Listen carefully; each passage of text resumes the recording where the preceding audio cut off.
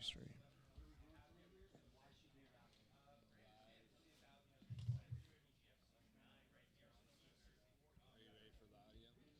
Yep.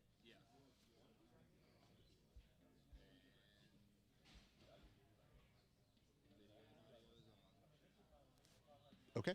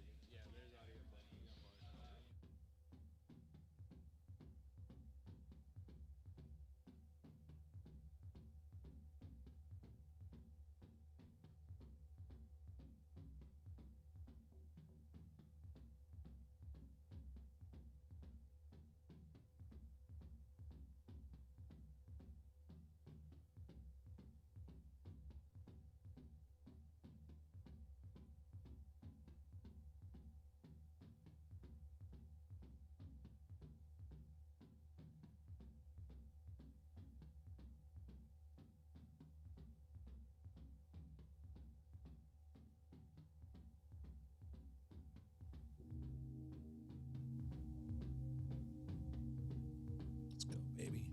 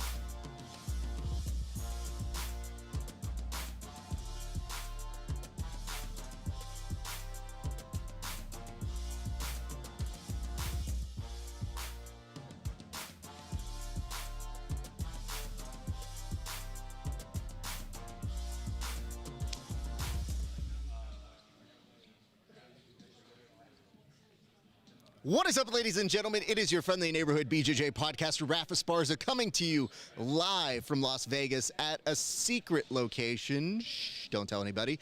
And I'm so stoked that you guys are joining us for a live installment of the Bullpen. Guys, the PGF draft is about to start. We are just minutes away, but before we get to the PGF draft, we're checking in with myself and my longtime friend and companion, one Timothy J. Freeman. Tim, sir, how stoked are you about today's draft, sir? It's season 9 draft day, Raf. I am also stashed in a top secret location that not even the commish knows about. That's how stoked I am for the draft today. We got franchise players returning with a big pool of potential athletes. Not everyone's going to go home on a team today. Look, I know how that feels. I did get picked last in kickball at school. So, hey, I can sympathize with you, but it's going to be a great night. I can't wait to watch this drama play out. Tim, I hate to already correct you, but I think my math was wrong. Everybody does actually get picked up by the team. So that is on me because that was information I did feed you. But Here's the good news. Now I'm bummed. Well, the good news is we're going to be able to tell everybody how this works. So, Tim, let's start off with this. The first board topic is that of franchises. Now, in case you're tuning in and you've never seen how this works, yes, there are going to be 4 teams. And if you've been here before, you already knew that.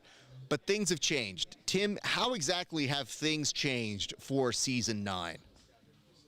Well, I got to tell you, Season 9, February 4, 2026, Mark this down. This is the start of the franchise era for the PGF. This is the first season when all 4 teams have complete ownership. It's not just a sponsor who came in to carry a team for a season. Nothing wrong with that, but this is ultimately the direction the PGF was trying to move in, and this is the first time it's been done. We have the Las Vegas Kings. We know that these are the New Hope Kings, rebranded as the Las Vegas Kings. They are probably the heritage team in the PGF when it comes to franchises. Then we have a return of the Alabama Twisters. We saw them jump onto the scene last season.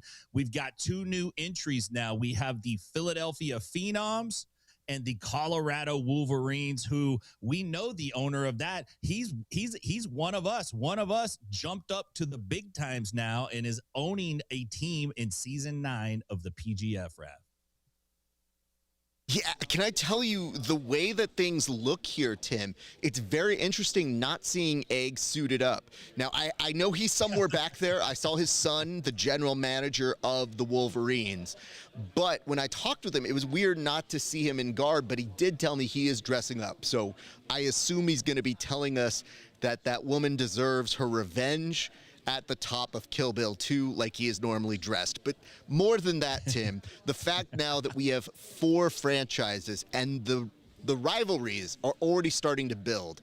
And I love the fact that today you have seen people courting one another. Like, a lot of the athletes have been coming up, mingling, trying to make their last impressions before everything gets said and done. And yes, money is about to go down here. And just so that people understand, Tim, there are some people that already have a home. Some people have already found their franchises. So let's start to detail the who's who of who we've seen before and who also has a home for their PGF season thus far in. So we have 4 teams. Each team has 2 franchise players. These are players that are already signed to the team. They don't have to go through the draft. They're the franchise players. They got a slot on this team at this weight class, which is 175 and under. So Las Vegas Kings, we got 2 guys that are return veterans to the PGF, both superstars in my account. Jet Thompson, who is really not a kid anymore. We saw him win last season, did a fantastic job. And then Cam Hurd, who again is a returning veteran who's had great success on the competition scene lately. So I'm looking for that team to be strong. And then we got Kevin Buehring and Elijah Carlton on the same team on the Alabama Twisters.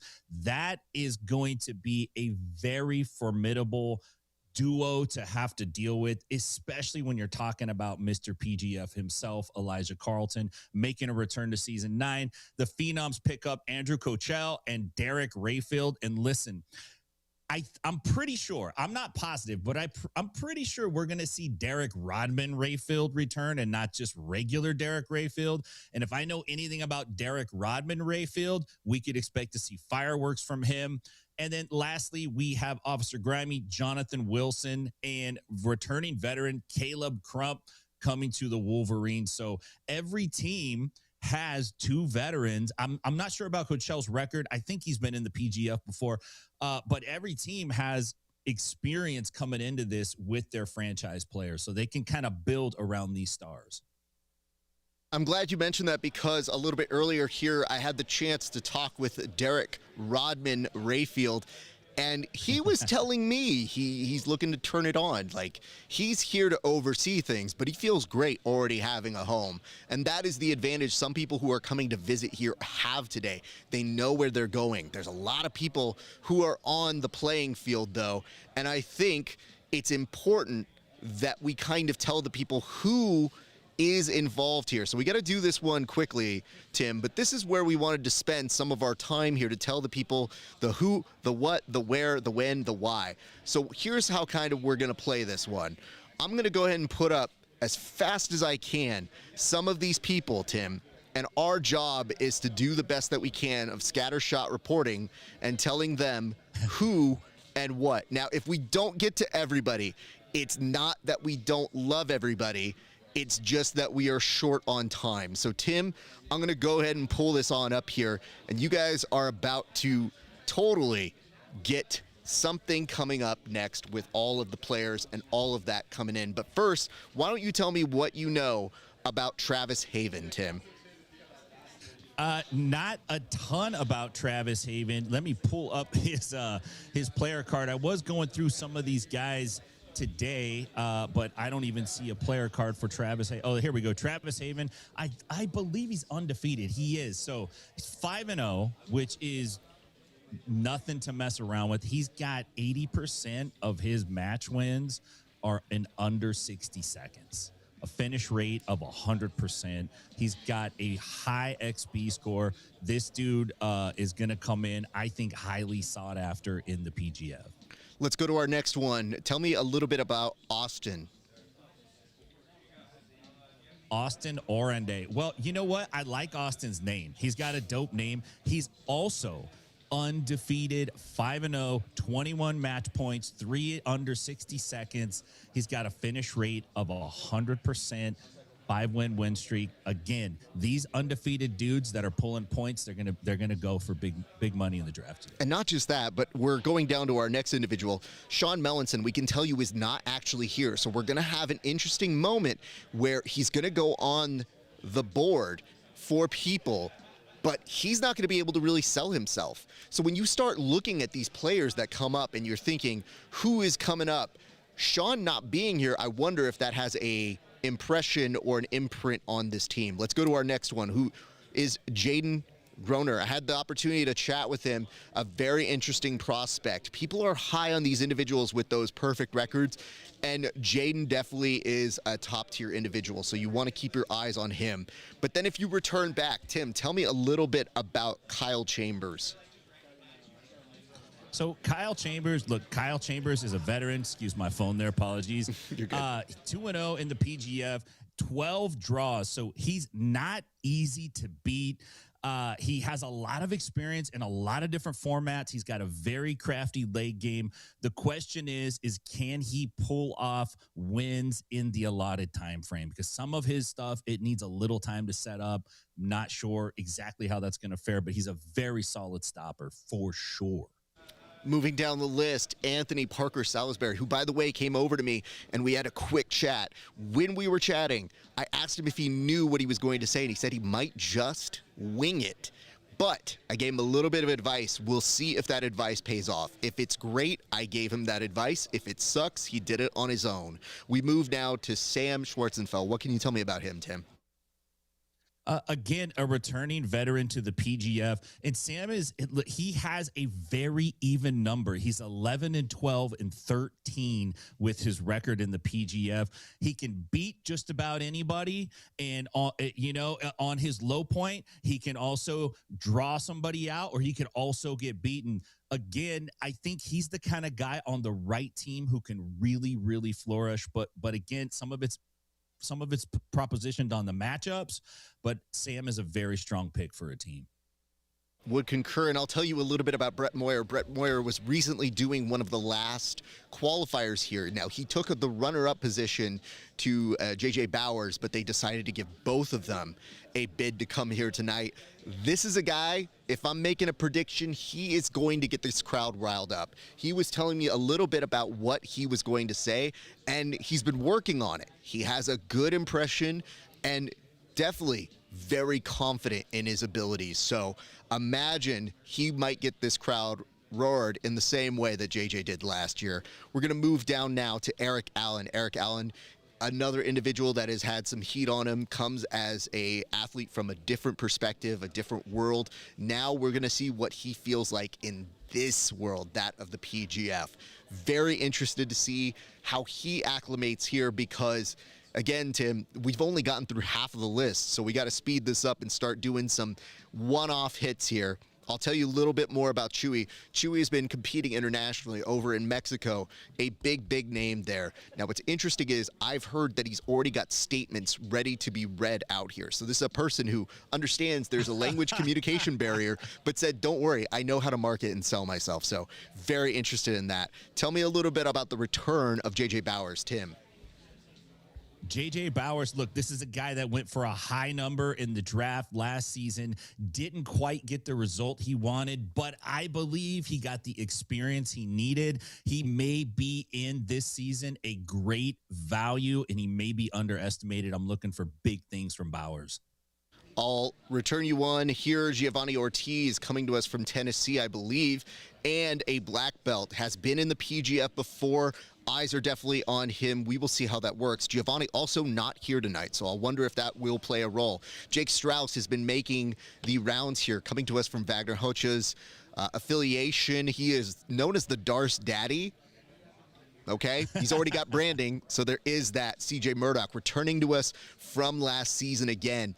And I heard somebody, I'm not going to say a certain statistician or statistician, who might have used the old word, and I wanted to text them and say, don't do that, because that man is aging like fine wine. He showed last year he can get a few licks in and made friends with John Chandler. We go down to the return of Armin, who's also a PGF Season 8 vet. He wants to get some back. He was injured for part of that season, and he's been chomping at the bit, and I know he's been working really, really hard for it. Tell me a little bit about Joshua Squires here, Tim. Joshua Squires is a returning veteran. He's 5-2. He's on a 5-win win streak. He's got one match that resulted in an elbow genie. I think he's a great value. I think he's returning to make a statement for himself. So I think he'd be a good value in this draft today. All right. Let's do one-word associations here. Derek Atkins. Derek Atkins, Arby's. Clayton Weimer. Whiskey. Jared Facchetti.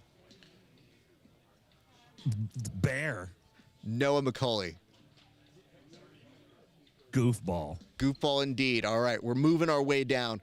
Notice how many topics we have left and not enough time to do them, so these are going to be very, very quick hits. I'll go ahead and tell you guys about the salary. There's $9,000 at play here, and what happens is every person who gets drafted has to be drafted for $1,000. So yes, today somebody can go for as high as $7,000, and I'm going to tell you this right now. You are going to want to pay attention to one of the coolest graphics they're going to show you later about what they're expected and the salary cap in terms of what they're expected to do once they go for a draft here tonight. So pay attention to that a little bit later. And yes, the free agents, the way this works, it is an auction draft until the very end. And then at the very end, the remaining 8 players who did not get drafted initially are going to go into a snake draft. And when that happens, everybody here, the 20 guys that are on the block, will all find a team. And it's going to be very interesting to see what's happening. Tim, when does this take place? When can people expect to see this season going down? So tonight is the draft following this show, and then the very first match is in about 4 weeks on March 4th. That is the kickoff. We will have weeks 2 and 3 and 4 following that. Week 4, I believe, is the team finale, and week 5 are the playoffs. I think those are accurate numbers, but double check. But for sure, it's free on YouTube. You can find it there. Opening day is March 4th. And last but not least for us here, we just want to tell you guys, how does this bullpen work? We are your official pre and post show. So after every single major event here, you go on and check with us. We'll be here on PGF World. But in addition to that, we will also be the post show and a post show on Fridays. So you can catch us on Fridays talking about not only the PGF World itself, but the collective jiu-jitsu community as well. Tim, do you have any parting words before we get you on out of here, sir? Yeah, here's my parting word. Pay attention if you're a fan, because this is the greatest promotion in jiu-jitsu going today. And if you're an athlete, you got 4 weeks, to get ready. This is it. This is your chance. Don't put it off for season 10. You need to bang in season 9. So let's go, boys. Get stoked. It's PGF time. I even got the gold chain on, Raph. Look at this. I got the gold chain. I'm so stoked. It looks like you're going up for auction today. Well, Tim, we miss you over here, but we're glad you're able to call in live. I know that you actually have to make your way back on over to class, but we're going to kill you out this way, and we're going to make sure that your presence is felt. But ladies and gentlemen, Tim Freeman, he'll be back with us for much, much more later this week. But don't go anywhere when this draft is done. Your boy's going to be interviewing here, me, Rafa Esparza, everybody who is here I'm going to have at least a couple minutes with once they get drafted. So just know, don't go anywhere once the draft is done. We have so much show, and of course, opening day is on March 4th. But for right now, we're going to kick it on over to our main broadcast partners and let them know it's time to kick this thing off. Welcome, ladies and gentlemen, to the PGF Draft. Las Vegas, Nevada is known as the combat sports capital, and tonight it is the center of the grappling universe as PGF starts its 2026 season right here tonight. Hey everybody, I'm TJ DeSantis along with Jason Anik. And Jason, the tagline is it's everything you love about sports plus jiu-jitsu. Well, this is the only jiu-jitsu event I know, draft night, that doesn't have any grappling, but it does feel a lot like sports. The Professional Grappling Federation world. Give me all of this. I'm all fired up. The PGF Draft, 2026 draft starts tonight. 4 weeks from tonight, the 5-week regular season begins, followed by the playoff. This sport and this league is taking jiu-jitsu by storm. Last season, Kevin Lucas purchased the Las Vegas Kings. We're the New Hope Kings, now the Las Vegas Kings. And slowly but surely adding franchisees. We now have 4 franchisees. The Philadelphia Phenoms, Lauren Barone is now here. We know about the Alabama Twisters, the Nasty Nine, and the Colorado Wolverines rounding out the 4 franchises. Egghead stepping out of the booth. It's just bananas. Everything this league has done to put this sport on the map. We have so much to get into tonight. So many new changes. It's just evolving every minute. Can't get it started soon enough, brother. Absolutely. And you talk about some of the changes. It does feel a lot like sports. This is the only combat sport with a shot clock. We've got technical fouls. We got a free agency pool. And this draft is changing a lot as well. We've got 12 athletes that are going to find themselves in starting roles. But, when it comes down to fight IQ, I think we're going to see the first little bit of it from the managers and team owners tonight, because it might be very interesting to see who drops out of that top 12 and finds himself sitting on the bench for one of these teams. The strategy will be interesting, and it's different than last season. Last season, each team had to draft 5 athletes, not the same tonight. Each 4 team already has 2 athletes they've selected in the preseason, franchise players already on those squads. So tonight, they will select 3 other starters to join their squads, as well as 2 practice squad players, bench players, to be available if anyone gets injured. So once those 12 slots are selected, going to be really interesting to see how that practice squads shake out. You mentioned the new kids on the block, the Colorado Wolverines, the man formerly known as Egghead. He is a team owner. He's got to be licking his chops a little bit. He's got the chance to put his money where his mouth is. You think he's feeling confident? No question about it. And finally, when he was starting to become a good broadcaster, they pick the rug out from under him and give him this opportunity. But it really is going to be interesting to see how the new owners who haven't been involved in a draft play their cards. But Wolverines general manager Egghead's son, CJ, going to have something to say about that. But also, too, I'll get into some of the new things this year, right? For those of you that don't know or haven't watched the PGF, unless you submit someone, there's no points awarded, right? If you're stalling, they throw penalty flags. This year, technical fouls are getting introduced into the game. So there's a lot of different components. We'll get into it more, but every season of the PGF gets better and better. This season, no exception. I'm hearing right now that if we don't get out of here, we're going to get hit with a stalling penalty as well. So without further ado, let's take a look back at last season and get you primed for the 2026 season, as draft night is tonight, live here in Las Vegas. Word up, son. Word.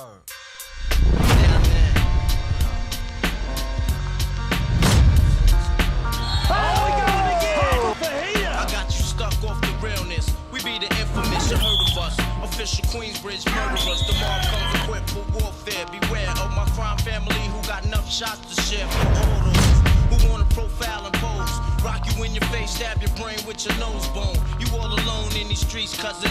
Every man for themselves in Switch it off to the arm triangle. And Jet is out of there. It is over. Jet Thompson achieves his destiny. He is the PGF Season 8 champion. Well, here we are. I would normally say Matt's side, but draft side, I guess, tonight for PGF World as we kick off the 2026 season.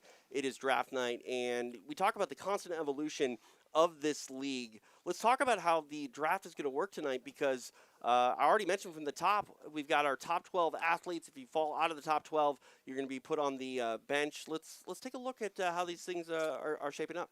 So 28 athletes total, and only 20 are in the draft tonight. As we said, 2 on each team. So the teams will draft 3 starters, 2 bench players. Teams will have $9,000 to spend on their 3 drafted starters. And then after those starters are drafted, that top 12 will begin a supplemental draft after that main auction.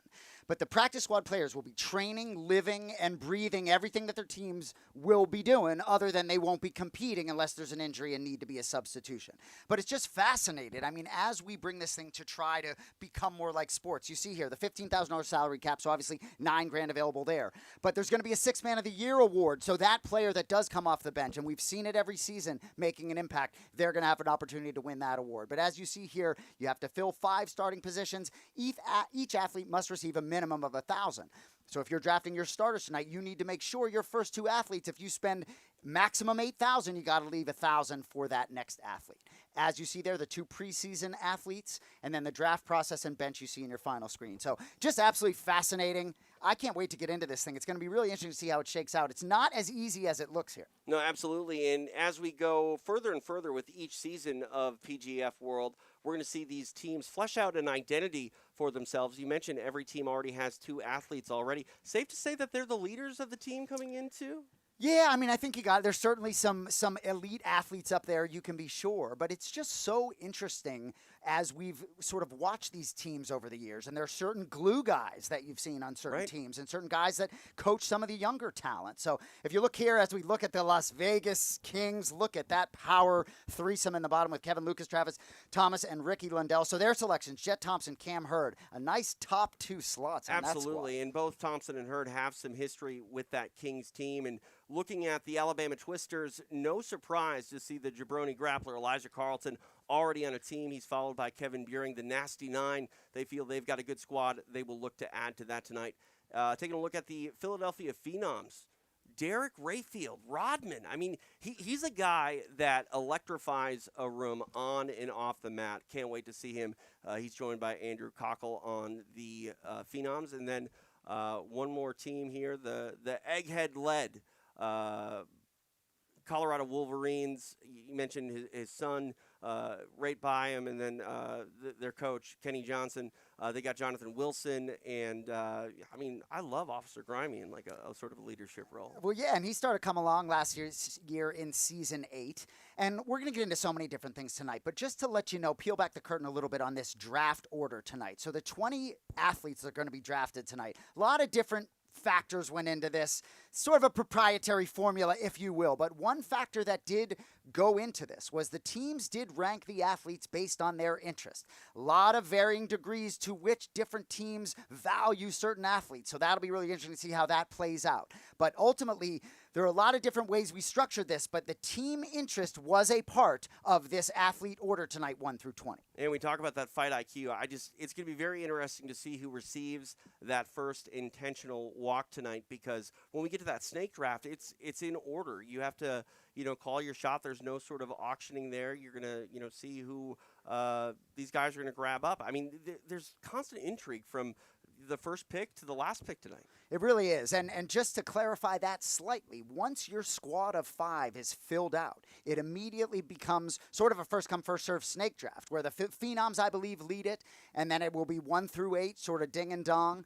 And ultimately, that 13th athlete tonight, I'm really fascinated to see who that first selection will be in that supplemental draft after the starters have been selected. No, absolutely. And if you want to follow along with us all season long, you can do so on our social media as well, PGF.world. And I mean, we've got that season coming up here just about a month away, but I'm really excited to see who's going to get picked, where they're going to go, and if they already just start vibing and gelling, because it is a team sport. We look at, combat sports as this individual mano-a-mano type of contest, but here at PGF World, it's a lot about who you surround yourself with and how you vibe with the team. Just phenomenal. And we're seeing a lot of the PGF teams sort of branch off, if you will. You saw the Philly Phenoms, right? Chris Olivo coaching that team. Right? The Dream, Stephen Aiken, going to be the general manager. So they're ripping broadcasters and athletes away from us to fill these teams. But as Brent McCatherine said, everybody is going to find a role in this league. And some folks maybe aren't going to be part of the organization. They'll be part of this specific team. So it's just unbelievable to see the way this PGF World just grows and gets better every year. I can't stay in my seat, frankly. Absolutely. We lost Egghead, but fear not. standing by right now, one of the most valuable members of our broadcast team. It is Alex Wendling. Alex, take it away.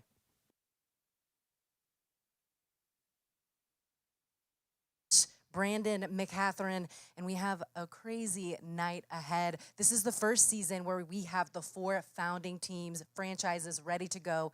What kind of momentum is the PGF working with right now in the submission grappling scene? Well, Alex, this has really been already the most energetic, like the most momentum that we've ever had coming into a season. All of these teams really have skin in the game now. Like, it really matters to Kevin Lucas how his team does. It's not just a sponsored team anymore. He's trying to build legacy over there.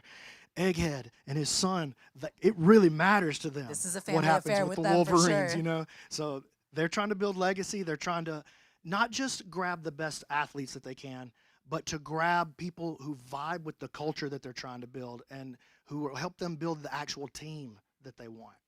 Me and BMAC make a good duo because he's all peace, and I like to instigate sometimes with these fighters. You know, get a little bit of the storylines, but for you, you know that building a good camaraderie and energy within this PGF crowd is so big. I was talking to Coach Ricky Lundell, and he says, I have 2 sons, and I just want my sons to be like PGF Season 8 champ Jet Thompson. So we are trying to make it so that these guys are not only standout athletes on the mats, but stand-up guys off. So how important is that to you to only invite people who really represent the Professional Grappling Federation well? It's very important. I mean, great grapplers are a dime a dozen, but a PGF athlete is hard to find. It's not just about who can come out here and be the man for one night or one weekend at a tournament.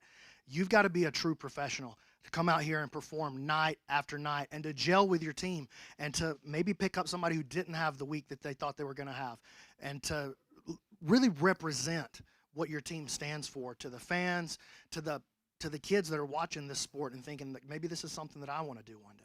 And there are so many kids watching now that are from a small town. This promotion started in a church in Alabama, and now you have millions of dollars invested in these franchises. How important is it to you to just take a moment to breathe this all in? Like, we're here, this is real. Everyone here is on a mission to take jiu-jitsu to the moon. You know, Alex, it's probably important that I take a moment to breathe it all in, but there's no time for that because we got to get this PGF draft kicked off. Let's go. We'll send it right back to you, TJ. Thanks so much, BMAC. He's fired up. We're fired up. And these athletes got to be feeling pretty fired up as well because step 1 to that all-important championship, it takes place here tonight. I really can't wait. And, you know, I can't get Kevin Lucas out of my head because his initial investment and wanting to create jobs and real, employment opportunities for jiu-jitsu athletes and really the professionalism and the way they sort of run everything, the culture, the consistency, the continuity. I think we're building something special here tonight.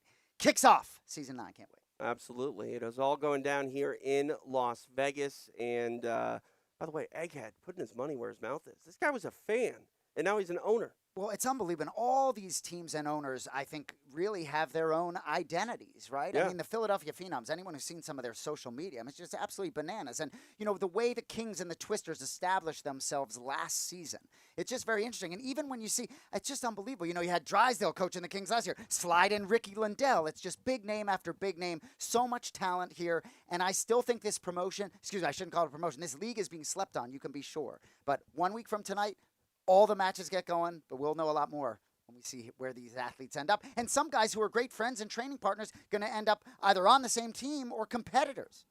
Yeah, absolutely. All right. I think the stage is set. Time to get draft night underway here in Las Vegas. Standing by, I think it's BMAC, right? We going? All right, let's go to the commission himself. Brandon, take it away. All right. Want to welcome everybody to the 2026 PGF draft. I'll be stepping into the, feel free. Go ahead.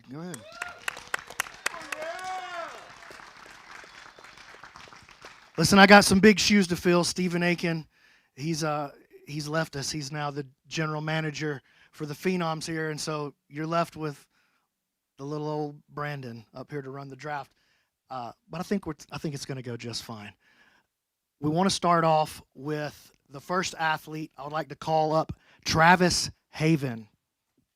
Travis, come on up. Travis Haven, the first athlete up for bid. Travis, have a seat here. Good to see you. Travis, want to give you an opportunity. Now, listen, I got to take a note from Stephen here. I can't let you hold the mic, but I would like to just give you an opportunity. Say what you need to say. All these teams are about to try to make a play for you. What do they need to know about you? Well, I feel like I don't need to say too much. I've spoken to every team privately, and I think they all know what they're going to get in me, someone who's going to be a good team player, someone who's going to be exciting, looking for finishes, and I'm a very coachable athlete, and I'm just out here to have some fun. All right. All that having been said, we will start the bidding at $1,000. Do I have $1,000? $3,000 to the Colorado Wolverines. Does anybody want to go to $4,000? You just got to go up at least 100. You don't have to go in 1,000. I'm just trying to 31 right here to the Phenoms. 35 to the Wolverines. 36 to the Phenoms. Anybody want to make a play for fourth? What do you got here, Mr. Elkins? 38 to the Alabama Twisters. 4,000 for the Wolverines. 41 to the Phenoms. Kings are sitting it out. Anybody else here? What did we get to? 4,000? 41 right here for the Phenoms.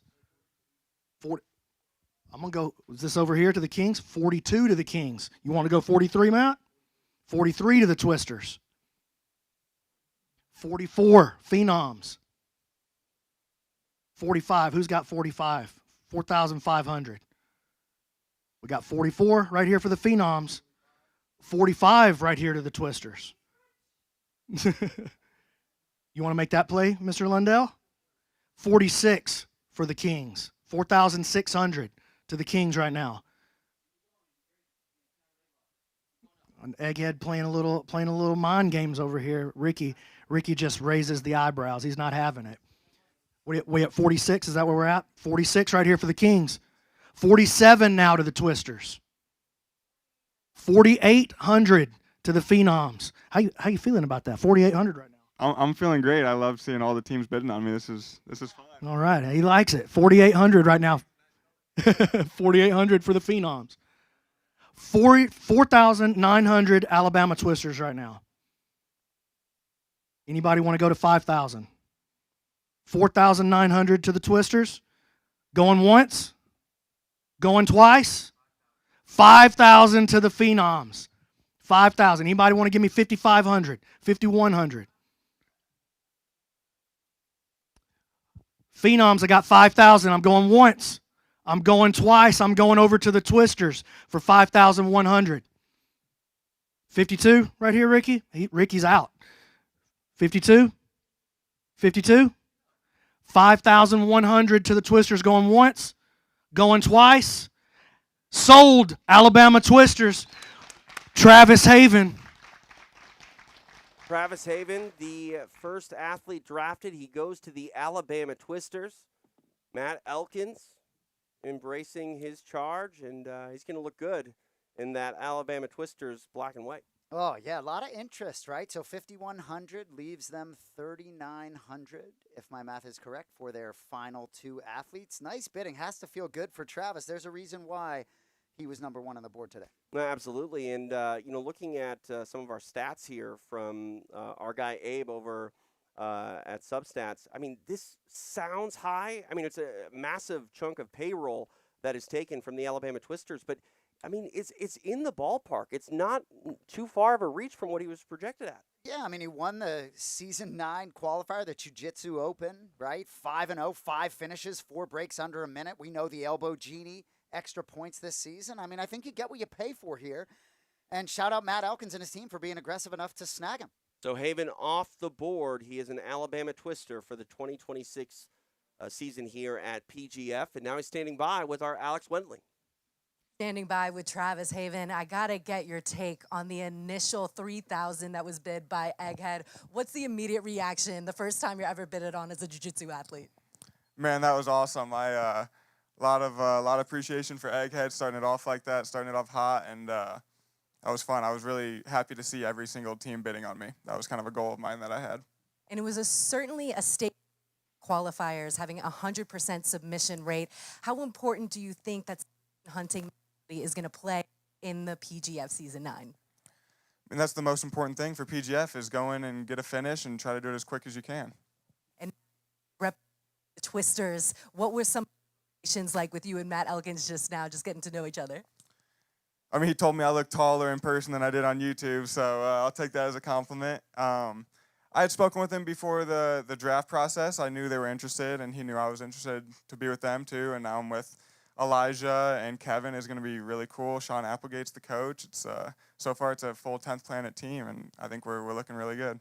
Yes, 10th Planet represented. We'll send it back to you guys. Thanks, Alex. All 10th Planet for the Twisters. No surprise there. Elijah Carlton, Kevin Buring, now joined by Travis Haven, and The squad, huh? I mean, that's a great squad. And did we see the first sort of mind trick from Egghead though, throwing out that $3,000 right away? Yeah, maybe. Egghead just looks really comfortable in that seat. I got to be honest with you. No, absolutely. He's looking like a character to say the least, wearing that cowboy hat and that is that a duster? Would we call that a duster? All right, standing by at the draft table, we go back to the commish. BMAC, Brandon McCaffrey. The next athlete up will be the Dallas qualifier winner, Austin Orande.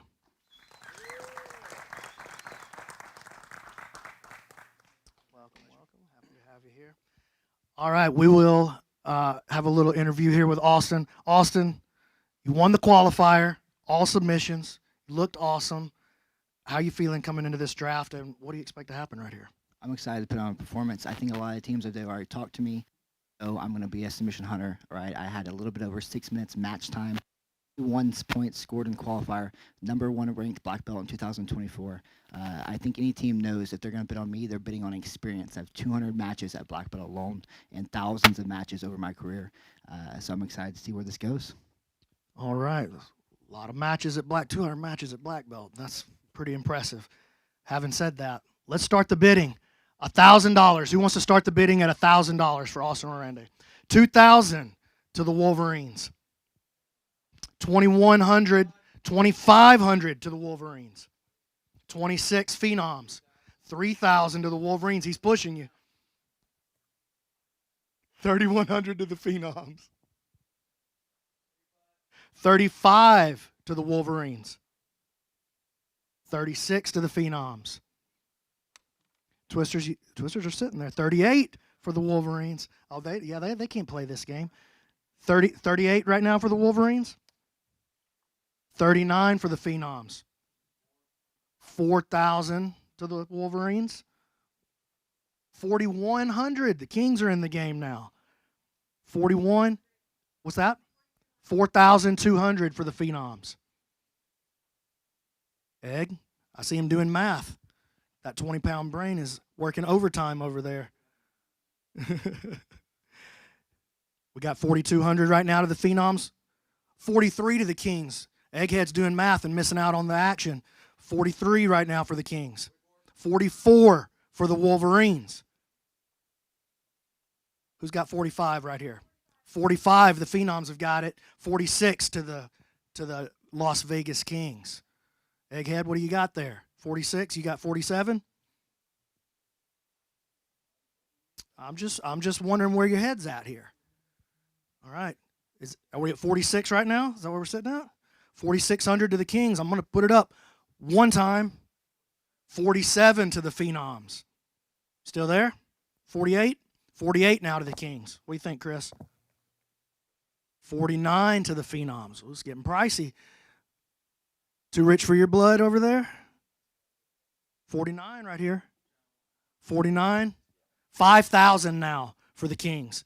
51 now matches what Travis went out there for. 51 right now for the Phenoms. You got 52? 52 to the Kings. Highest paid player now. 5,200 to the Kings. All right, I think the Wolverines are out of the game. 5,200. 53 to the Phenoms. Back to you, Ricky. 5,400 to the Kings. You got 55 for me? Oh, going once at 54, twice at 54, and sold Austin Orande to the Las Vegas Kings. Was that 54? Austin Orande going to the Las Vegas Kings, $5,400. And if we failed to mention, that does become their salary for the season. So nice to get a big chunk. Certainly the Kings are in business. Interesting note that he did go for more than Haven did. So while he's the number 2 in the rankings here in the draft, it doesn't necessarily always mean you're going to be the top paid athlete of the draft. And that's interesting. It's going to be very interesting to see how he vibes with the Kings. And Kevin Lucas has been a staple here at PGF, and they plan on showing out in a big way. And they believe that Orande is going to be a real big key to that success this season on the mat. Yeah, well, and number 2 pick, but both the number 1 and number 2 pick, 5-0, champion of their qualifiers, all 5 finishes. Orande had 3 breaks under a minute, so you get what you pay for. It's not surprising me that the top of this draft is going to have some high-paid players. It'll be interesting to see how they shake their rosters out with the finances, because that's a nice chunk out of the gate. Absolutely, and proven players here at the top being a qualifier winners. All right, Alex Wendling is now standing by with the newly minted Las Vegas King. Yes, I'm standing by with Austin Orande, and we were just talking about a match that he had with his now teammate Jet Thompson. So now, from competitors to teammates, what is your immediate reaction on that, and having Cam Hurd on your team? I'm excited. I think we're one of the strongest playing teams so far. We have, 2 dangerous finishers. I think me and Jet are both going to go out there for the kill. We have a great stopper in Cam Hurd, and I think we have one of the strongest teams so far, by far. And you mentioned at Black Belt over 200 matches. What do you think that type of experience does in a format like the PGF, where you're coming back week after week and having multiple matches? It's not going to be the first time I've competed 6 weeks in a row. In 2024, I competed 29 weekends out of a 52-weekend year. Absolutely, every weekend was competing. I did 9 weekends in a row that year to become the number 1 ranked black belt in no-gi. And I think, the Kings showed here today, they bought me for the experience. They know I'm a competitor, I'm a game athlete, I'm going to go out there and put my best on. So I'm excited to represent the Kings and be a part of the PGF, and I'm going to go out there and I'm going to be a finisher. And so far, it's $5,400 that they paid you for. You think anyone else here is going to get bid higher than that, or you think that you're the top guy? I think I'm the top guy. We'll see, right? There's no guarantees in the sport. The draft goes crazy ways sometimes, but I'm excited because I think I'm going to be the highest paid athlete this year. Congratulations, the Las Vegas Kings getting Austin Orande. All right. If you know anything about the Kings, they're not afraid to put their money where their mouth is. And I like this team makeup. Orande talking about his experience on the mat. He's going to be very aggressive, but he's already been through that proverbial grind, taking a lot of matches in a single calendar year. We know this gauntlet can be one that has its stress and takes your toll on the athletes. Jet Thompson knows that better than anybody. He got off to a very sort of slow start than what was projected to him last season. And where was he at the end? He was standing right there as the champ. And now you see where Orande goes. And, your thoughts, highest paid athlete, but he is a finisher. And I think we're going to see a lot of these aggressive players probably receive that top dollar. Yeah, great stuff provided for us by Substats. You see both of them sort of exceeding their value. It's throwing me off tonight. The Las Vegas Kings with Lundell and Lucas in the red ties. I thought the color was blue. That's throwing me off here. But, it really is interesting. The Las Vegas Kings, they are sort of ahead of the game in terms of running a jiu-jitsu franchise, it feels like. So for Orande to sort of be slotted in with this franchise that really feels like a well-oiled machine is a great opportunity. They feel like they've already mastered sort of what it is like to sort of handle this 4 or 5 week regular season out here in Vegas. Absolutely. Are they the front runners as of now? We've got a long way to go as this draft is just getting underway. And without further ado, let's send it back to the draft table with BMAC. All right. Our next athlete, unfortunately, fell sick. He's not able to be here and attend the draft, but we are still going to make a play for him right here. I'll speak for him a little bit. If you're looking to add somebody to your team that's going to bring a lot of eyeballs to your team, Sean Melanson would be a great choice. So I'll start the bidding for Sean Melanson at $1,000. Do I have $2,000 to the Wolverines for Sean Melanson? 21 to the Phenoms. 22. I like Egghead's tone of he's just totally done with the fight. 28 to the Phenoms. He's pushing it forward. $2,800 to the Phenoms for Sean Melanson.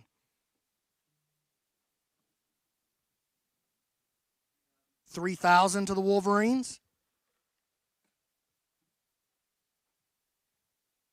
They're deliberating over there. Right now it's sitting at 3,000 for the Wolverines. Oh, they're going to talk about it for a second. I'll tell you guys a story while we wait. I'm sure you're wondering why I've called you all here today. All right, we got 3,000. I got to make a move right here. I'm going 3,000 once. I'm going 3,000, 3,200 to the Phenoms.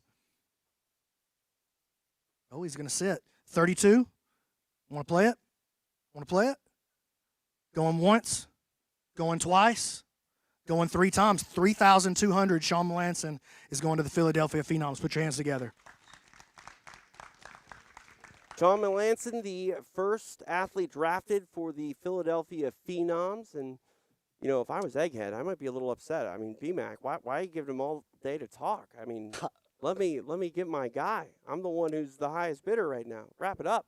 So 3,200 for Sean Melanson. So 3 of the 4 teams now have secured an athlete. It really is so interesting seeing Lauren Barone sitting there with Olivo and Derek Rayfield is going to be on the team. Just so many dynamics from other seasons of the PGF just changing here as this sport continues to evolve. But ultimately, Sean Melanson was the 3rd athlete in this draft for a reason and went for far less dollars than the other 2. So Philadelphia has some room to move with their final 2 starters. Yeah, and I wonder if the fact that he wasn't actually in the building tonight because he fell ill, if that had anything to do with maybe the lower, price point. I don't know. Yeah, it's interesting. Well, we'll see what happens, but still sort of above that market value from our guy at Substacks. No, absolutely. All right. We're just going to go back to BMAC because we don't have an interview with Melanson not in the house. So just bring it on over here, TJ. Go ahead. I know just what to do. Listen, I want to update everybody on where the team standings are as far as budget goes. The Kings right now have 3,600 remaining. The Phenoms have 5,800 remaining. The Twisters have 3,900, and the Wolverines still have all 9,000 of their budget left. Having said that, we're now going to bring up our next athlete, Jaden Groner.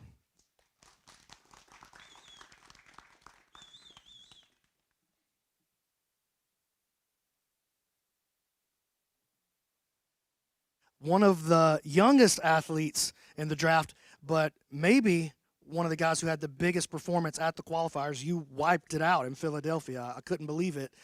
How are you feeling coming into this draft, and why are these teams interested in picking you up?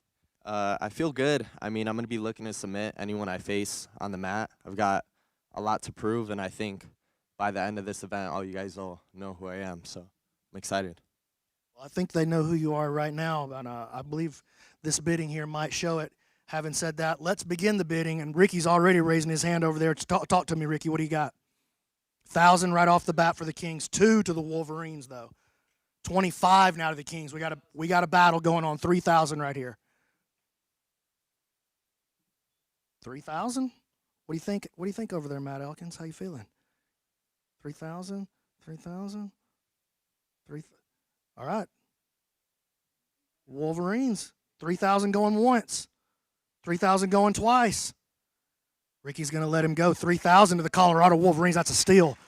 The Wolverines getting their first athlete here and looking at this one. I mean, BMAC said it. It's a bit of a steal. Our guy Abe over at Substats, I mean, his season ceiling, he had up around 63 points. So potential $6,300 would have been around the fair market value. And, I mean, less than half of that. That's crazy. Yeah, highest projected point season ceiling in the whole draft. And look at the professional egghead with the rash guard ready, the picture with the owner. You know, it's interesting. I thought perhaps the Philadelphia Phenoms would take a peek winning the first ever Philadelphia qualifier, but obviously they had just made a selection prior. So, but yeah, feels like Egghead was sitting there pretty aggressive, pissing BMAC off right out of the gate, but landed a solid athlete at number 4. You gotta do it. And not only did he, have a perfect qualifier, he did so in very fast time. And, it's all about the finish. It's all about the breaks and kills. But let's not forget about that under 1 minute point, too. That could be a factor as well. But let's get it over to Alex to chat with the first ever drafted Colorado Wolverine.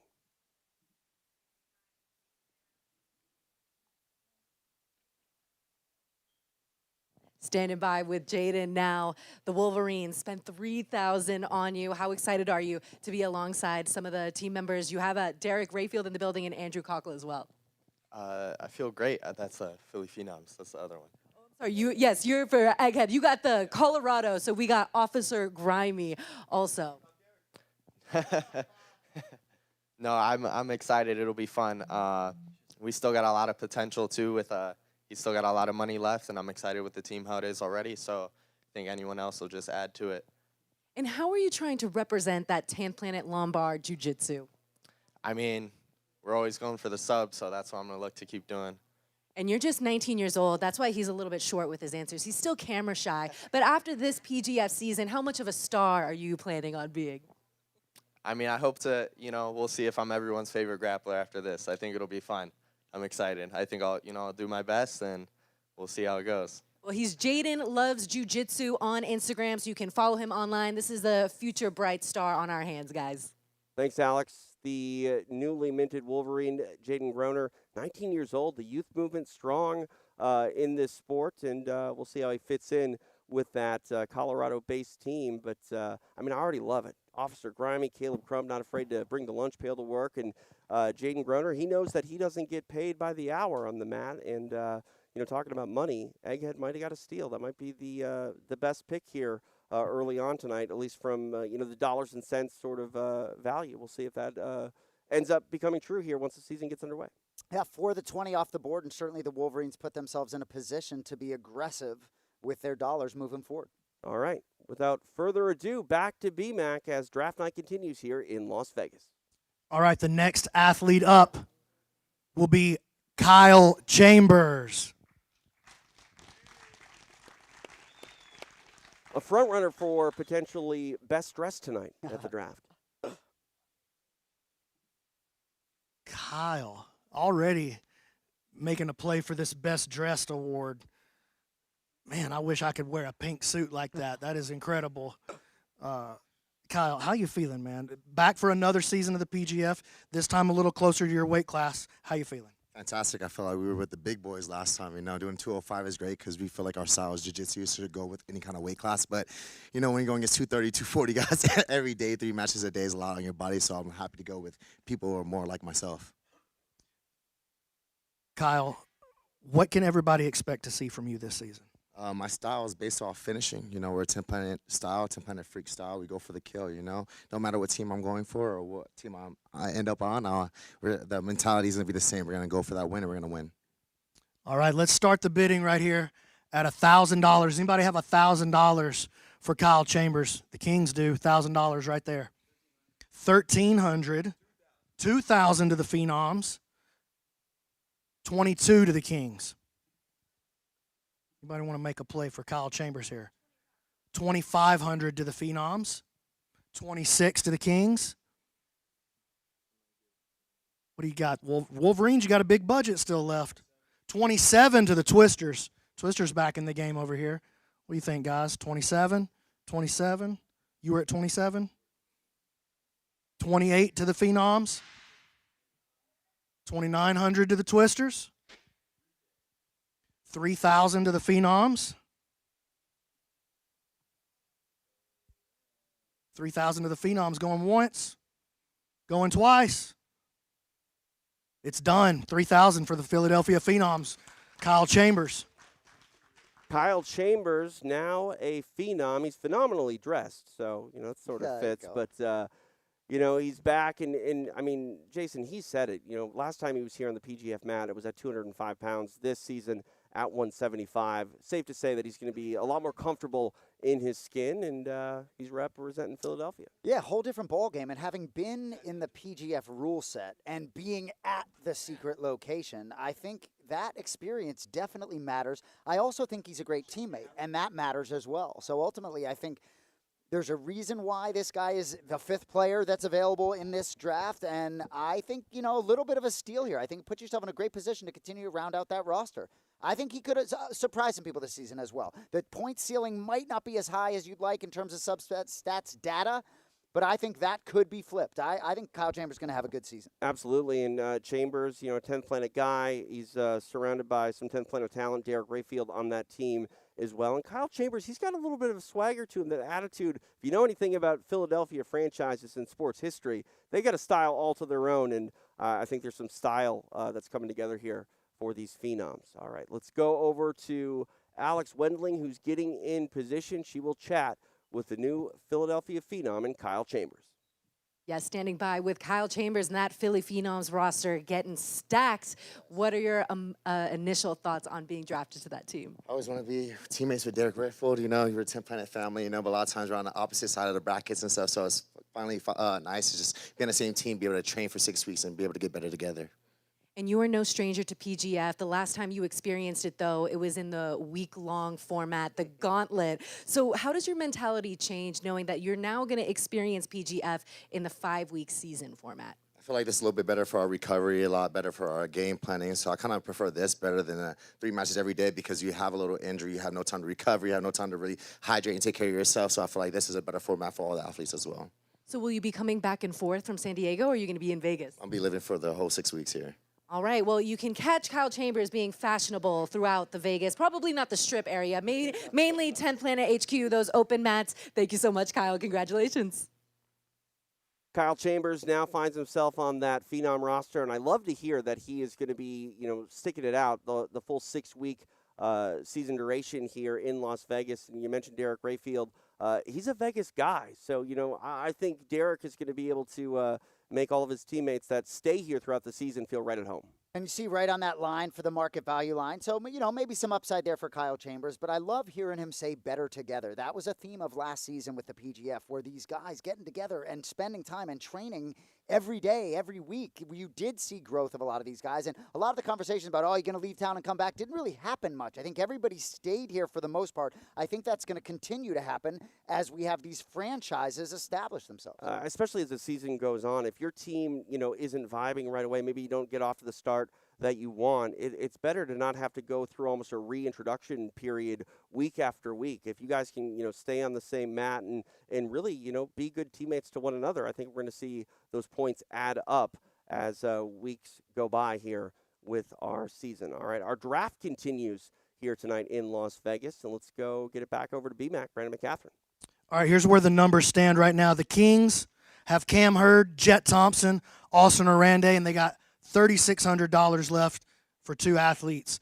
The Phenoms have Derek Rayfield, Andrew Cockle, Sean Melanson, Kyle Chambers. And they've got $2,800 for 1 athlete. The Twisters have Kevin Buring, Elijah Carlton, Travis Haven, and $3,900 to get 2 more athletes. The Wolverines have Caleb Crump, Officer Grimey, and Jaden Groner, and $6,000 to take their last 2 athletes. And the next athlete up, they call him the TV dinner because he gets done in a hurry. It's Anthony Salisbury. When they call him TV dinner because of Salisbury steak?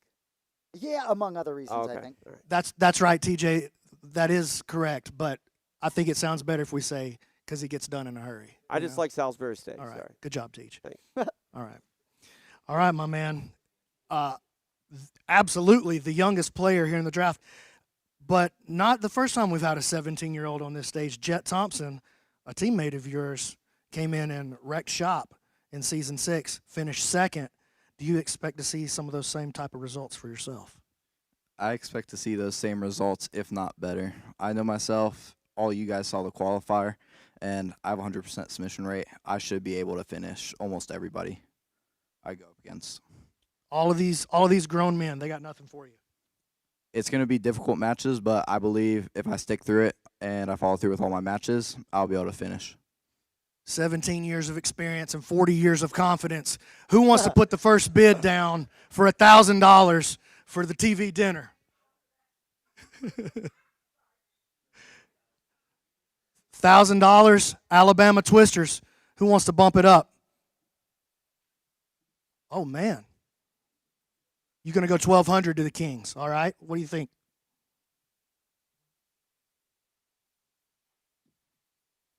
$1,200 to the Kings. $1,300 to the Twisters. You want to bump it? $1,400. $1,400 now to the Kings.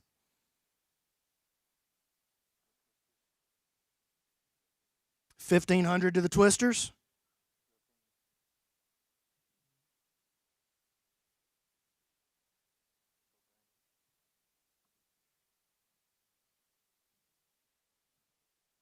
16 to the Kings. It's a two-man game here.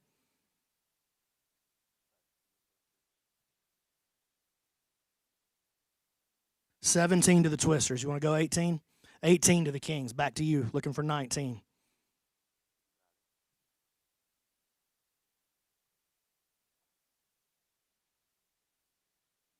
$19 to the Twisters. All right, they're going to go to 2. You'll need 21.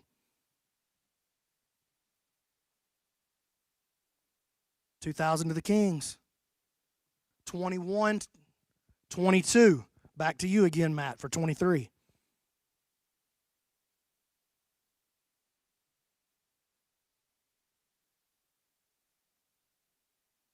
$23, 24.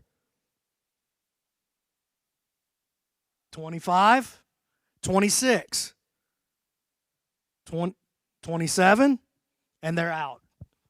All right, 27, 2,700 going once, going twice. Welcome to the Alabama Twisters TV dinner. Well, it was a bit of a long game when it came to the increments going up just by $100, but that was maybe the slowest sort of high-intensity match we've had yet thus far in this draft when it comes to the bidding.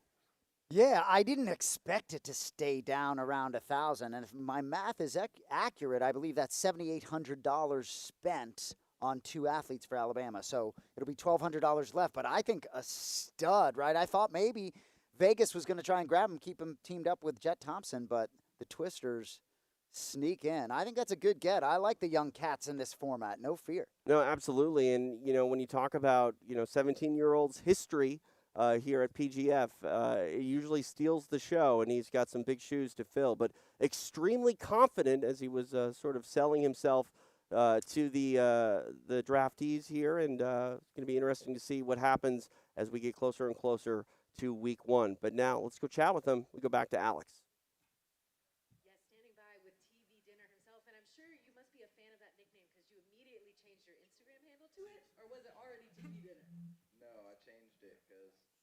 Great, we're coming up with nicknames, and that one just stuck immediately. The commitment is real over here at the Professional Grappling Federation, and now it looks like you're on one of the most stacked teams. The Alabama Twisters sometimes put a bounty out for someone who can get a twister, an extra money bag they throw out. Have you been practicing those twisters? I got a couple of things planned for the Twisters. And I know one of the things that you mentioned is that you're not just a guy that gets breaks, even though you were 100% all breaks in your qualifier, submission rate hunter. What can we expect out of you and what you want to showcase for the PGF Season 9? I'm looking for any sub that I can get. I'm not picky. I'm just looking to score points for the whole team and show whatever I have to offer for the whole season. And I thought an interesting storyline was when you and Jet were friends, he says, man, we can't be friends unless you're going to compete. And I thought that the Las Vegas Kings were going to push for you guys to be on the same team, but now what is your mindset knowing that you guys might actually face off against each other? The Oklahoma boys are ready to scrap. I can tell you that. We're going to be a scrappy match. Oklahomies off the mats and then competitors on the mats. We cannot wait to see it. TV dinner going to the Alabama Twisters.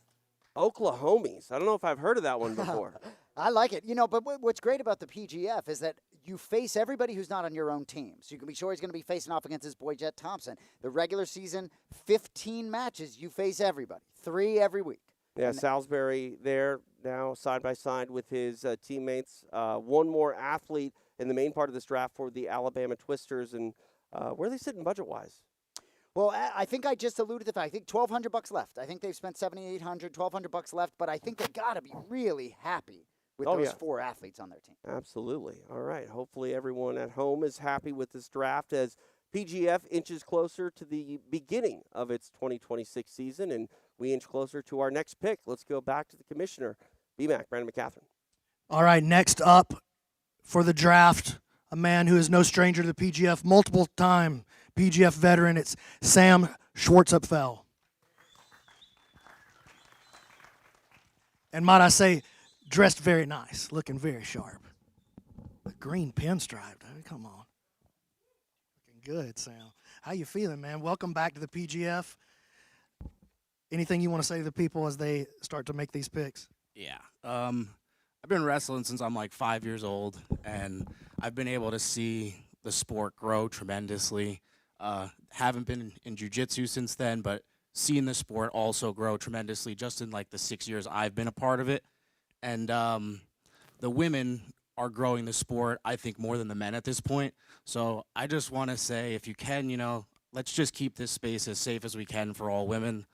I really want to see jiu-jitsu grow, and I think they're a huge part of the future just as much as men are. So let's really just work on that as a whole. I think everybody here does a great job, playing their part, creating healthy communities. I love this sport. I love being part of the communities I'm a part of. So let's just make sure they're always safe for everybody. Awesome, Sam. Amen. He's the man. All right. We will start the bidding for Sam Schwartzapfel at $1,000. $1,000 right away to the Wolverines. $1,100 to the Phenoms. $1,200 to the Wolverines, which means the Twisters are out of there for this one. $14 to the Phenoms. $15. $17. Phenoms. We're sitting at $1,700. Got $1,800 to the Wolverines. $1,900 to the Wolverines. 21. 22 now for the Phenoms. Where are we at right here? We're at 22 right here for the Wolverines. Is that right? 22. Want to make a play? Going once. Twice. 3 times he's going to be with the Colorado Wolverines.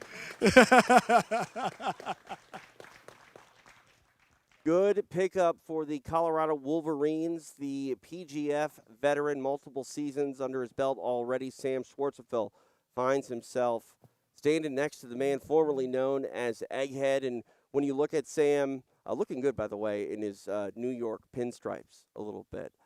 Copping my guy Jason's colors for the night in that green. But Sam Schwartz is a guy that fits quite nicely with the gentlemen that are already drafted to that Colorado team. He's a wrestler. He's a grinder, not afraid to mix it up on the mat. And, with the experience he has, Jason, I think he's going to fit in and add something valuable to that Colorado team. Oh, without question. I like seeing Egghead and his son CJ sitting over there. Seems like maybe they would have gone up even higher for Schwartzapfel. Seems like that was a guy maybe Egghead had been targeting, and so there right now they've spent $5,200 with 2 athletes, so a nice chunk of change to fill out that 5th starting slot. All right, standing by with Sam, who's now a Colorado Wolverine, is Alex Windley.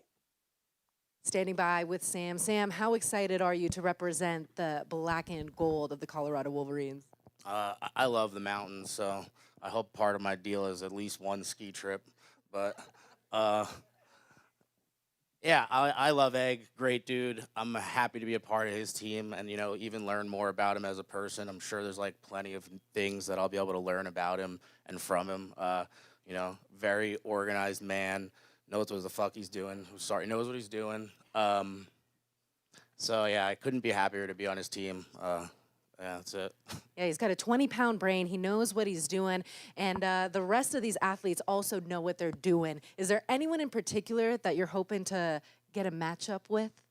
Anybody can get it. Anybody that wants to smoke can get it. And also, we know that you train at a 10th Planet HQ. Eddie Bravo loves to come show his support for the Professional Grappling Federation. So when he is in the building, what are you going to look to showcase? Eddie is, a great mentor of mine. I love him. Great friend. His system has allowed me to thrive and learn all positions. You could all do it yourselves on Mastering the System on his YouTube channel. I mean, you can learn literally anything you could possibly ever want to learn about 10th Planet and some unbelievable system. I really am proud to be a part of 10th Planet and especially train under Eddie Bravo. Congratulations. We love you, Eddie. Eddie Bravo probably watching at home tonight and got to be feeling pretty good about a lot of these 10th Planet guys going so early in the draft, but Sam Schwartz really a guy that does embody that 10th Planet system and it complements his wrestling quite well. We'll see how he complements his team. He mentioned Jonathan Wilson, Caleb Crump, both those guys solid wrestlers. They've already drafted Jaden Groner earlier tonight, and Sam Schwartzfeld rounding out their picks thus far. We are live in Las Vegas tonight. It is the site of the entire season of PGF here in 2026. It is draft night, and our draft action continues. We'll be right back after this, live from Las Vegas. You're watching the PGF Draft 2026.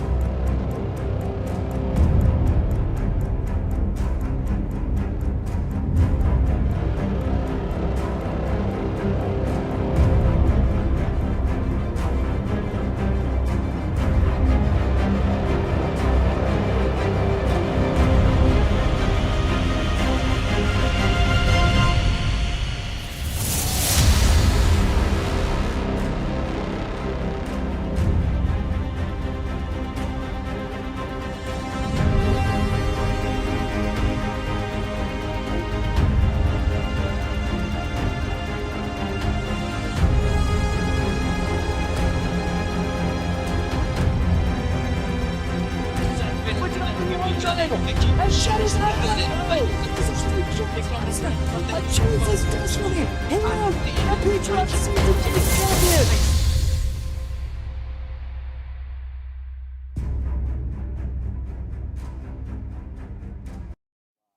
Draft night continues here in Las Vegas as we're working our way through these athletes, finding what team they're going to be on here in the 2026 season. And Jason, before we get back to the picks, are you surprised that Egghead has been able to, really kind of get the guys that he wants and has done so without having to spend more money than maybe he had expected to?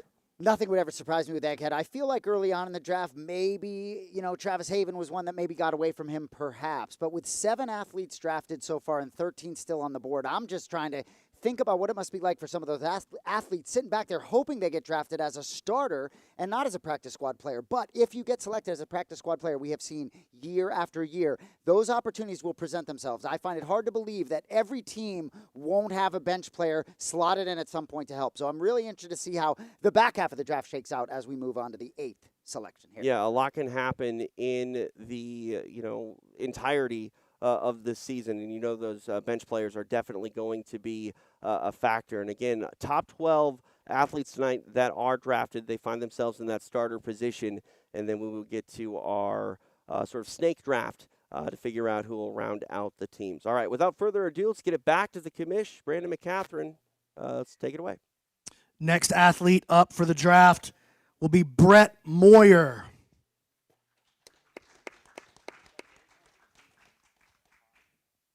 Oh, let's just stand here and get a look. Okay, so Kyle Chambers, show that to the camera right there.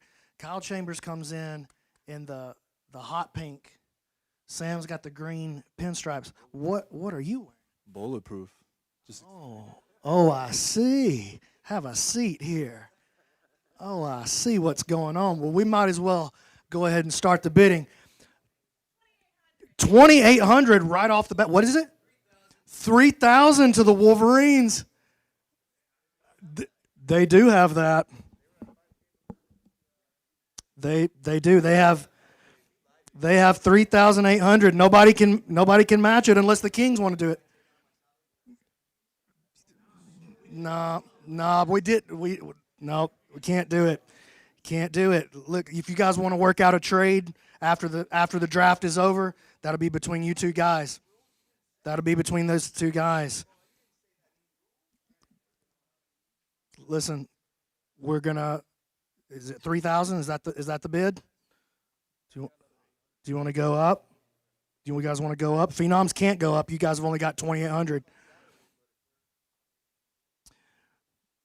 I can't. I mean, I gotta play it the way the cap is laid out, unfortunately. All right. Anybody else? Kings don't want to make the play?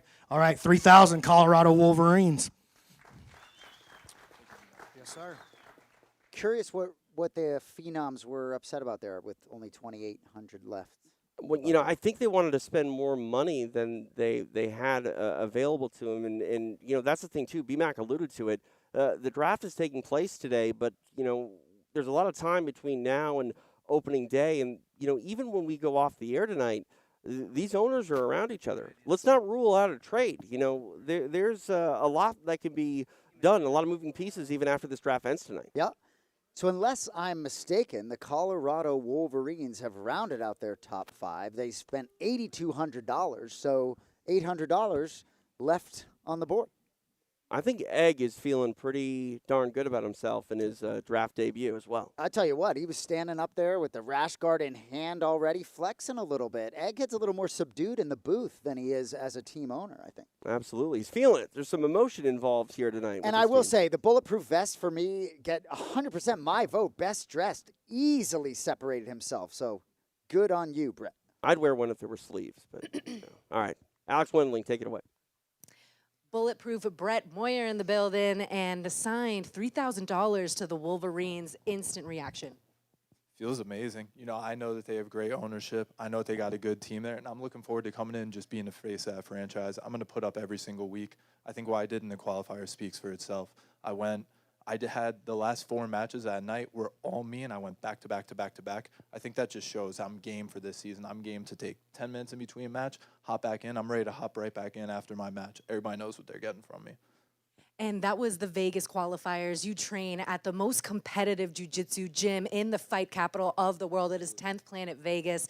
How excited are you to be able to showcase all the stuff that you guys work behind those sweaty windows that you see? I know there's so much hard work that goes down. 100%. I feel like I'm adopted by Vegas, and I just can't wait to come in here and put on banger performances every single week. Because to be honest with you guys, I'm excited to just perform for everybody around the world. I feel like this is a great opportunity, and I'm going to steal the show. I feel like I already have. This is definitely going to be a breakout season for you. PGF fans, you better remember this man's name. Brett is coming for you. His name is Brett Moyer. He is a Colorado Wolverine, and the Wolverines are the first team here in the 2026 season to have all 5 starters in place. And, I can't say it enough. I mean, the way that Egghead stood up from that couch, feeling pretty good about his pick, and he's the first team to have the starting slots all filled up. Yeah, Brett seems like a star. He talked about being the face of the franchise. What a great thing to utter out of your mouth as we build this league, talking about being the face of the franchise. Really is interesting. And as this shakes out and as the season goes along, that's a big boy for 75, right? So they weigh in the day before the first match. They can't get over 194 during the season, but you can be sure there may be some physical matchups that might be favoring Moyer as we go along. And there he is, Moyer, just a little bit above the value line there. So, I can't say enough about Egghead in his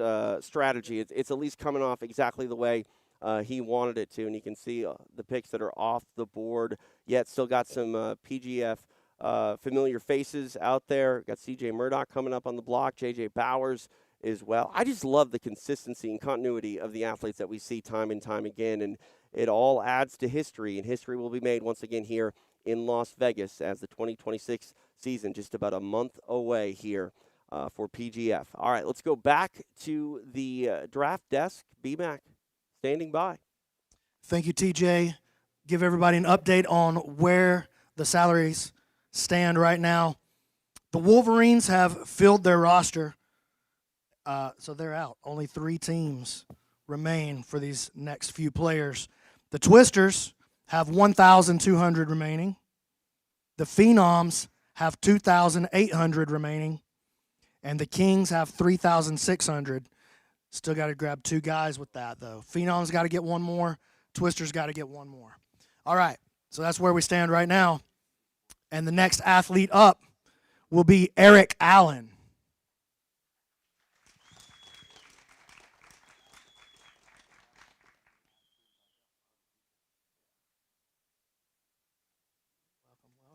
Have a seat, brother. All right, Eric, when I started putting this roster together, you were actually one of the first guys that I reached out to. Happy to have you here. Tell us a little bit about yourself, about your background. You may not be as much of a known entity to some of these guys, but I know that you have some things to say. Yeah, I have a background in football. I played professional football. Got into jiu-jitsu about 5-6 years ago. Fell in love with it. I feel confident about what I bring. I feel like I bring the aggression. I bring the relentlessness to jiu-jitsu, and I feel like I got a lot of proof because I think a lot of people just think I'm an athlete. So I feel like I got a chip on my shoulder and I got a lot to prove to a lot of people in here. All right, having said that, we will now begin the bidding at $1,000. You're out of here, Wolverines. Does anybody want to pay $1,000 to start the bidding for Eric Allen? Oh, we're going to walk him? Anything from the Kings? Phenoms? Twisters? All right, I think we're gonna walk you. We're gonna walk you. So that's an intentional walk. You're gonna drop to the back of the draft order, and we'll see you back up here in just a little bit, Eric. All right, thank you. All right, interesting. Tactics on display as our first athlete of the 2026 season is intentionally walked. It is Eric Allen, and your thoughts on that latest development? I think someone's going to pay. BMAC reached out to him explicitly. Substats has him as an elite invitee. So we'll see where it shakes out. We'll see how it goes down. But I have a feeling, we talked earlier about the practice squad, the bench players. I think EA is going to be heard from. And, the guy is a former professional football player, now doing jiu-jitsu, and now he might have a little bit of a chip on his shoulder. When he gets out there, he might want to prove that everyone made a mistake by walking him. But we will see what happens. First interesting intentional walk of the night. All right, let's where'd B-Mac go? I thought he was in place. He's talking. That's the thing, too. We're looking at this now when it comes down to the remaining payroll. That might not have been necessarily having anything to do with Eric Allen and his worth and value to a team. It might just come down to dollars and cents, and maybe people were just a little bit hesitant to pull the trigger. Well, no question, the Colorado Wolverines didn't even have the opportunity to bid, but it is a different from last year. Last year you have $15,000 to spend on 5 athletes. There is a little more wiggle room where if you get aggressive early here, your hands get tied a little bit. But Eric Allen, he'll go to the back of the line, and ultimately he will find his way onto one of these franchises at some point. Absolutely, and probably onto the mat if any other PGF seasons are like this one. These athletes, it's a long season, and it seems like almost every year everybody gets at least one shot out there, and you can be sure that Eric Allen will find his way on to the PGF mat before this season is done. All right, let's go back to BMAC and continue our draft here in Las Vegas. All right, next athlete up for the draft, Chewy Magana.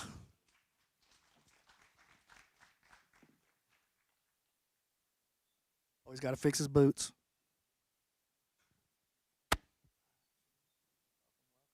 See here. All right. So you sent me something that you wanted me to read, but I'll let you for just a moment in español. Okay. ¿Lo digo en español? Okay. Don't touch my mic. Don't touch my mic. Soy Chuy Magaña, vengo de México. La verdad es que estoy luchando por mi familia y por mi novia, entonces voy a darlo todo en lo que vaya a pasar el PGF.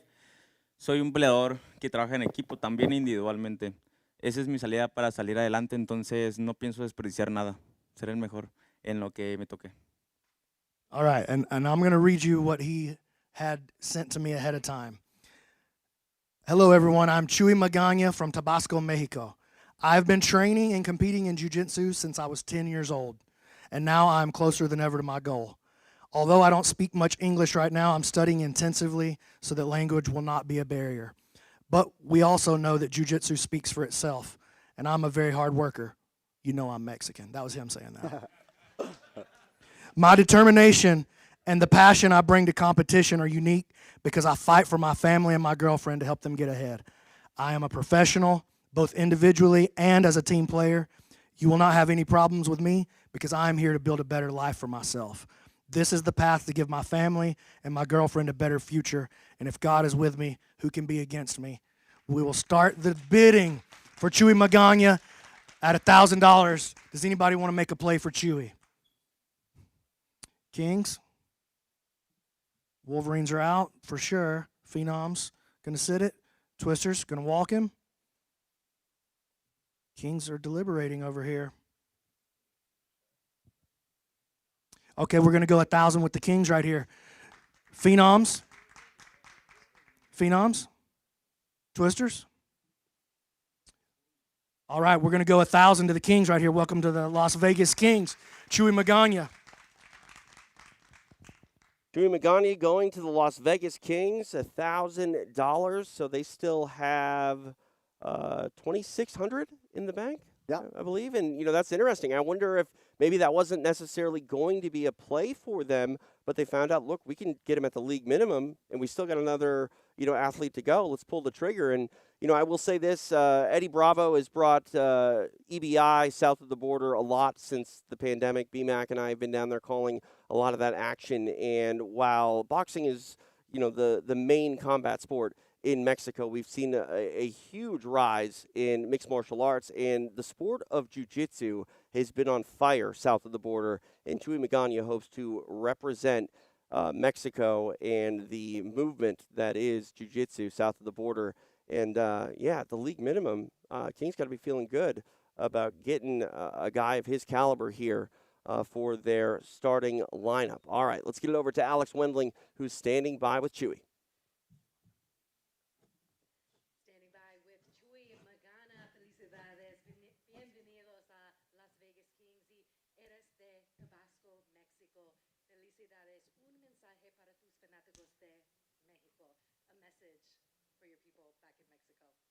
Pues todo se puede, la verdad es que hay que echarle ganas y pues siempre hay que tener la mente en alto y pues a ver qué es lo que pasa, ¿no? Pero siempre con la mentalidad de ser el mejor y echarle muchas ganas y pues saludos a todos. He's going to do his best this season. I was totally having more faith in my Spanish comprehension ability after many Duolingo lessons, but give it up for Chewy. Oh my God.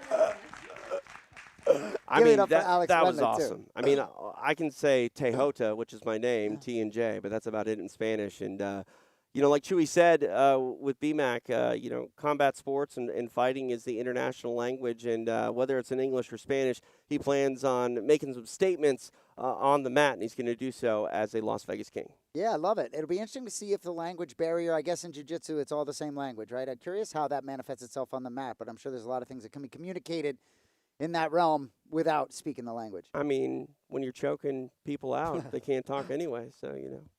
All right, let's keep it going back to Brandon McCaffrey with our next athlete up for bid.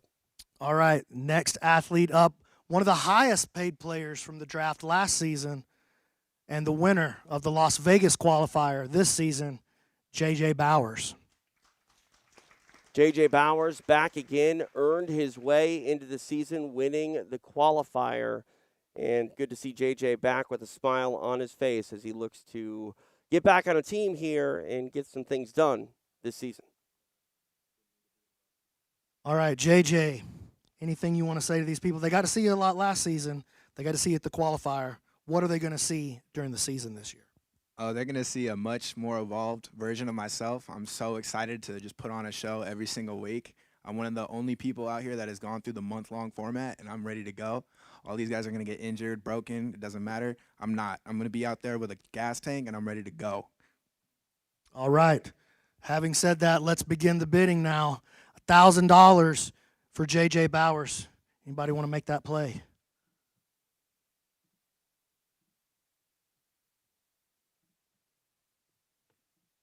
All right. J.J., we're going to walk you to the back of the line, my brother. Thank you. J.J. Bowers taking a walk, which I find interesting because that man earned his way here through a qualifier. And, you know, it says something about an athlete who is coming off maybe not the best season, you know, that he wanted last year, but he earned his way. He won to get here, and he's super motivated. It'll be interesting to see where he ends up. But I'm high on J.J. Bowers ahead of this season. I am too. He went for $6,600 last year in the draft, and he won his first match of the season via break and then proceeded in his next 14 draw or loss. So ultimately, some of that proof may be in the pudding. But again, I think the kid will be heard from, and I'll be shocked if he doesn't find his way to the mat at some point. And that's a guy who could be a very dangerous bench player if he doesn't end up being a starter. Absolutely. With that experience under his belt, we'll see what happens for JJ and where he ends up before the night is over. All right, back to Brandon McCaffrey for the next athlete up for bid. Our next athlete up was unable to attend the draft, but we're going to bring him up here. Well, sort of bring him up here. We're going to bring him up with our words. Giovanni Ortiz. All right, so we'll start the bidding for Gio Ortiz at 1,000. Twisters, want to make a play? Wolverines are definitely out. Phenoms are out. Kings, anything for Gio Ortiz? All right, we're going to go ahead and walk him to the back of the line.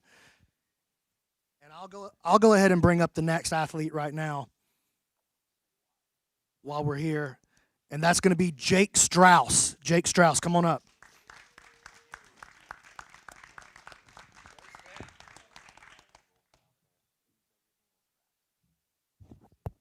Jake, welcome. All right, Jake. The first time I got a look at your game was actually in one of our qualifiers where you won sort of the little PGF mini season that we did at a qualifier. Put a guy to sleep right there in front of me for the finale to win it. How you feeling? What do these guys need to know? Well, what I want them to know is that I'm here to win the whole thing. I don't just want to participate. I don't want to just tell people, oh, I was in the PGF. I want to win the playoffs. I want to go. And to do that, I'm going to have to score points. So I'm going to help any team that I'm on because I'm intending to score points. I'm intending to get 6-point kills. And, I mean, if you look at my car, I got no bumper. My hood flew up and cracked my windshield. I live at my mom's house. I'm what you might call a loser. So I need some money as much as anybody else. I want to win this money, and that's the best motivation I can have. I need this. So that's it. All right. The man is here to make some noise, here to score some points. We're going to start the bidding at 1,000. What do you got for me? Twisters? Phenoms? Kings? All right. Oh, here we go. 1,000. You want to match it? All right. 1,000. We'll do it for the Twisters. 1,000. Welcome to the Alabama Twisters, my brother.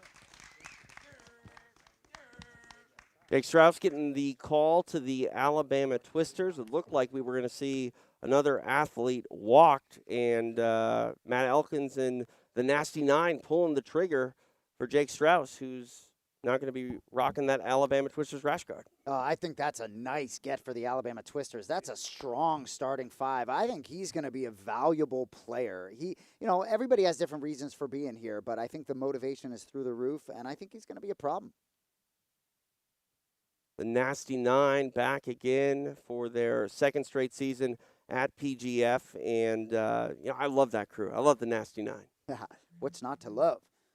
So the Vegas Kings need one more athlete, if I'm not mistaken, as well as the Philadelphia Phenoms to round out the starting five. Man, it goes fast when two athletes are already selected preseason. I know, and the gap from here to to week one of the season is going to take forever, too. I can't wait to get this thing going. All right, let's go over to Alex Wendling, who's standing by with the latest addition to the Alabama Twisters.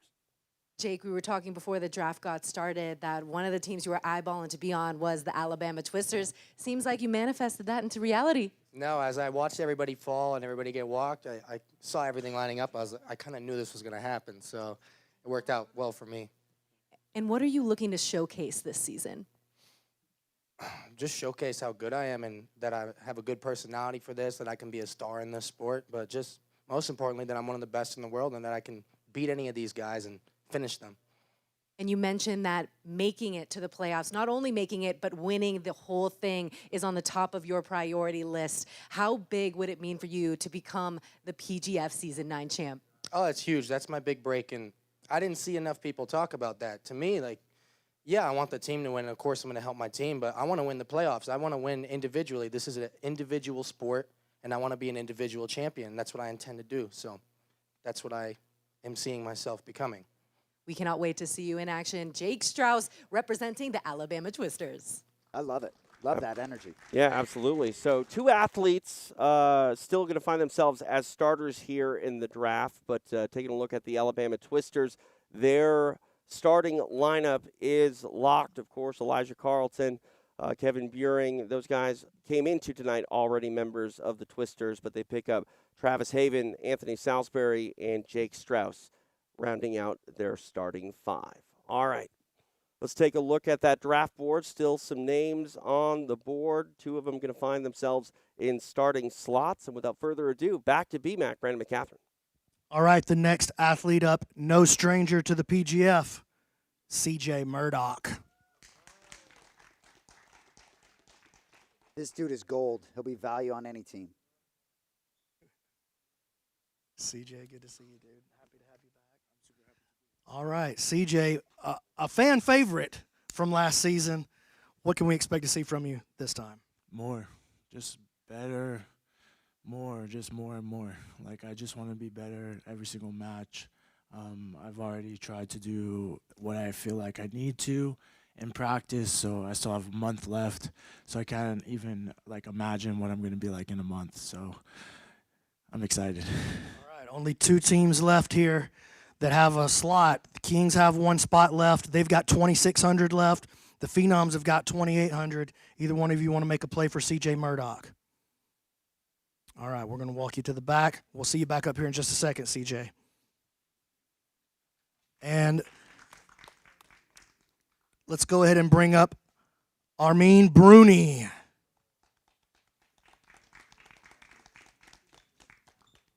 All right, now, what's going on, my man? Have a seat here. Good to see you again. Listen, you were on the roster last season, but you got injured in your very first match, and we didn't really get a chance to see what you're capable of. What's going to be so different about this season? For sure. PGF vet over here. I know the pace. I know the format. I know what it takes to prepare accordingly. And this time around, I'm going to be better, and I'm going to stay out of injuries. So draft me, or you're going to watch me be a problem on someone else's team. And this won't really translate on camera, but I can go ahead and tell you guys he's the best smelling athlete that we have here. He smells very successful. So does anybody want to... I'm Persian. Hey, you know the score. All right. Do we want to make a play for Armin? All right. No. Nope. All right. We're going to walk it to the back of the line, Armin. All right. It's getting dicey out here. Let me see Joshua Squires up next.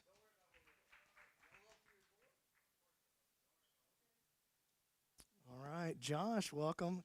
Came to us from the Pasadena qualifier, where you were very, very impressive.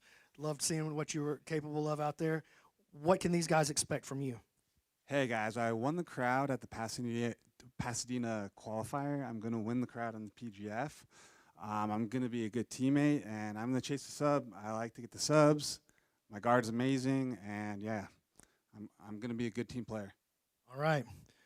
Kings, you want to make a play for Squires? Phenoms. Okay, I think they've already got their eyes on who they want. We'll see you back up here in just a second, Josh. All right, next up would be Derek Adkins.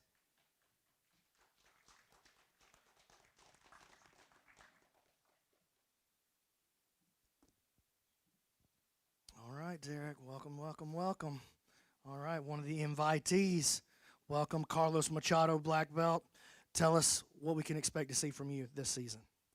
I'm looking to bring pressure and find the submissions, however they'll give it to me, and get some money back thrown at me. Phenoms want to make a play for Derek? Kings? All right, we're going to walk on out to the next guy. I think they've got their eyes on exactly who they want. All right, next guy up is going to be Clayton Weimer. In the running for best dressed as well, I must say. Looking good. Welcome, welcome. Man, look sharp, dude. That's a bold statement. I like it. All right. Make another bold statement for me. Man, anyone above me, I'm coming for you. Anyone below me, I'm not your guy. I'm the dark horse of this division. I'm going to win this today, or this thing. All right. Kings, Phenoms, is this your guy? All right, I'll see you back up here in just a second. We're walking them now. We're walking them. Next up, Jared Fakete. Come on up here, Jared. Ooh. This is an outfit right here. Thought we might see the bear suit today. Good to see you. Have a seat. All right. What can we expect to see from you? Las Vegas native as well. some magic. I'll bring some magic. So on the full moon, I can turn into a bear. Keep that in mind. But yeah, just so thankful. Thank God for this opportunity. Thank you. Kings, is this your guy? Phenoms? 2,600 for Jared. Okay, he said they could use a bear. I think that you just got picked up by the Las Vegas Kings. 2,600. Congratulations. Well, it's normally lions, tigers, and bears, oh my, but the Kings rocking a bear on their lineup. Looking good with that lion mascot that they have. And I was eerily startled when he said with a straight face on the full moon, I can turn into a bear. I kind of believe him.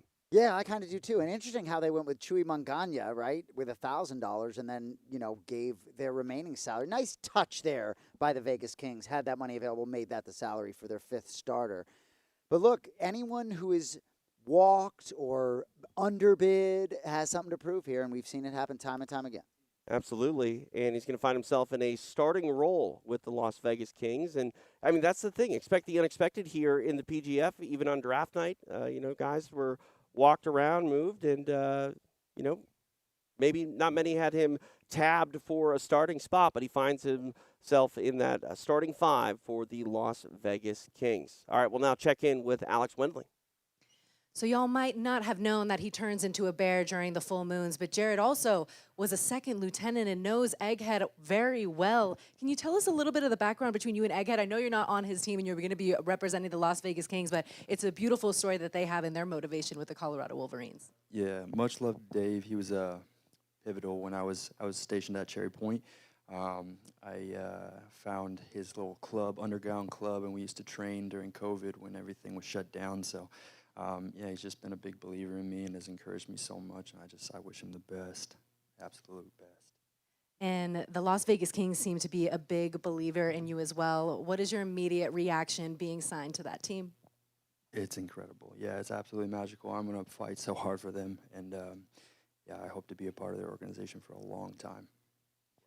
We are so lucky to have you part of PGF Season 9 and also representing Syndicate MMA, who has a big MMA background. How do you think that aggression and style is going to translate to the PGF rule set? Yeah, shout out Syndicate, the Shapiro Bros, Coach Brennan, John Wood, all the champions that are in that gym. It's incredible. Just to saturate yourself around champions like that is such an honor. So. Can't wait to see what you guys do this season. We'll send it back to you guys. We always see the stars come out here at PGF, maybe guys that are under the radar, really carve out a spot for themselves on their team, but also in sort of PGF lore. And I'm looking at Fichetti here, and he's got star power all over him. Oh, no question about it. And ultimately, the star will be based a lot on the performance ultimately, right? So you can talk the talk, but it's going to have to happen on the mat. And this format is so unique. Sometimes you can't feel it until you get out there, and if you don't put the opponent away, nothing comes your way. Yeah, absolutely. Now looking at the Las Vegas Kings, they are set with their starting 5, led by Jet Thompson and Cam Hurd, Austin Orenday, their first drafted athlete tonight, following it up with Chewy Magana, and finally Jared Fichetti rounding out the Las Vegas Kings here. Starting 5. All right, well, we've got just one more athlete to find a home for, and let's go back out to BMAC to make it official. All right, thank you, TJ. Last athlete up in the draft. We only have one spot left unless they're planning to walk him and run it back to the top of the list. Noah McCulley, come on down. Philly Phenoms, 2,800 to spend. Another one of our young athletes here. Great showing at multiple qualifiers. Couldn't quite get it across the finish line, but you were incredible out there. What can these guys expect to see from you this season? Yeah, I'm looking to just push the pace. I'm pretty leg lock heavy. A lot of you guys know I'm leg lock heavy, but I got a lot of chokes too. I'm looking to rack up some points with those chokes and move on to the playoffs too, and hopefully win that. So yeah. All right, Phenoms, is this your guy? All right, welcome to the Philadelphia Phenoms, Noah. Noah McCulley finding a spot in that starting 5 for the Philly Phenoms, and our guy Abe over at Substats put in the notes. He's the fastest finish time in his draft class here, at 28-second average finish time. So look out for the kid. He goes to work, and he goes to work quickly. Yeah, nice $2,800 salary for the final starter. That shook out well, and I like the confidence in Philadelphia. Seems as though they probably knew he was their guy even when they knew he was going to be the last player available.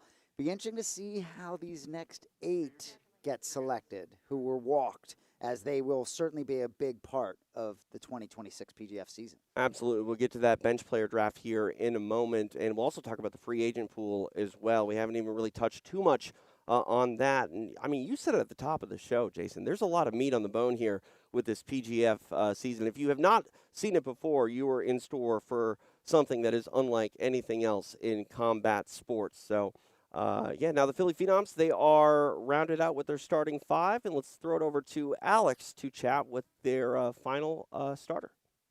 Noah, you just completed the Philly Phenoms. What is your immediate reaction being chosen to be their final starter? I'm so stoked. I mean, it was super cool to see him just like wait for me with that 2,800. So that's super cool. Super stoked about it. And I see a little bit of like a black eye still recovering here. Can you tell us about the kind of style that they're training over there at 10th Planet Grants Pass? Yeah, honestly, I don't know. This is probably just one of the older guys just elbowing me in the face. You know, we got a guy, Old Man Dan, we call him. So shout out, Dan. He's getting you prepared for all of the carnage that's going to go on for PGF Season 9. When you're looking to showcase your skills to the world, you're only 21 years old, so this is just the beginning for you. What kind of breakout moments are you looking to have? Yeah, I mean, this would be sick if I win the playoffs. That's a pretty big step in my career, looking to just put on a show, push the pace, have some exciting matches. So, yeah, I'm stoked. Well, we cannot wait to see you represent that Philly Phenoms green. Congratulations, Noah McCulley, to the Philly Phenoms. Noah McCulley getting that final starting position on the Philly Phenoms. Take a look at how that team rounds out. Derek Rayfield, of course, in that first spot, backed up by Andrew Cockle. Sean Melanson was their first athlete drafted tonight, followed by Kyle Chambers, and then the aforementioned Noah McCulley. All right. Jason, looking at our draft board, we've got only bench positions set to go here for the draft. Explain to the people watching at home what they can expect and how the rest of the draft is going to work out. So the final 8 athletes will be selected. They will fill out the benches of the practice squad for these teams. So it's a snake draft beginning with Philadelphia. BMAC will talk through the order, but Philadelphia will get the number 1 selection here, and then it will snake all the way down to number 8. So Philly, you get the first selection and the 8th selection of the practice squad athletes.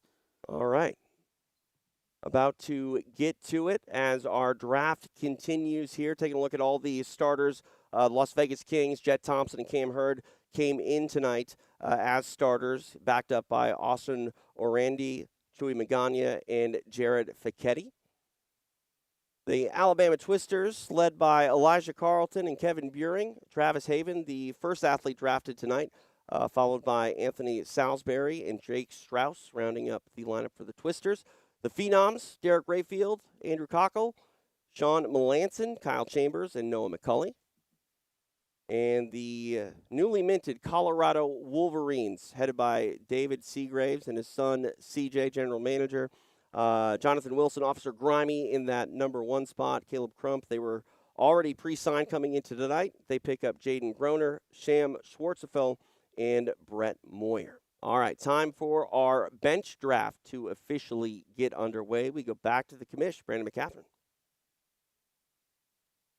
All right, for the first selection in our supplemental draft, Phenoms, send your representative up, please. They're going to bring up Chris Olivo here. Chris, anything you want to say before we get started here? This is your list of athletes. You're going to get first pick of whoever you want. I think the goal with our team is to assemble the right kind of pieces, not just looking for people that are going to be the best people in like running as far as like streak-wise and all that, but I think making sure that we have a team that can beat the other teams because we're not just trying to make playoff runs with our players. So our first pick is Armin. Armin Bruni.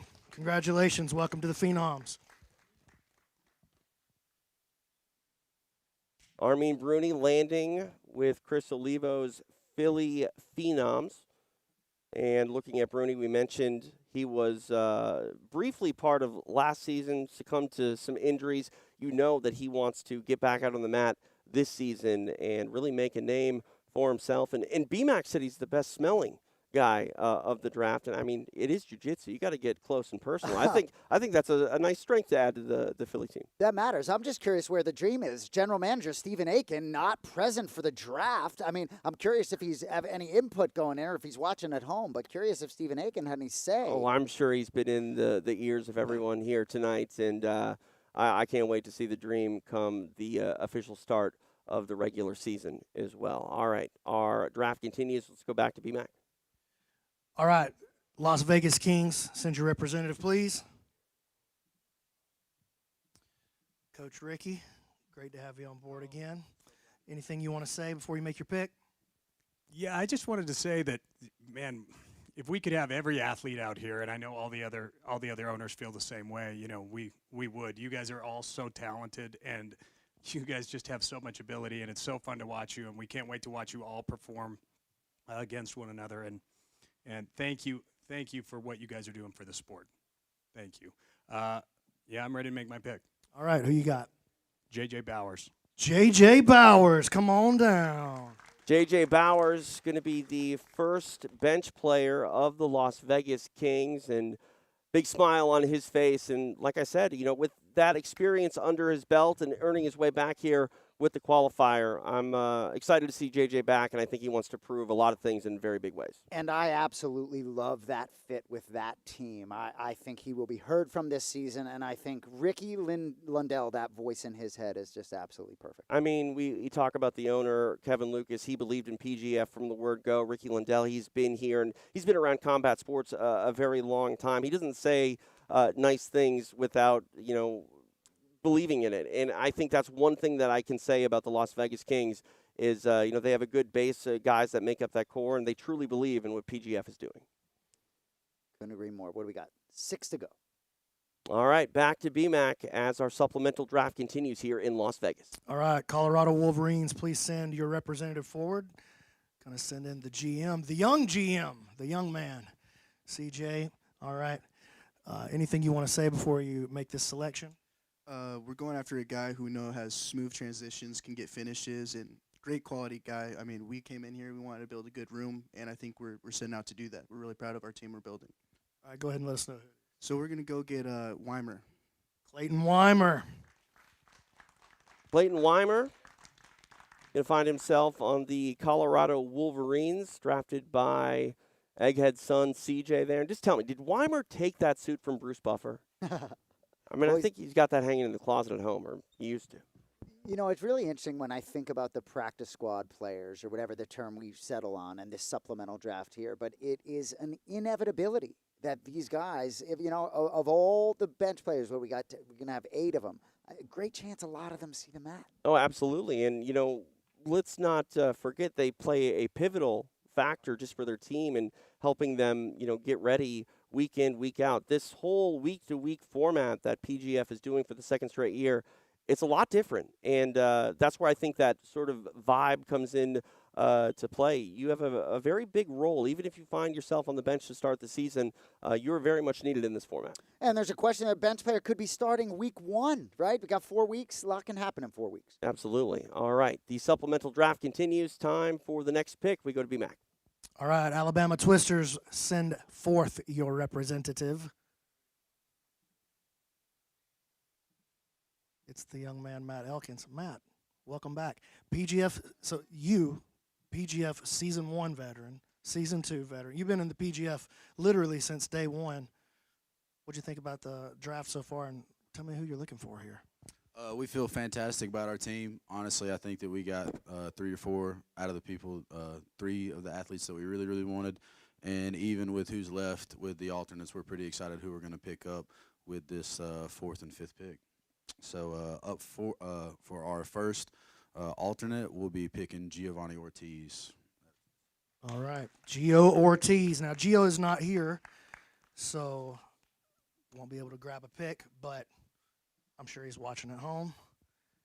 And we'll go ahead and make the move now. I won't throw it back to welcome back. It is a snake draft. Good to see you. Good to see you again, Matt. Welcome. Very excited. Who's your next pick? Honestly, I thought he had on one of the freshest kits all day. Y'all give it up for Eric Allen. Feels like a steal getting Eric Allen as a second practice squad player. Yeah, and he talked about his career in football prior to coming over to the world of jiu-jitsu, and that's something I think that is an intangible that cannot really adequately be measured in the value that you bring. If anybody knows the importance of being a good team member, it's someone who's played football at the professional level. Real good point. And we've talked ad nauseum about the team component here and the idea everybody's out here 5-6 straight weeks. It's an amazing experience for those, even if you're not originally slotted as a starter. And absolutely. I mean, we talk about a lot of these guys are coming into this, with experience, even if it's not PGF experience, with a ton of experience. But I think it's safe to say that every athlete is better for having this experience. And after the end of 6 weeks, whether the season went the way you wanted it to or not, they're going to be much better jiu-jitsu players for having had the experience. Totally agree. We got 3 more practice squad slots remaining. All right, back to BMAC. All right, Colorado Wolverines are up next. Here's your list. I'm sure you know who you want already. I think he wants the rash guard. Come on up, Dad. Come on up, Dad. All right. Who's going to be your next selection? We're going to take Squires. Joshua Squires. Joshua Squires rounds out Colorado Wolverines.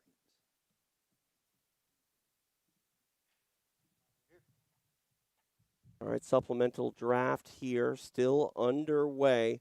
2 more picks as Las Vegas and Philadelphia will round out their teams. But, I saw Egghead get up there and give the rash guard to his son, CJ. There's a different Egghead here tonight. He's kind of got a different vibe about him. Well, you dropped his real name a couple times, which, it's really hard for me to do. Yeah, I know it was. He said that you were going to be upset by that. Yeah, whole different cat sitting on the couches. Yeah, I like he doesn't even know us. I mean, he's got business to attend to, but I'm feeling the same way, All right, time for another pick. We go back to Brandon McCaffrey. All right, welcome back, Ricky. Who will be your last selection for your team? Oh, it's a tough one here. There's a couple guys on this that we wanted, but we're going to go with CJ. CJ Murdoch to the Kings. I tell you what, that's as valuable a teammate as you can find. On the Tropic Thunders. Which means that Derek Adkins is going to land with the Philadelphia Phenoms. So go ahead and come on up, Phenoms. Talking about Murdoch a second, you were saying? Yeah, I think he was really valuable last year, even on the Tropic Thunders, who had a rough season, but he was still committed, showed up every week, great attitude, helped J.J. Bowers a lot grow on that team. So I think C.J. Murdoch, a phenomenal dude in the room. Yeah, he was pretty much almost like a coach among the athletes. And, it was a very tough season for the Tropic Thunders. And you couldn't tell that the way that Murdoch showed up day after day. He knew his job, and he was going to make it through the season come hell or high water. Yep. Tell you what, this mustache is going to cause some problems. Mr. Irrelevant will be heard from. Yeah, I like that. For those who don't know, Mr. Irrelevant is a term in the NFL draft for the last player selected overall. Oh, I remember you were dropping that last season, and I think people took offense to that. But, yeah, I mean, that's a saying in sports. And another thing that we get a lot in sports is, sort of reserve player of the year. We're calling it sort of the sixth man here at PGF. And I can guarantee you that, the bumps and the bruises are going to add up for these teams. And, we just drafted the sort of reserve players here in the supplemental draft. And, I would be lying if I said none of these guys will have a factor. I can almost certainly assure you that one of these bench players are going to make a statement, make a name for themselves here on this PGF mat, and just might be, messing around depending on when they get out there. And, we had multiple, bench players almost in the playoffs. Season 8, Derek Rayfield last season enters week 2 and lights the world on fire. So you can be sure it's possible. Absolutely. So there is the Las Vegas Kings, your starters, Thompson, Hurd, Orande, Magana, Fichetti, and Bowers and Murdoch rounding out their bench players. Starting 5 for the Alabama Twisters, Elijah Carlton, Kevin Buring, Travis Haven, Anthony Salisbury, Jake Strauss. They are backed up by Gio Ortiz and Eric Allen. The Philly Phenoms, Derek Rayfield and Andrew Cockle came in tonight signed. They pick up Sean Melanson, Kyle Chambers, and Noah McCulley. Armin Bruni and Derek Adkins are their bench players.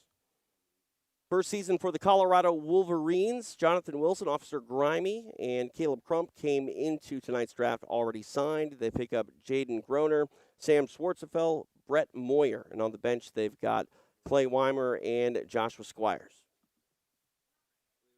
And that's where everyone shook out. I mean, the guys over at Substack, our guy Abe, I mean, that's one thing I love about sports the most, Jason, is the metrics. I'm not very good at math, but when you have those metrics laid out and sort of start to talk about what they mean, and then we start to see trends, and I mean, that's the thing. We're still young in the PGF's sort of existence, but nights like this and how things shake out, they can inform draft strategy and how a team gets, built year after year. No question about it. You know, there's math guys and then there's ball guys, right? And ultimately, I'm probably more of a ball guy than a math guy. But even hearing Chris Olivo really pointed comments about exactly what they're trying to build, a team that can win the whole thing rather than individuals that maybe could make run in the playoffs. That was a very interesting point coming from Chris Olivo, who has been there, done that. Yeah, he's a ball guy. I'm a bald guy. TJ DeSantis along with Jason Anik. One thing we have not touched upon this draft night is the free agent pool. You know, if there are free agents to be needed, why don't you tell us where those athletes will come from? Yeah, so we talk a lot about the practice squad players, but if these 7 athletes aren't enough for a team, the free agents will come from any athlete that competed in a PGF qualifier. So we're keeping it in the family, and believe it or not, great chance that that will be a needed component as well. No, absolutely, and I think, keeping it within the qualifier, it pushes and incentivizes athletes that maybe don't get the invite and maybe don't feel like they can necessarily earn their way in against a stacked qualifier. Qualifiers are very difficult. You got to show out in a very short amount of time, and these fields are getting stacked and stacked each year. But if you go out there and you put on a show, you catch the eyes of one of these team owners or managers, you're going to find yourself getting an opportunity, and that's what it's all about. And I feel like, again, with like J.J. Bowers earning his way here tonight, the names that we see more and more, consistently, they're going to really make a name for themselves, and it's going to add continuity, and they're going to become staples of this PGF format. Just so excited. You hear BMAC talk at the beginning about skin in the game and all these owners representing these cities. We're just taking it to another level here. I think you're going to see a lot of fan bases, local and national, sort of rally around these teams, a lot like the Alabama Twisters community did last year. I can't wait for 2026 PGF season. Absolutely. It all kicks off 1 month from today. All right, our draft night continues. Let's check in with Alex Wendling, who's standing by. Standing by with Fleroy Brown, the baddest man in town, making Nasty Nine proud with the Alabama Twisters having a stacked roster. How are you feeling after this draft day? Listen, y'all should have been throwing bonus bags tonight. The way we hustled this whole room, it was absolutely ridiculous. We got damn near everybody that we circled on that piece of paper. I hate it for the rest of the teams. It was after we got that first pick out there. Everything else was downhill for everybody else after that, man. Hate it for them, but can't everybody be beautiful? It is what it is.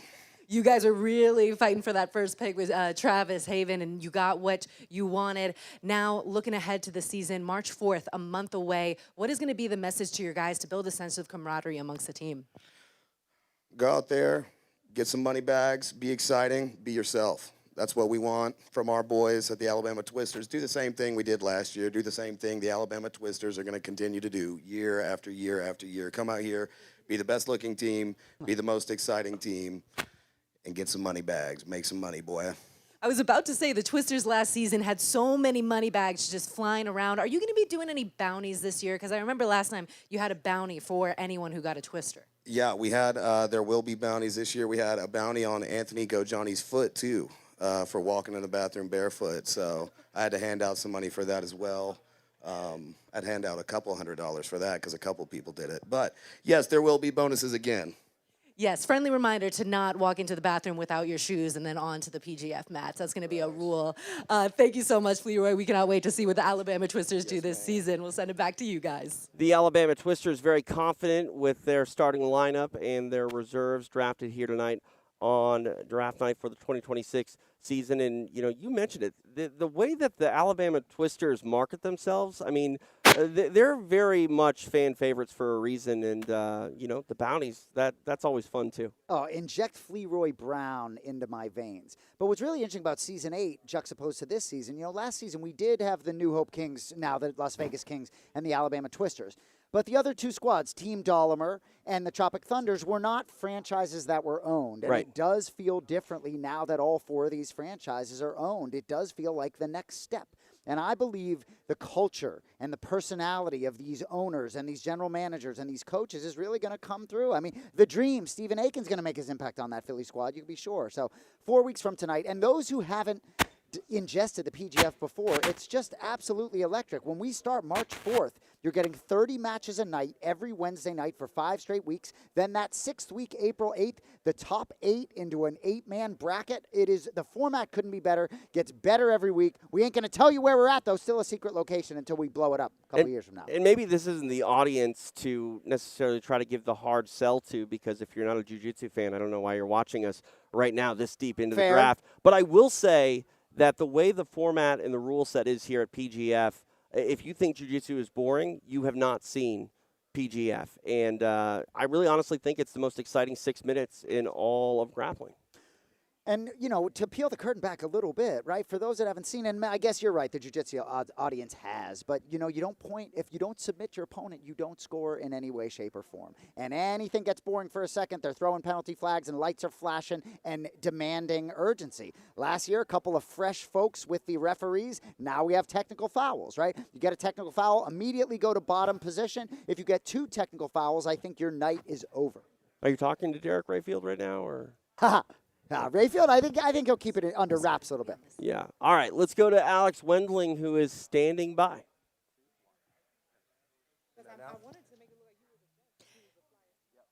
Standing by with the most fashionable in the building, it is Heather Gracie and Chris Olivo in the building. And we had a money bag, the first money bag of the season. B-Mac, give us a little bit more about what this money bag's about. Here, I'll just take this one. That's okay. Miss Heather Gracie put out a bounty for best dressed, and she left it to Chris Olivo and herself to be the judges.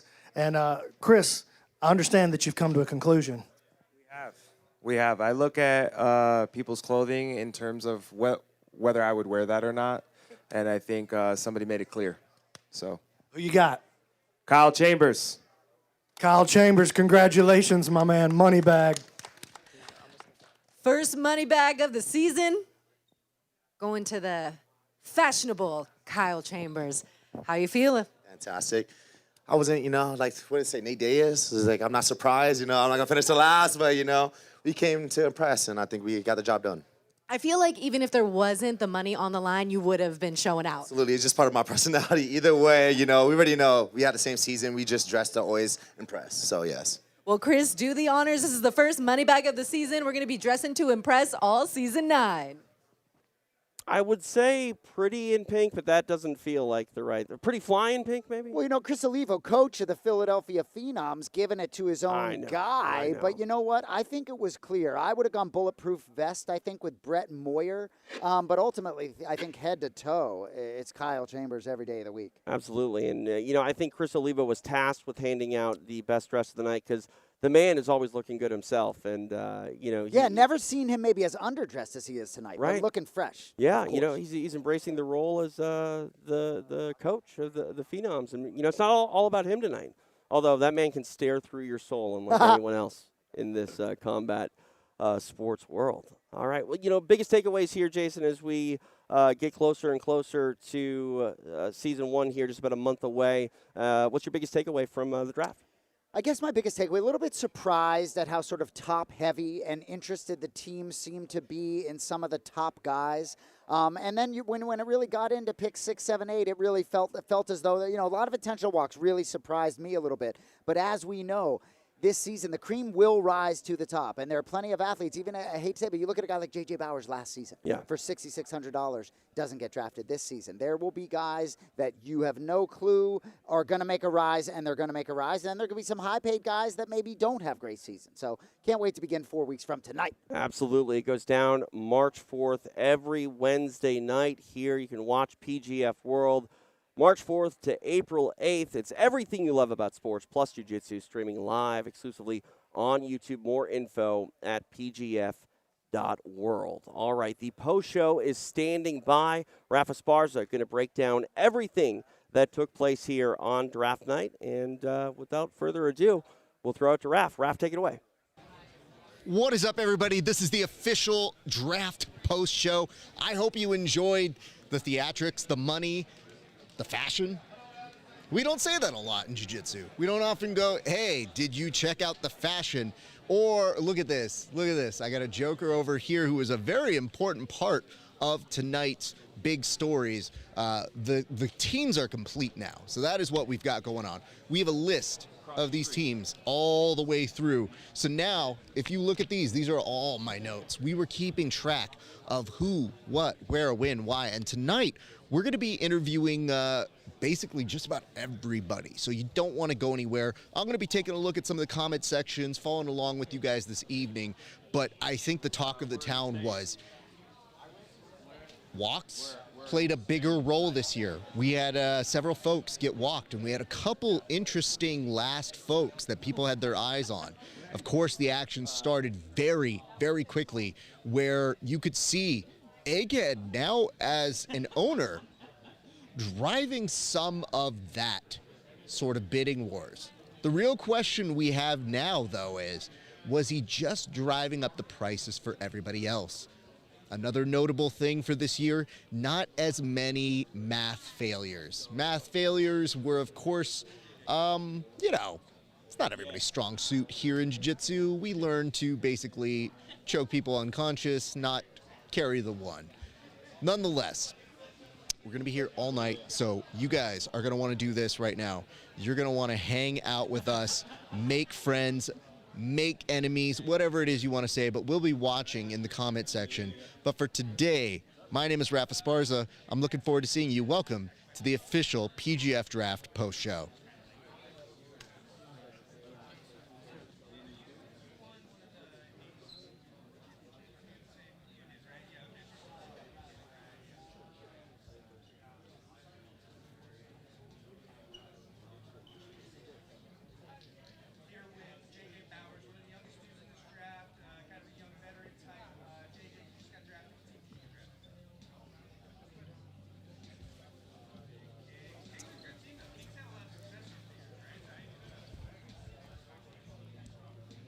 All right, folks, you may see these two different shots of me, but I promise you, we are going to consolidate them on over to one. But here's the reason why. We're going to have some friends dropping in very shortly. They're going to be sitting in this seat here. Your boys over on this side, but we're going to have folks drop in, start telling us about their stories. How did they feel getting drafted? What was going through their minds as people were kind of thumbing through their bankrolls and their money? Because guess what? When you watch a night like tonight, you start to wonder, how much do people have left over in their bank accounts? And that was a big question that people had all the way throughout. But I'm very excited to bring to you our very first guest. He started off the night, and he was a hotly contested item. He was, I think, one of our top stars of the evening. But ladies and gentlemen, please welcome one Travis Haven. How are you doing, brother? I'm doing great. Hey, Travis, do you feel relieved now, having done this? Were there nerves coming into tonight about how much you would go for? No, I wasn't too worried about the money at all, but it was more the last 2 months I didn't know what team I was going to be competing on. You know, I had no idea if I was going to the mountains or going to Philly or wherever, you know. The good news is everybody's mostly in Vegas, so Yeah, it's not like, we're sending you packing. That Like, is true. all right, well, get your gear. You're going to go to the mountains. Okay, things happen. I'm going to go through my notes here because I took some. And I want you to see what I was very fastly writing down as this was going on. Let's see how this looks. This Wow. was how people were bidding on you, sir. So when they were going back and forth, and I'm going to ask you to just scoot up a little bit, I'm going to scoot back. When this happens and 3,000 right out the gate is on the board, and you're sitting there wondering, what am I going to go for? You know you're not going below the average. Do you already feel great and you're off to the races? Or do you start thinking like, well, I don't want him to stop here. Now I'm having fun with this. Well, the goal going in, I didn't have a team that I needed to be on. The goal was I wanted a bid from every team. I wanted every team to want me, you know. So when I saw Egghead start with the $3,000 bid, I was just, that's where the smile started, and each bid that came in, the grin got bigger and bigger. Okay, so that happens, but then it looked like you were very well scouted by a group of people who said, okay, we want you to fit in with us. And you ended up today with the Twisters? Yep. Okay, so that means that now you join two other very prominent people with the Twisters. How do you feel now being under the tutelage of Shauna Applegate for this particular experience? I feel great about that. I mean, I think Sean is well known in the jiu-jitsu community, especially the 10th Planet community, as being one of the best coaches out there. You know, so I can't wait to start working with those guys, and I'm really excited to work with the two athletes they had prior, with Elijah and Kevin. I think I'm going to get a lot of good details from them. Great leg lockers. People tell me I got a game that's similar to Elijah with a lot of 50-50 and triangle stuff, so I'm excited to really pick his brain and train with both of those guys. Okay, so we talk about you getting drafted, but then you're not done. You're so over to the side. Now you're watching. At that point, were you conferring with them? Were you giving them some notes on who you wanted to pull, or were you just kind of hanging back and be like, they've got this figured out? Because I'll tell you this much. A whisper from those boys is a scream in other places, so it's kind of hard to keep things on the low. Yeah. I was sitting back, letting them do their thing. I think everyone knew who I wanted on my team, and that was my teammate Noah McCauley, which didn't happen, but he got picked up at the end for a good amount of money himself. I mean, I heard you leading that charge. When we talked, you were definitely team captain for the Let's Draft Noah McCauley onto the team, but then he did get his invite. So at the very least, you were happy to see him get that invite, but now on a rival team. So what is this conversation going to look like now that you've been like, hey man, I was really looking forward to you being here?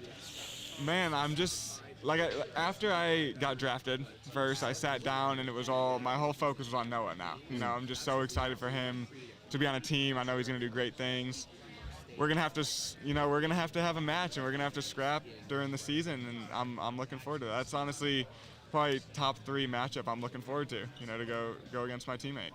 Travis, I don't get to ask anybody else this because nobody else went number 1. It's an auction draft. You may not go for the most money. Were you nervous that you were the first? Did you want to be first and get right out of the gate, or were you thinking like, man, I thought I might go second, 15th, second, I don't know? Yeah, I really had no idea. They told me right before, they asked if I would wear the meta glasses, get some POV footage of me going first, and that was when I found out I was going to be going first. I was excited for that. I wanted to go early, for sure. I wanted to find out early what team I was going to be on so I could start to think and maybe help them out at picking who I wanted on my team. But yeah, I mean, I wasn't expecting first, but it felt good to be up there first, which means all the teams wanted me. I mean, here's the nice part.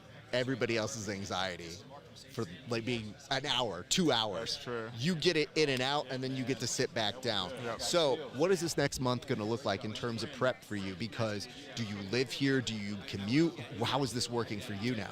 I'm not gonna be in Vegas right now. I'm gonna be coming to Vegas when the season starts, so I'll come a few days early just to make sure the weight is all good. I'm gonna have to do a little weight cut, and I'm gonna go talk to all the Twisters guys. I'll reach out. I'm sure we'll have a group chat or something going. I'll see what the training camp, if any, is looking like with those guys. But in the meantime, I'm gonna be training really hard, on my own and back home with the gyms that I train with. I mean, I'm excited about this because I have to remind myself and jog my memory. But as I look at these things, Anthony Salisbury and you, I thought that you guys would be individually sought out by different teams. And then you guys ended up on the same team together. I mean, that's pretty good. You're talking a lot of qualifier experience there. Yeah. So did that kind of feel good to have somebody else that you saw, and even between him and Jake, as teammates now? Yeah, so I was back doing an interview when they were drafting TV Dinner, so I wasn't even sure. Right when I was walking back, I saw that he was joining the Twisters, so I was excited about that. I don't know too much about the other guys on the team besides Elijah and Kevin, but I know everyone in this draft is good, is a solid athlete, so I'm excited to pick all their brains and be on a team with all of them. It'll be a lot of fun, and getting to know you a little bit over our interview and kind of hearing where you were, so professional, so great. So you're going to be a great standard bearer, and I feel like you're going to offset the unprofessionalism of Elijah. So I'm very much looking forward to that. No, I don't want to hear that. No. Because we know at some point, the past couple seasons, Elijah's been a sweetheart. He's been a good kid. He's been a baby face. That kid can turn heel at any time, so don't think I just forget things. I'm like, no, he's being on his good behavior now, but is he going to break bad? So we're going to need you to be the professional in the room. And Kevin's just really quiet. He's nice. Yeah. He's a killer. He lets his jiu-jitsu speak for him. Yeah. So y'all have a great freaking team, and we're stoked to have you on out here, sir. So I hope you know this. This is what I always like to say to people who get drafted first and go for a lot of money. This is something that you have earned. This is something that you should enjoy and deserve. So I hope tonight you find a way to celebrate with friends or family, because this is a culmination of a lot of hard work. So you should really enjoy yourself tonight, because we got work to do in exactly 1 month's time, sir. So do you have anybody that you want to shout out and say hello to, or give any sort of notes to your sponsors? That is your camera right there. Yeah, I'd love to. I've got all my family and friends are back home watching right now. So my mom, my dad, my grandma's watching right now. I know my aunts and uncles are all watching. A lot of friends are watching. I train at a lot of gyms, so I've got a ton of teammates watching. I know one of the gyms I train at, Watermark, out in Cleveland, Ohio, they sent me a picture. They were watching me on the TV at the gym, which is that was really cool to see. Shout out 10th Planet Grants Pass. We've got 2 studs in the draft now with me and Noah. We're gonna try to win the whole thing. I'm trying to win the whole thing. I know that's Noah's goal too. Shout out to Hurricane Jiu-Jitsu in Cleveland, Ohio as well. I get to train there a few times a week, and I'm really thankful for those guys too. Shout out to Adamus and all the guys there, Dante Leone, Max Hansen. Those guys have welcomed me with open arms, and I'm very proud to be able to represent all these gyms. So thank you guys all for watching. Okay, and if you want to learn more about him, there's a new interview that just dropped, and you did a much better job than I did promoting it, but we will be putting clips of that over the next couple weeks, just so you get to know a little bit more about this young man. But an excellent pick, and I'm so happy for you, man. Thank you so much, Ralph. I'm looking forward to roasting you. It's going to be fun. You seem to have a good sense of humor, and I hope you enjoy your season here with us, sir. See, thank you. I'm excited to see what you come up with. Oh, no, you're not. I promise you are not, but go enjoy your day, sir. Yeah, thank you so much, Hey, Ralph. ladies and gentlemen, don't go anywhere. We continue this. Oh, wait. Were you throwing gang signs, young man? Don't throw. No gang signs. Oh, okay. Peace is fine. No gang signs, though. We can't do that here. All right. I mean, he went for a lot of money up top. He's joining a very powerful team. So we're very excited about that. But Travis Haven going for $5,100 here tonight. So we are just getting started, you guys. You don't want to go anywhere. You want to be with us all night tonight as we are getting more and more interviews. So we're going to do this thing where I shoot a bat signal to somebody, and I tell you, yes, you do have to see me. Sam Schwarzenfeld, how are you doing, sir? Well, how are you? Very well. Can I see the chain here? Is this like a wallet chain or like a pocket? It's a pocket watch. Watch. Oh my goodness. It's I was the best man at my best friend's wedding. This was my gift. So I'll be very honest. I feel like that is how you know the attention to detail is strong on this. So, Kyle Chambers took home best dressed, but I felt you had to be in the conversation tonight, sir. I think that I won. You think you won? I think I should have won. Listen, I'm not in charge of that. I am not in charge. We used to give that prize away. Wait, hold on. You have summoned him here. Hold on. He's going on, you know. You're so tall, people don't even know it's you, but they know it's you. They just see it's like the old 90s cartoons when it's the parents, you know. So you just know they're adults because you can't see the head. That's 100% a villain entrance. Oh, hold on here. My name, you summoned me? Did you say second best dress? I was like, hold on. Listen, guys, I have to send you back to 10th Planet, not beefing over who got. I even said you're one of the best dressed. I didn't give this prize away. Normally I do, but this year they let somebody else. There only give could be one. Wow. Okay, the posturing is there. Sam, how are you doing? You went for good money tonight, and you were able to make a strong statement. I have to ask this. what compelled you to make the statement tonight? Because not many people do, and I thought you used your time excellent tonight. Yeah, I don't. At the point, especially at the point that I was in the draft, like I knew what money was left, so it's like it is what it is. There wasn't like I had to like sell myself, nor would I have. You know, it's like you have your research, so it's like you should again what you want. Egg, I knew would wanted me from the beginning, and he would have paid whatever he had to get me. So that's nice to know, and I'm happy to be on his team. Just where I was in the draft, that's what it just worked out to be. My message,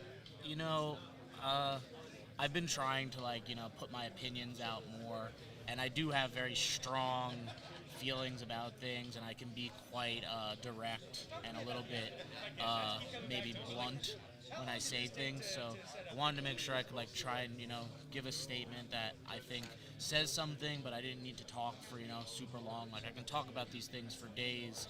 And I have so many friends that I know personally who have showed me, text messages that they've received and just Instagram things and pictures.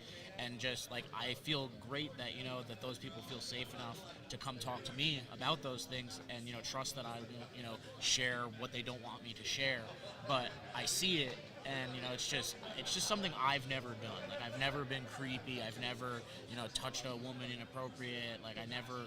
Even in college, it's I would see, guys that just go up and they grab a woman and a lot of the time maybe it works, it is what it is, but drugs, alcohol and all that, but I just never felt comfortable putting my hands on somebody without asking them, talking to them, feeling it out. And that's the same way it is with me. I don't want somebody to come touch me. I don't like being touched when I'm out in public. And it's weird because I know it's obviously not the same at all, but even men out in public when I've been out in Vegas before, men will they're becoming friends with maybe my groups of friends, and they try to grab me and hug me, and I'm just whoa, I don't like being touched, and it's just I can understand what it's like to be touched in a way that you don't enjoy. So it's because I have felt that. I have felt I don't like being touched this way. So I say something, and I know for a woman it's a lot difficult, a lot more difficult, especially in a space dominated so much by men. But just I've been wrestling since 5 years old, and I remember at no girls I don't remember then. I maybe remember in middle school there was one girl, and she actually went on to be a world champ. Her name was Jenna Burkett, and she used to beat the crap out of guys. I was so happy I never had to wrestle her. But there was only one, and that was maybe 15 years ago. And to see it now, now I see they have college teams, high school teams, state tournaments, scholarships for female wrestling. It's blowing up, and the same is happening with the women in jiu-jitsu, and I don't want to see them get discouraged in that, because I believe that they're a huge part of helping the men just as much. They're good on the social media, they're posting, they like stuff, they comment on stuff. Most of the people who repost me are generally women. So it's I know that they can help build the sport in a way that men might not be able to do, and I want them to feel safe. Thank you for that. And, I know a lot of people choose to use their platform to put themselves over, and they're perfectly acceptable to do that, but it's an important time, and I think more women feel secure hearing more allies say stuff like that. I thought it was a good opportunity and the right platform to, especially if nobody else was going to, there's not, I want to know, that was really it. I want women to know that, just because you're not here competing, it doesn't mean that, some of us are not, rooting for you still. Absolutely. And I mean, not only that, but you made the endorsement that you think that more women are more exciting than some of the guys here. And I don't think you're wrong in that regard, because there are a lot of very exciting women's matches that really go under the radar sometimes. I mean, in combat sport, it's the way I see it is, the two, if they're, same sex going against each other, it's it just comes down to technique. And I think that, with their, first off, a lot of them feel that they still have something to prove, and you know what, maybe they do. Maybe women do have something to prove. They have to, prove that, hey, we can be entertaining. This doesn't have to be a male-dominated sport. So I like that they go out there and they go for it. Yep. What I enjoy the most though is they have extreme flexibility, different gas tanks, different types of bodies, and you just see them getting bent in the craziest ways, and I'm just damn, my arm would be in 3.5 pieces right now, For and sure. I'm just looking at them, they're That's okay. Like, they go for it. A lot of them have that insane flexibility, so I think that gives them, you know, another aspect of excitement. Well, what can you promise us this season? Because here's the thing. I'm a promo guy. I watch that. So when you don't promo yourself, I get nervous because I'm thinking like, well, I want you to go for good money. I want you to get out there, sell yourself. But what can you promise us this season? Because you've been here before. You've been to the dance. You have a high-pace energy. You got a gas tank for days. So what can people expect from you this season at the PGF? You're gonna be entertained. Every match, I'm, you know, entertaining. I have the feet game. You know, like I have the takedowns. I don't think anybody's gonna come close to taking me down. We're gonna end up, you know, in the benches. We're gonna end up different places. I'm not gonna stop moving until I'm a place that I like to be. So you're just gonna, you know, see a lot of mixes of fast, slow, everything, putting it together, you know, doing jiu-jitsu, combining my jiu-jitsu with wrestling. I think since the last seasons that I've done in the PGF, I look at that person and I'm just like, oh, he didn't even know how to do jiu-jitsu yet. And now I know that I know how to do jiu-jitsu, but I hope even, you know, in a couple of years from now, I look at this person and I'm just like, wow, he didn't even know how to do jiu-jitsu again. Well, sir, I'm excited to have you come back here. I look forward to you returning to these mats, and I hope all is great. But before we get you on out of here, do you mind looking at that camera and shouting out any good folks? And I know, you know, you've trained on over with Coach Andy over at Forge, a phenomenal human being, just one of the best strength and conditioning coaches out in Los Angeles. But the floor is all yours, sir. Yeah. A couple of people I'd like to thank personally. I know that one of my most recent sponsors who, you know, is very adamant about things that I'm adamant about is, you know, just creating safe spaces for all people, whether, you know, they can afford to or not. So the Vove Project, definitely check them out. I really appreciate them. You know, I can't thank Eddie Bravo enough. His system just gave me the most unique ways to look at the sport, to become creative, and just, you know, learn all the different positions. And anybody can see his stuff on YouTube. He has a whole Mastering the System on his YouTube page, and you can learn everything that I learned, broken down, great videos, slow, explained, access to years worth of information. And it's like, you don't have to be there to get good training. I think that's what I like about jiu-jitsu is, you know, like, you can just, if you have one person and you know you're dedicated enough, like, you can learn a lot through YouTube. So definitely check out Mastering the System. If you're gonna want to support me, Sam Schwartz 10P, that's my Instagram. Check me out. I'd love, you know, to hear what you guys think. If, you know, even if you have, you know, need somebody to, like, you know, communicate with, if you are, you know, a woman, I don't really care, you know, if it doesn't have to be just women, but like anybody who knows in an uncomfortable situation and maybe you don't feel comfortable saying something, you're welcome to reach out to me, and I'll do the best that I can to help you. Well, Sam, thank you for saying that, and please have a great rest of your night, sir. Thank you.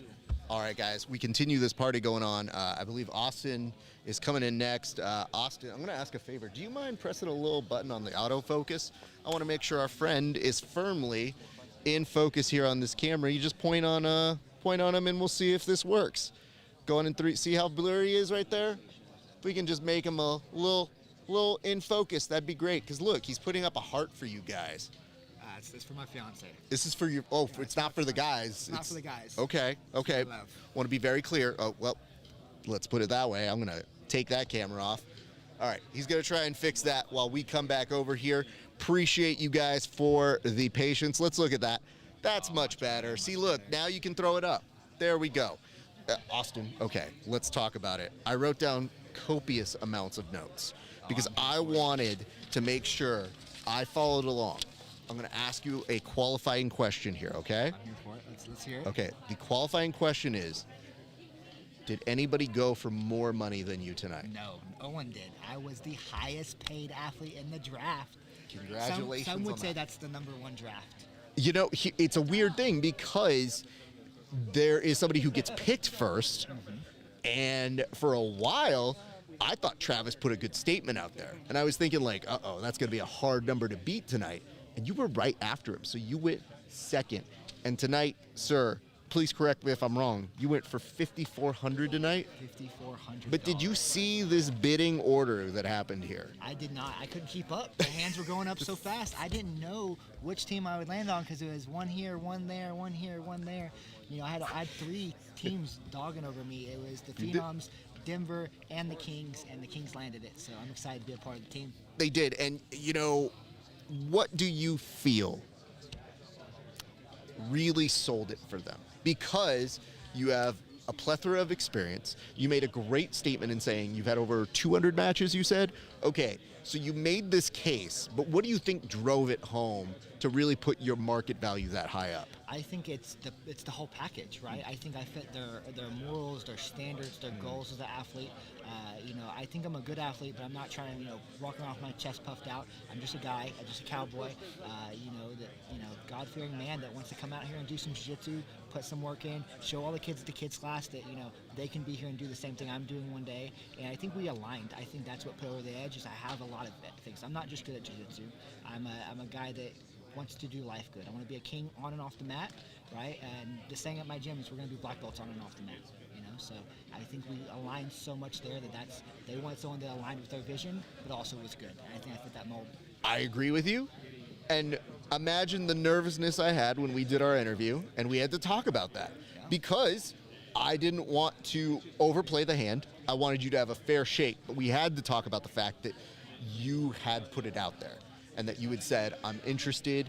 And I think that was right around the time they were doing all those interviews and you got that chance to really speak with them. So clearly, not only was it good enough to land you on there, but land you at a high value. So props for that, I was sir. excited for that. And I felt like 3 of the teams really had a lot of interest in me. Obviously, I think I'm an asset wherever I go, but they're the most well-rounded team. They have 2 other amazing athletes in Jet Thompson and Cameron Hurd. So we make a strong team together. They landed some other really strong athletes, and I think just overall they have good coaching staff, they have good management, and they have a good vision of where this is going. So. And I want to point this out. They picked up Chewy, who was kind of a problem for people in his Mexico tournaments and has been very, very solid.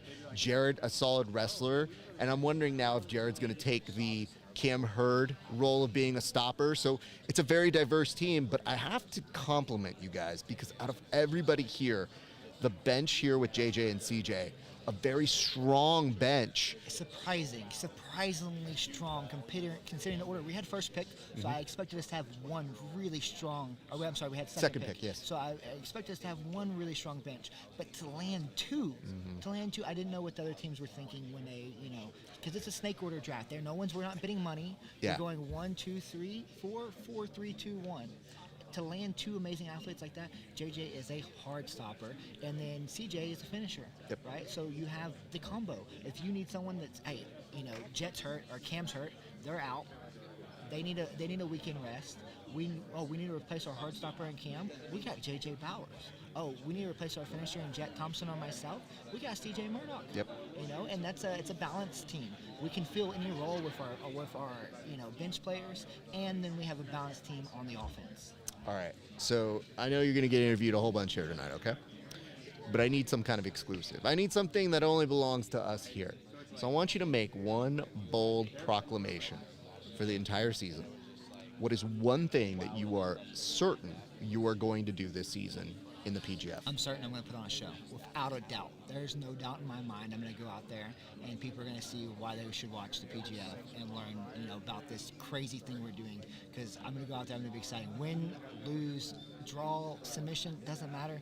It's going to be fire matches, and you get to see 15 of them, so it's going to be great. Well, I have to say, congratulations on that. I want to give you the opportunity right now to talk to the people. The people of the chat, I'm sure, want to hear from you. So give shout-outs to friends, family members, anybody who helped you get this moment here tonight. Big shout out first, the one and only God, right? Without him, I am nothing, right? So thank you, my Lord and Savior, Jesus Christ.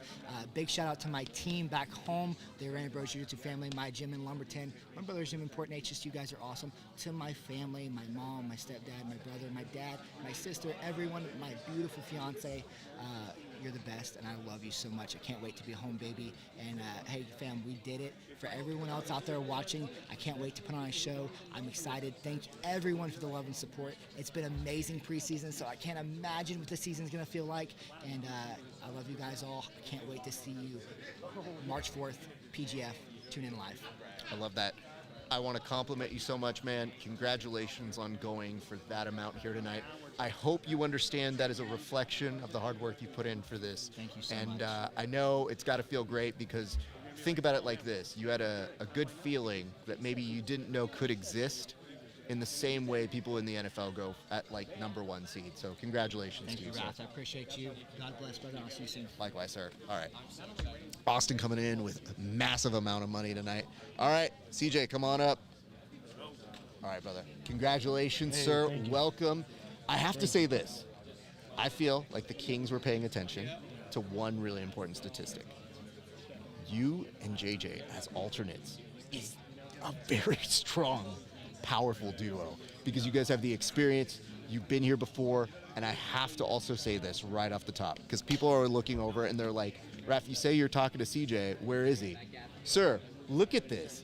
Look at the moneymaker that you've got. I told you I'd get younger. You not only are getting younger, but you are stunning on them hoes, dude. Who knew you could grow out this luxurious hair and you didn't need the facial hair? You can do both, bro. Yes, sir. Yes, sir. My wife loves it when I shave. Does she? Yeah, and so does Heath. So the two most important people in my life, pretty much, I do it for them.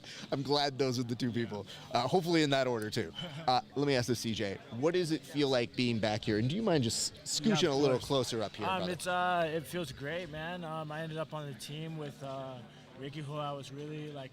Aligned. I was kind of wishing he was my coach last season, because we kind of like started working with him a little bit last season, and I was like, dang, man, me and Ricky kind of vibe. And then Jet and I are like really close, so that's gonna be awesome. Cam's incredible. Austin was one of the guys that I picked that like I would want to be on a team with because I understand how good he is. Yep. So I'm just overall really excited. Like I said, JJ and I were Bash Bros last season, so we get to come back as alternates. I hope nobody on my team gets hurt, but at the same time, I really want to play. So Absolutely, we'll see sir. how it goes. Hey, you know what? You've been here. You know how it goes. Yes, sir. So we never wish ill upon anybody. Yeah, I think but I think almost everybody on my team was injured a little bit last absolutely, season. and you know that it's because you have all these savages, and everybody comes in, they do their part. So Yes, sir. it's insane. Let me ask this though: if you could steal anybody from any of these teams, who would you have stolen for your team? Maybe Jaden or Travis. Mm. Yeah, those two are the snipers, I think. Yeah, maybe one of those two. And if there is somebody here that you wanted to have a match with, that you get that opportunity, who's the person you want to have a match with? I here? want to match with everybody, to be honest. So if it was up to me, I'd fight every single person that I get to fight for 15 matches. Mhm. So I've done 15 matches, and I can fight my teammates afterwards. I love that. So, Look 'cause then at the. all of us made the playoffs, so we did our job. All right. Well, CJ, we have a little bit of a line, so I'm gonna have to go a little it's all fast. good. But I'm I trying want to get to training anyway, so it's all You're good. going to training tonight? I'm trying to make it to 7 o'clock Atlas class. So. All right, let's get you out of here. Hey, Okay. let's go. So that is your camera. Talk to the people. Tell people where they can find you, good sir. Bola the Bomba, technique over steroids all day, every day on Instagram. Find me every day pretty much at the PSF headquarters in Mount Vernon, Illinois, or hanging out with my cats and my wife at my house. Love that. So that's it. Brother, it's so good to see you. Much love, guys. I Thank you hope so I get to much. see you put on a little bit of a Hey, show, I have a hopefully, feeling okay? I have a feeling we'll see me. Like that you're like, I'm pretty sure I'll be in. Thank you so much. All right, brother. I'll see Love you soon. guys. Thank you. Let me go ahead and pull in. Clayton, you want to come on over? Pleasure to meet. Nice to meet you. Jealous. Hey, thank you, sir. Listen. Hey, my girl helped me, dude. She helped you It's out? all her, Well, it's all her, yeah. I kind of knew that. But of course, yeah. I have to ask, when you show up like this is going to the Oscars. Oh, I get. Look, hey, that's what there's we're doing. somebody over here wearing a bulletproof vest, and you're standing. No, get out of the shot. Nobody's paying for that. I'm curious. Did you feel confident in your ability to pull this off? Because most jiu-jitsu guys are nervous to wear that much. Shit, nope. You can curse. It's fine. Oh, okay. No, not really, dude. I mean, I feel like part of the reason I have confidence is I fought for so many years. Like I For fought sure. like 30 fights, and so this is fun. You know what I mean? Like this is just us having a good time, rolling with the boys. Yeah, we're trying to hurt each other a little bit, but it's different. Like the potential negatives are so low here. It's like you might get a twisty ankle or a boo-boo on your knee, but you don't get like life-altering concussions and stuff. So I think that confidence I have from all that experience. Just, dude, I can wear a silly suit if I want to. You know. I mean, I got think a beautiful girl, so it makes it easier, dude. you know, congratulations. Hey, That's thank winning you, in thank you. life, Yeah, sir. 100%, yeah. So let me ask this. As all of this chaos is happening right now, how nervous are you in your seat? Does it feel weird? Because this is a unique thing in the jiu-jitsu world, right? The pressure was taken off me. I was hoping to be drafted. Dude, I'm in the bottom. No one cares about the you know, the trash cans in the bottom. We're going to blow around for a while, and then someone will get injured, and then I'll be on the mats, and then I'll get to showcase, like, what I am and who I am. And I really do.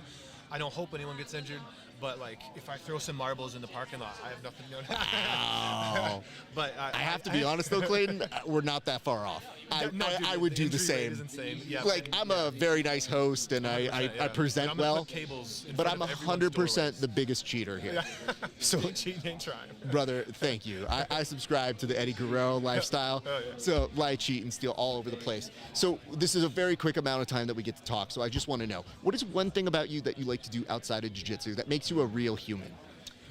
Dude, I am an old school RuneScape player. Okay. It's the oldest 30-year-old video game that no one ever knows about. That's so funny, yeah. It's like a super nerdy thing.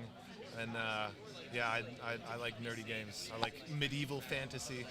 You know, I wouldn't have picked that for you, but you know what it is? It's because I see all the fighting photos of you. For sure. And every time I see that, I was like, you don't oh, see my this- sweet level 99 RuneScape, dude. You haven't seen 99 defense like this. You know what? I'm not sure that I will either, but I'm a little intimidated now. Well, let's do this. I would love to give you an opportunity. Shout out the friends, the family, and tell the people where they can find you, good sir.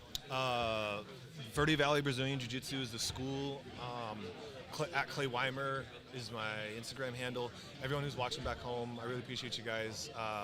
In Colorado, in South Dakota, in Arizona, in Alaska, I really appreciate you guys. I've been around a long time, and I think this is cool that I finally get an opportunity to showcase like the skills that I've earned in a lot of cool, really good rooms. I've always been the guy that was good in the room and then shit the bed in the tournaments, so I think this is a good opportunity. I'm gonna showcase. Well, you know who I what? am. You're with good people now, and are you going to be here? Are you commuting? How does this work? I'll be here the whole You're time. going to be I here? get to, like, I have a bunch of really great people that are going to run the school while I'm gone, and I'm going to focus just on this, and I'm going to win this. Good for you, sir. And you know what? Again, but wait, are you wearing a whoop as well? Oh, dude, My twin, brother. bro. Look brother. at that. Hey, Same. dude. Hold on. Average jiu-jitsu session, what's the number you're getting? For heart rate? Yep. Like 160, but Okay. dude, my resting heart rate is 52 right now. My heart rate variability was like 61. I think. Brother, you can't use a wrestling term to a jiu-jitsu guy. No, resting heart rate. Oh, I think you said wrestling. No, I was like, wrestling. brother, what are you talking What is about? wrestling? What is that? Like, who's wrestling at that rate? No, resting heart rate, bro, 54. I'm Okay. chilling most You of are. the time, You but seem like a very relaxed and we chill can go guy. up if I need to. Well, listen, I'm hoping to get to know you better, and I hope you get out there, Remember sir. your name? My name's Raph. Raph, Clay. Pleasure to Good to meet meet you. Clayton. Go Appreciate enjoy you. yourself, sir. Awesome. You have places Thank to you be. so much. Yes, sir. Get on out. All right. Who do I got coming up next? Come on over this way. How's it going, partner? Chillin'. My name is Raph. Joshua Squire. Joshua Squires. Pleasure to meet. I have seen your work. I am a fan. Really? Yeah. Listen, I have to do all my research. I know all of you guys. It's just, I'm also a fan of the apparel here, dude. I feel like your demeanor, do you mind if I take a stab in the dark? Take a stab. The demeanor is you're going to reject me from a fancy club. Do you feel that is an appropriate summarization I would say here? more like John Wick. I wouldn't want to be the bodyguard.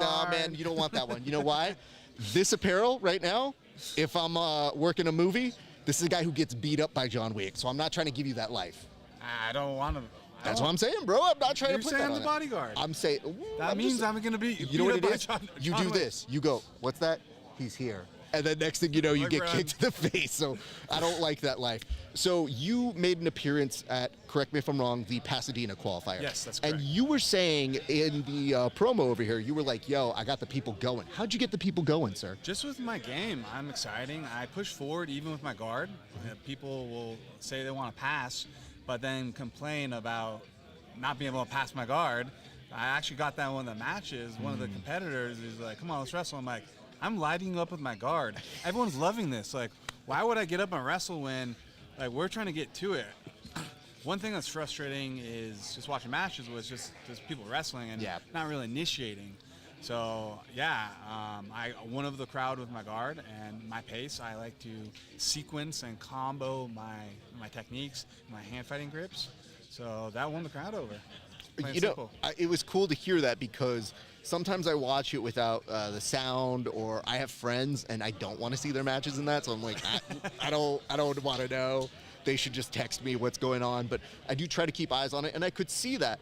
I just didn't know what it felt like to be there and have that happen live. So that's a great feeling, and I'm glad you amazing. said that. So, okay, where did we end up today, sir? I ended up on the Colorado Wolverines. Colorado Wolverines. I'm the backup, but I'm the We're an alt spot, but guess An what? alt. If you've paid any attention to I heard the injury any rate. PGF season ever, that means absolutely nothing other than you might be a starter week 2. Yeah. So right now, are you going to be staying out here? Yes, I'm going to stay with the team, support Beautiful. the team. This is a team event. Okay. I know at the very end it's individual, but the initial part of the tournament is a team event. I want to be able to support the team and more importantly, show the coaches what I actually have. So if, I hope our teammates don't get hurt or can't make it if they get sick, whatever. But if that does happen, the unfortunate event that does happen, I want to be the guy they pick. I know Clay's a very good artist, but I want to get out there and just show everyone what I can do. I love show that. my art. You know what? That's the whole thing. Everybody here, it's going to be a lot of fun. It's a lot of unpredictability. We always hope everybody gets their shot, and more often than not, people get at least 1 or 2 matches, but you never know. So I don't want to. I want to put things down. Let me just ask this, because we do have to make our way through some folks here. But what is one thing you do outside of jiu-jitsu that makes you a human? Makes me human. Makes me human. I feel I'm actually a robot. You're No, I'm God. I no, hope I like not. to dance. Okay. I'm a dancer. I like house music. Interesting. Okay. Probably shouldn't say this, but when there's good music on, I'm like 20-30% better at jiu-jitsu. Especially with house music playing and has a beat. It's easy to get in the flow state. You know, now I have to roll with you, and here's why. I get nervous because Latin Brown.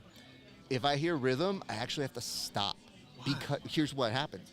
I time my passing too much to the beat. So then I'm like, oh shit, I have to go off beat to do that. It's a very similar but different thing I think we face. Yeah, I'm completely opposite. So when I attack, it's like, in my mind, attack is two things. Or if you cut down half, you have the setup as the hand fighting, then the actual execution of the attack. I'm throwing the setups to the beat, this concept. Boom, boom, That's boom. impressive, dude. I just feel, for me, we're different people. Yeah. I just become too We're different predictable. people. We are. We have not been cut from the same cloth because I've seen your guard. But I am telling you, for me, I just always think like, oh, they'll time me out if I'm too on beat on that. But it is something that I do say when I'm in my zone. I am 100% mouthing along and singing along to a song where I'm like, I'm so sorry, guys. I'm enjoying what's happening here. So. Yeah, I'm the same way. Well, one of these days, I'm sure we're going to have to roll here. Sir, here's what we're going to do. That is a camera right there. I want you to shout out friends, family members, anybody who's been instrumental in helping you, any sponsors you got, that is your camera right there. My mom, Barbara, Barbara Squires, my coach, Russ Mir Jiu-Jitsu. My team at work is very instrumental to this. They're allowing me to come out here. Argyle Payments, for all your payment needs. So yeah, Joe Daly, Irene Villapando, Kelby Berg, the list goes on. I have a lot of people supporting me. I love you all. Well, hey, Russ is great people, so I know you come from a good spot if you're coming from him. And I don't want anybody to get injured. I just know statistics, and we hope to get an opportunity to see what you do out here, man. I appreciate it, brother. Hey, please Thank enjoy you. the rest of your night, sir. You as well. All right. Josh Squires, everybody. All right, Jake Strauss, come on over this way. Pleasure to meet Rafa Esparza. Nice to meet you, dude. All right, do you want me to take a stab at the apparel and the aesthetic here? Sure. Okay. You look like Ben Askren on a very wild vacation. Yeah. And by that, I mean it's the Hawaiian shirt. Yeah. Jake, welcome here. What does it feel like to be amongst the people here at the PGF right now? Feels very professional. Feels very different than anything else I've done. Feels like a lot of effort was put into running this, and that they take it very serious. And I think it's going to rub off on all the athletes too. I think we're going to carry ourselves in that way. I know that I am. I mean, I know we're super stoked to get this opportunity, and you are an official roster member, so congratulations on that. Was it nerve-wracking when you start getting to the end, though? Because when you look at where your draft order is and you start doing math, you start wondering, do I get walked? Do I go? What was going through your mind throughout that time? No, I was super worried, especially I live all the way in Florida, so, I was not wanting to end up on the reserve or, being a second stringer. That's not what I see myself as, so But then I started almost feeling good because I had always kind of wanted to go to the Twisters, and I watched how much cap space they had and where we were falling in the draft. I was like, I'm going to end up there. I just knew it. Like, I just knew it was going to happen. So things That's worked out. awesome. And you know what? Hold on. I don't want other people to hear this. Come in real quick. Okay, so you go by Darce Daddy, right? Mhm. I don't know if people know this, but Darces are kills. Right. So, you know what I mean? Like, you could overperform for numbers with, like, Oh, 2 2 Darces. subs. You know what I'm saying? Yeah, absolutely. So, like, I think people knew this. I think so, too. Well, I thought they would anyway. Let's hope so. But I'm just saying, if you come in on the sneaks and you hit those Darces like money bags will follow. Yeah. So that's our, nobody else knows, it's our Yeah. secret. Because it's one of the things that I look over. I have a couple friends who go, I don't get Darced. And I go, who's doing it to you? Yeah. It's kind of hard to say I don't get X or Y. I'm like, I have a giant head. I still get guillotine or a good of course. guillotine. So I'm hoping the opportunity affords itself for you and we get to see that. And what happens a lot, I've vast majority of my submissions are rear naked choke, like literally probably over 100 in comp. It's because when I get that front headlock, instead of protecting me from going to their back, they're so scared of the darts. They're like this, and I take a lot of backs off of it. I've seen the work. I mean, your work is nasty, dude. You do great stuff. And when they mentioned you were in the running to be in this, I thought, I think you would be a good addition here. You got great character. You're super fun to watch. And everything that I've seen win or lose for you has always been like, all right, man, he's going to put up a really funny video the next day. Yeah, or so. exactly. So I kind of mess with that kind of person. So Yeah. we're looking forward to that. I've asked this for a lot of people, and this is really the first time we met in person, really. Mhm. Are you good, though, with being roasted by us? Because people say they are. And then week 3, they look at us like, hey, man, what's the joke this week? And I go, I don't know. It just depends on what you guys do. Yeah. So are we going to be good this season, sir? I'd like to say yes. You know, Okay. I think I should be willing to take some of the punches. So yeah. It's the reason why I say it is like this. We're like your brothers. We get to insult you. Right. The YouTube section does not. So that is our belief, is just like, hey, man, we're rooting for you all, and we're all Yeah. excited for this. Let me ask this. Okay. What is one thing that you can promise us that will absolutely happen this season here at the PGF draft? No, I'm sorry, the PGF, not the draft. Draft is there. The season. What's one thing I can promise you?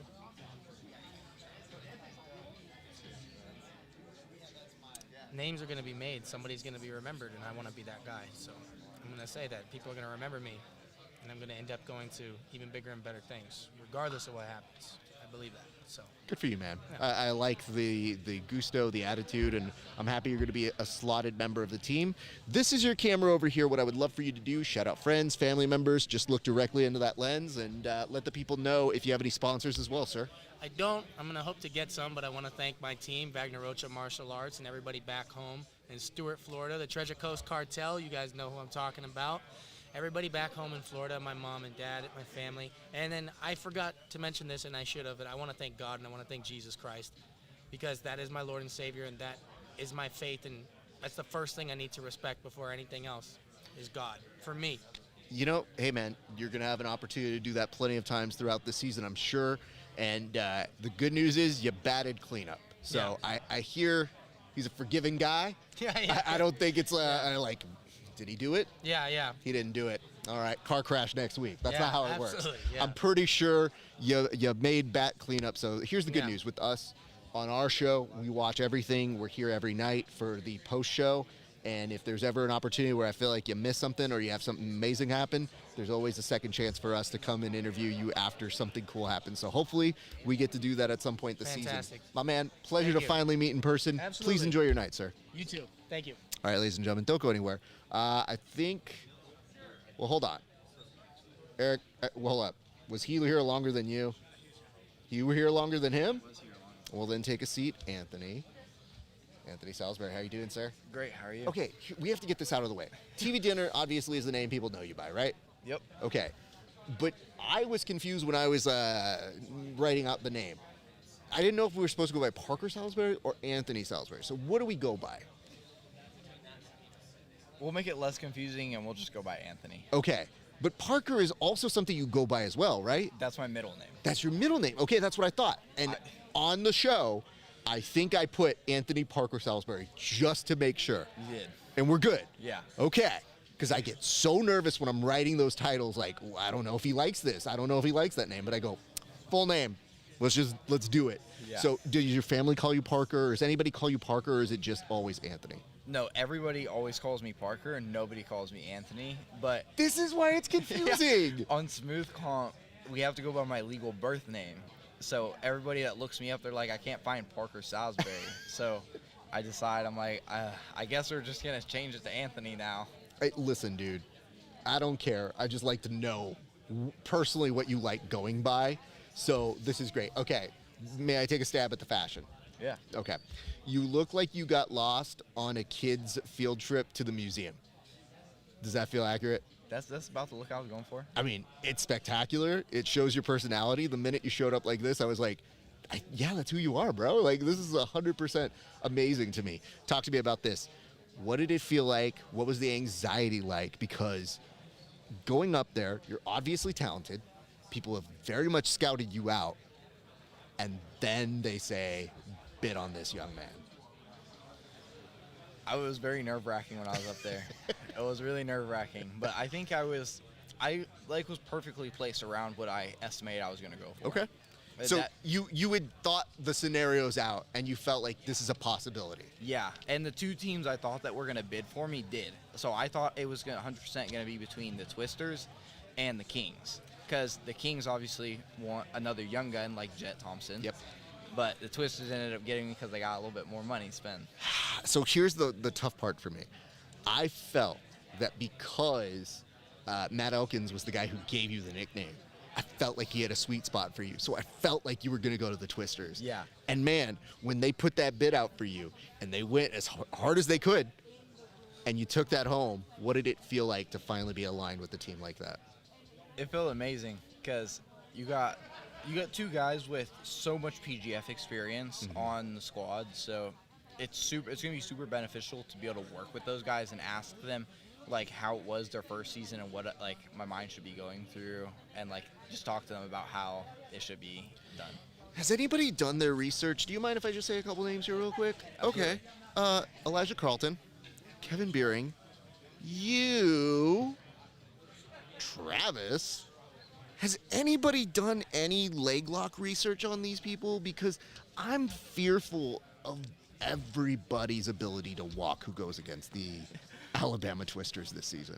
Do you feel that's a good assessment? That's a great assessment. Okay.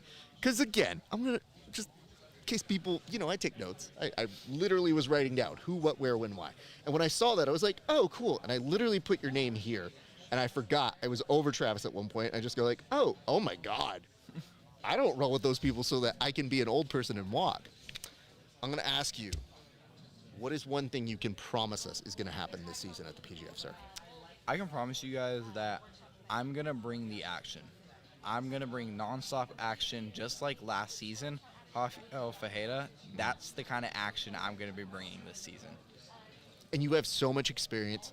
Even though you look like you were barely born yesterday, you have more experience than a lot of us in this world because you've been doing this since you were even probably out of the womb, dude. So I'm super stoked for you. Are you going to be living here? I am going to be living here in Vegas while the whole season's going on. How do you feel about living here in Vegas while this whole season is going on?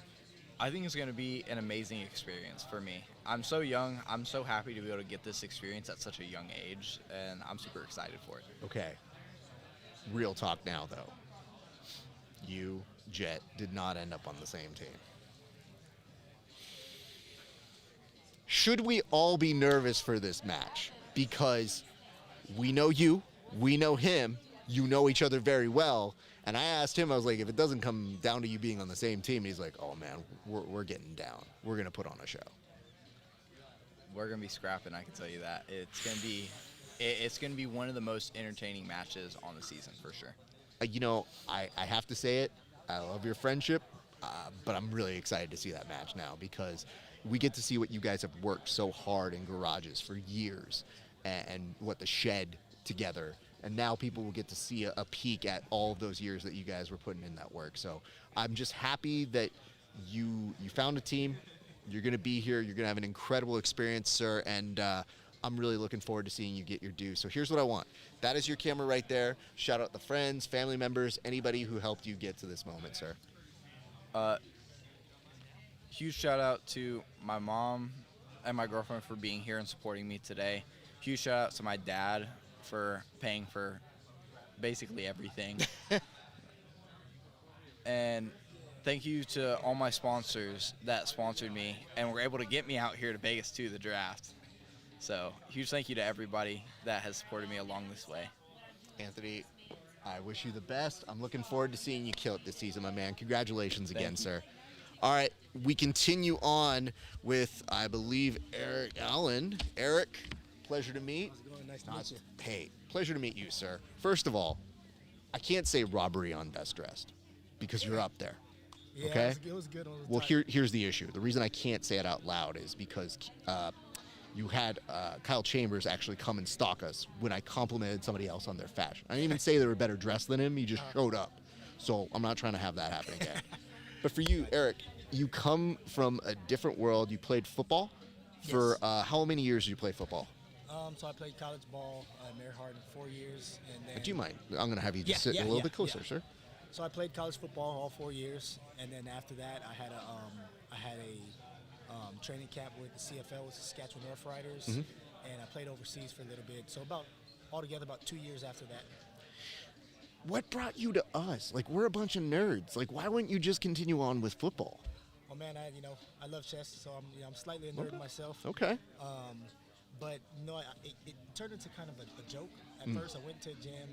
One of my friends was like, "Hey, a 135-pound girl would tap me." And I was like, "There's no way." I was like, "There's just no way." But I went in. I did pretty well against the white belts. And then my coach came and he worked me. And after that, I was just obsessed with the mental aspect of it. I just fell in love with it. So here's the question. Why the PGF? Because it's one thing to kind of fall in love with jiu-jitsu and say, like, I like this, but this is an insane endeavor. Yeah. And it's also a very cool endeavor. But why the interest in doing this now? It's the NFL of jiu-jitsu. It's this was amazing. Like, having a whole draft. It's professional. It presents itself as professional. You got a team. You got a season. It's building the sport. And, I really just want to be a part of it. But yeah. Well, I'm stoked about this because what I think the interesting thing here for you is you have a real opportunity to go over market value. Huge. Because anybody with your athleticism is somebody to watch. And I think what's interesting is when they walked you, I just go, we just don't know enough about you. Yeah. Is the whole thing. So now you have the biggest upside of anybody here where you can just surprise people. So I don't know if you've seen the statistics on how many people get injured. Yeah, everybody keeps telling me about that. It happens. So it's possible we see you perhaps sooner than we think. We don't wish any ill of our friends. It's just everybody here is a savage. So if you got in, what could you promise us? Like, what could you tell us would happen if you get your shot here at the PGF? Yeah, if I get in, it's going to be entertaining. It's going to be, it's going to be explosive. It's going to be what the PGF's looking for. I'm going to be aggressive to the aggressor, and I'm going to put on a show no matter what. And like I said, I'm coming in with a chip on my shoulder, so it's not going to be slow pace. It's going to be fast pace, and everybody's going to enjoy it. You have to understand, this is the whole reason why I'm afraid to roll with you now. Like, I just know that you did football, and I'm like, we're good. You know what? This dude, I don't know that I got much for somebody who was used to that sort of duress. But I'm stoked for you, man, and also compliments on this watch, because I can't stop looking at it. Who gave you this? My wife actually got it for me. Your wife got this for you. What is her opinion of all of this, sir? She's supportive. She loves it. I'm just wondering, I'm sure she's supportive, but like of this insanity. She thinks this is amazing. Yeah? She thinks this is the coolest thing. She's bought into it. She's now watching the videos and whatnot. But yeah, she's excited. She's here. She came here with me, and she loves it. Well, I am happy that you are a part of this. You're going to be staying out this way? Yes. Okay, great. You're going to get some great training. and hopefully we get to see you in the season. That is a camera right there that is designed for you. So feel free, give shout outs to any friends, family, sponsors, anybody who helped you get to this moment right now, sir. Just shout out to my family. I don't have sponsors. I am looking for sponsors. So if you want to sponsor somebody, let me know. My Instagram is at Eric Allen BJJ. I want to thank my friends, family, and all my teammates at Dominion MMA for pushing me and having my back and supporting me. I have to say, if you are an apparel sponsor, a man's got model status the way he's looking out here today. And I think the thing that people can't tell was the shoes. Where did you get the shoes from? Because that was the thing that stuck out to me. Man, I don't even remember. You don't know?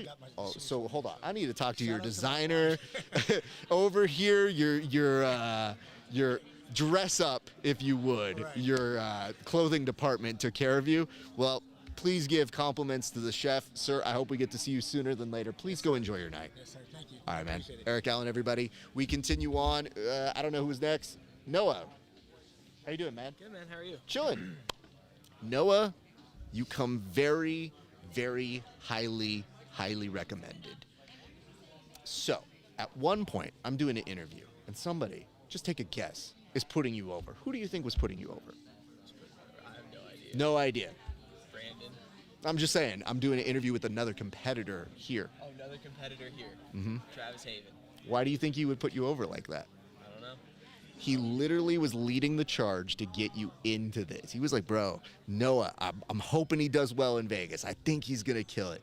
And man, good showing in Vegas. Not sure if you're going to make it in. And then you get the call. What was it like to get the call to come do this? Dude, I was stoked. I actually just got out of an open mat, and I was getting food across the street at a Mexican restaurant. Brandon gave me the call. I ran out of the restaurant. I was so pumped. My coach is in the parking lot, too. I went up to my This coach. guy is going to crush it this season. This I guy's cannot gonna wait to watch him.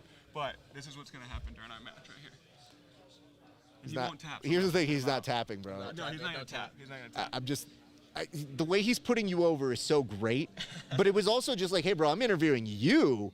Like, this is your time to shine. He's just like, I really think we're looking at Number one draft pick right here. Number one draft pick right here. I know. So what is the friendship? How do you guys connect? What connects you as friends? We just like to scrap. Just like, you know, we come in, we train hard to try together. to hurt each other. We both, yeah, honestly, that's what it is. We both want to get really good. You know, this is our career goals and our life goals right now. So Okay, but you're on different teams now. That's fine. Are you okay with that? This is fine? Might be the first double buggy the PGF ever sees. Oh, my God. Can we get 2 money bags? Maybe we can get 4 money bags out of that one. For a double buggy to sleep, maybe? Please don't go to sleep. Because here's the thing. I don't know if you've seen everybody around here. They're ready to go in at a moment's notice. So they're just like, is he asleep? He shouldn't go that next round. I got that. Don't worry. I'll take it for him. But, well. I'll let you finish. 10th Planet Grants Pass on top. Shout out Let's Andrew go. Alexander. Yo, let's go. Oh, you guys are such nerds. Okay, so that's got to feel good to have your buddy who wanted you in here, because a lot of people, dude, when they get into this, they say, like, I'm in, maybe your time's the next time. But you had somebody who was in his moment and in an interview with me and scouting you out. But he wasn't the only one putting you over. I had other people talking about you. So I was like, all right, well, gotta look up this kid. And you're great, man. You do some excellent stuff, and I think you really do change the equation for a few things here. So what did this experience feel like when you were in the middle of this draft? Honestly, this is surreal. This is what I've been, like, dreaming of since, like, for 4 years. I wanted to become a professional when I was a white belt. Really? 6 months in, I went to a Keith Krikorian seminar, and I decided I wanted to be a professional. And I've just been trying ever since. So I have to say this. Really cool. If there's anybody who makes you feel like you could do it, it's watching that kid, because his journey is so relatable. He is the everyman of jiu-jitsu, doing it without steroids, allegedly, Keith. But, like, Keith's a monster, and he sets a good example. So I'm glad that you had that experience so early, because it really set you on a path.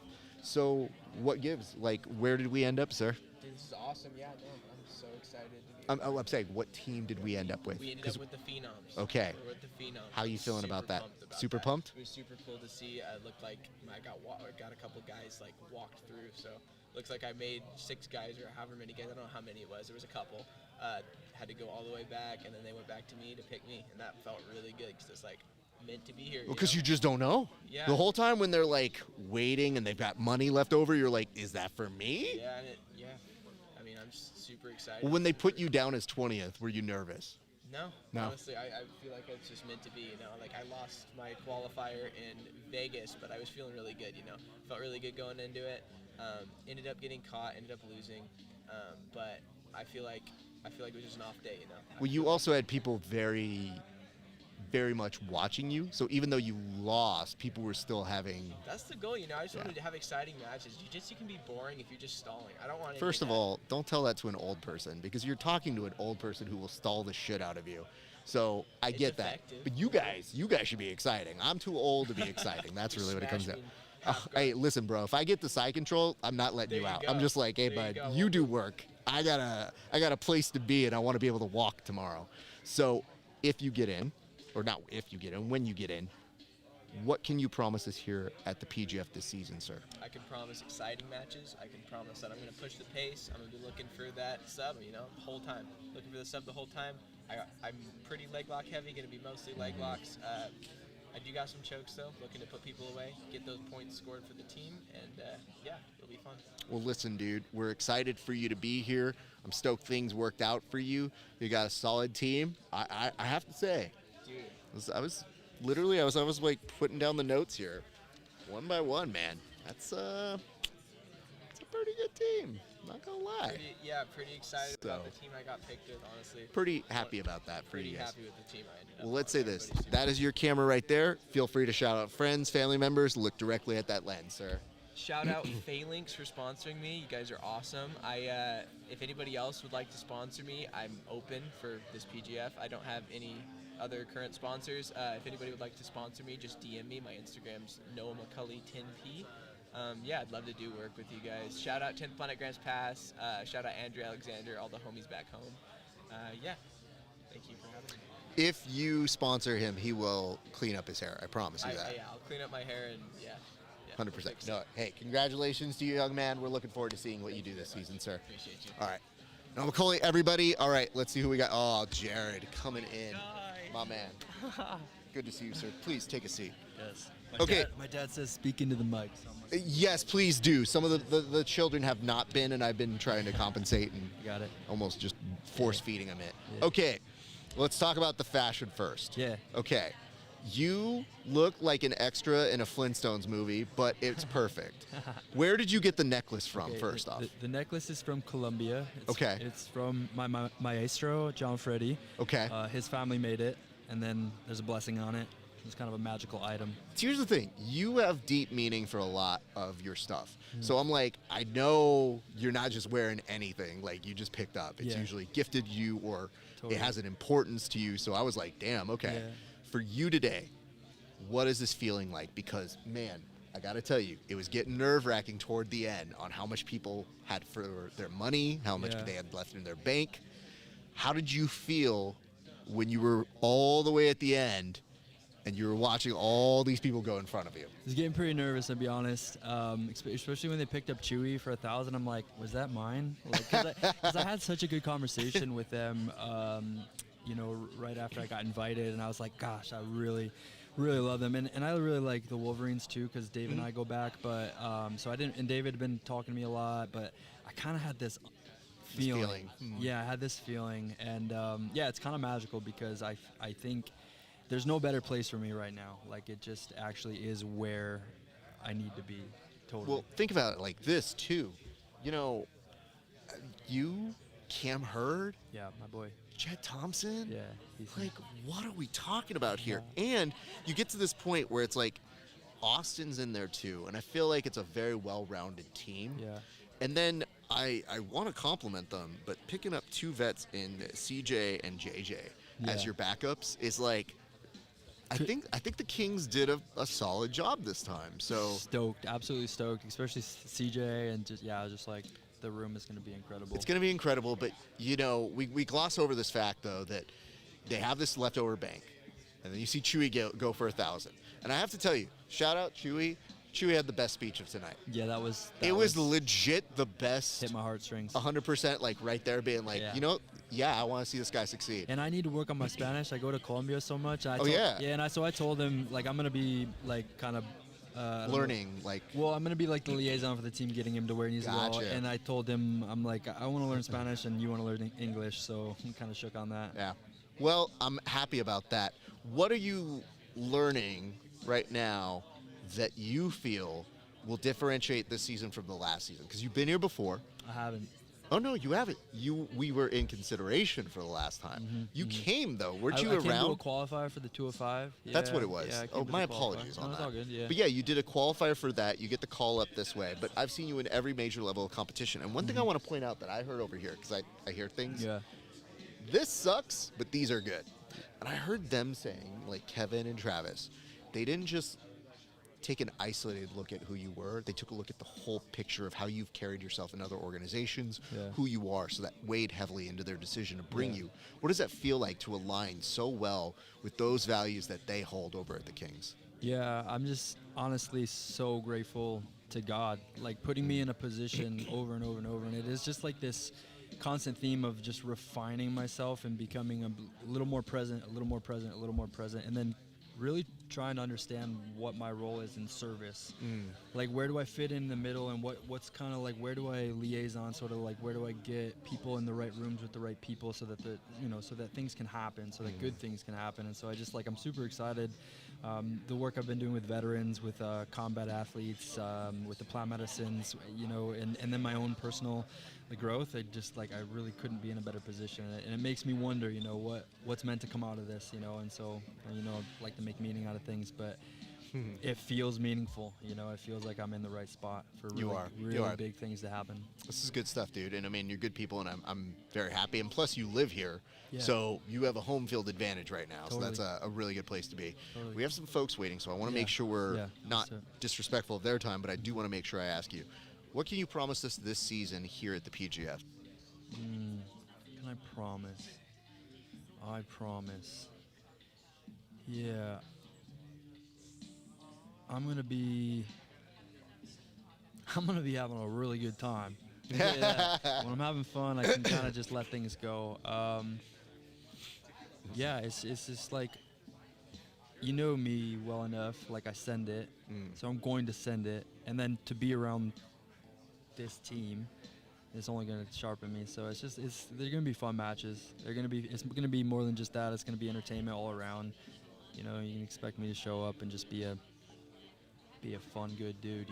Well, I have known you for a while. You caught my attention by initially being an interesting, great person, and having worked for many different organizations, I have a special spot in my heart for this one. You being here is awesome because I now get to see you in this atmosphere and under these lights, and I'm just happy you get afforded that opportunity, and I'm excited to see what you do with it, sir. Thank you, sir. Here's what I'm going to tell you. That's your camera. Tell the people where they can find you and where they can watch you this season, sir. Yeah, Instagram, FakedoJJ. It's probably the best spot. But I'd like to just shout out like Athlete's Journey Home, Operation Purify, Rising Ridge, Becoming Ohm. These are all missions that I align with that I would love to, for people just to look into, to see what we're doing. They're all like nonprofits, that kind of thing. So please, check them out, see what we're doing for veterans, combat athletes, traumatic brain injuries. Thank you. My man, I'm going to let you get on out of here. Congratulations, sir. Super happy for you. All right. I got the Rodman over this way. Okay, let's talk about a few things first. Yeah, we can start the show now. We can. Thank God. Okay, so you already have a hat. I do. Had it all day. You had it all day. Listen, dude, you had one of the easiest days there is to have, though. No. No, this wasn't easy? You not being picked? Watching my boy go to the Wolverines was Which boy are we talking about here? My boy Brett. You lost sad. Brett today? I lost him. I can't even look at him. You can't even shoot him because he's bulletproof right now. That was the coldest line that I've heard in the PGF so It's far. pretty good, I'm not going to lie. He said, "What's going on with the fit?" And he said, "Bulletproof." I mean, we're going to have issues here when he gets here in a second because I know I can mess with him. The issue is I don't want to give away the joke I have yet, but it hurt that they dug him away. You were very vocal with our commish and trying to go over the rules that weren't necessarily correct. I was incorrect. No, yeah. You were incorrect, Yeah. but you were trying. I was doing everything in my power, man. That was the one thing. As soon as they put me on that front couch, I was like, okay, I'm gonna do everything in my power to make sure we get Brett. Okay. It didn't work out that way, so I'm sorry to the squad. I let us down, but Okay, but I'm hold on, excited my boy got hold on. paid. You want to say you didn't get him, okay, right? But let's go over some names. You did get Sean. Yep. You did get Kyle. Steal the draft. You're saying Sean is the steal of the draft? Kyle. Oh, I don't Kyle. know. Honestly, Kyle went for 3, so yeah. I know very little on Sean. I'm excited to go over his tape. You know what's interesting about Sean is also an unknown commodity because we've seen him. He's very viral, and we know a lot about him in his gym. Now he's going to bring these followers, but how does he work in this environment? So one thing I can tell you though, stocky ass dude. So that's going to be a hard dude to put away. Yeah, Chris was telling me about him before we drafted him. Probably the strongest guy in the draft is what he was telling me. So, he's got the physicality. He's going to be training with Rodman, so he's going to have to get tough if he's not. So it's fair enough. Have you been handing out black eyes recently? Because I've seen a couple. Very chill the last couple weeks. Okay. Just started head coaching over at 10th Planet Southwest. We should say congratulations Thank on you that, very by the way. much. Because the reason why I ask is I saw Spencer with a black eye, and you were like the first person I thought. I was like, is that you? And then I realized somebody else, they were like, nah, it wasn't. It was somebody else. And I go, but could it have been Derek? Could it have been? On Spencer, probably not, man. That's one of my one of the harder ones to get. He's a tough kid. He's a very, very solid grappler. So happy to see that. There's many people. I think when you think of our competitors, our highest level competitors, you obviously think of Andy, and then I like to think you think of me. For sure. But as far as skill level between a lot of our up and coming guys, there's no difference in skill between me and them. I feel like right now it's just a difference of me being able to grab the opportunities that are in front of me. As soon as these guys start getting their opportunities more, man, they're gonna take over. I don't disagree at all. And I think for him and a lot of the guys, you just see they want it. Like you could see it in their eyes. It's like, damn, dude, they're very focused in being a professional in this world. So makes no surprise to us here to see that happening like that. Sir, okay, so I thought it was supposed to be an easy day. It turns out it wasn't. It was a heartbreaking day for you. What can you promise us this season here in the PGF, though? Man, nothing is guaranteed. Nothing can be promised, really, except the fact that I'm going to win this whole damn thing. Wait, hold on. If you heard the first part of your sentence, the second part can't make sense. If you don't comprehend it, it's fine. Wait, it's but what I know. I'm just saying. You just told me not to do anything. I changed my mind, Raph. I thought I was going to be humble. I couldn't do it. You know what? You shouldn't be humble. Just go out there and put on a show because you did last season. And, hold on, doing numbers. Where did you end up on the numbers? Were you number one last season? You were second place in scoring. And, hey, listen, I know Egg stole your guy, but Egg also had to resign from numbers, mostly because he's a gym owner. But we like to say he had to resign in disgrace because he couldn't get the numbers right. He couldn't. So I think you are due to a lot of that. So congrats on that, dude. You got him fired from his free gig of doing more work. Yeah, I hope I get him fired from this gig. I'm very mad at that guy right now. Hey, listen, you're going to have all season to make him eat his words. And, hold on, bring it in. I'm just going to point this out. You know Brett's weaknesses, so, this is the time to go with it. You know what I'm saying? He's bulletproof. He's got no weaknesses. I mean, his arms look like you could probably shoot the arm, You look at those arms and you think those are shootable? I don't think that. I mean, I put a bullet through them and let's find out here today. I mean, very little things can handle Rodman, though. So hey, that's what I'm saying. That's the difference. He rolls with Derek all the time. He doesn't always get the Rodman look, so that's gonna be something surprising for him. God bless. I hope I never have to roll with Rodman. I'm much happier to roll with Derek. Derek, do the shout-outs. Tell the people where they can find you this season. On Instagram, Derek_Rayfield. Everything's going to be on there, so just follow along the journey. Butterfly X, I'm working with them this year. Thank you guys very much. If you guys see me looking swaggy fresh this year, you know why. Well, thank you again for making Planet Southwest as well. Come in, learn from your boy Rodman. Absolutely. Go learn from this young man. I'm much nicer in person. You're probably going to get Derek. So he's mostly pretty nice. And, I mean, he's got the Wakanda necklace, bro. You're going to turn into Black Panther this season. Hey, by the way, no disrespect, but look at this. Look at this ice. I love this. Everybody has very good fashion apparels. I like that. Everything that I'm wearing is Andy's except for one article of clothing. You want to guess? I actually don't. All right.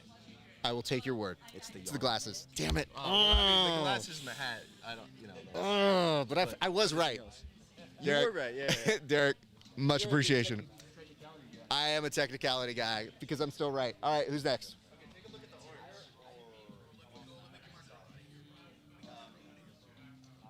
It's up to you guys.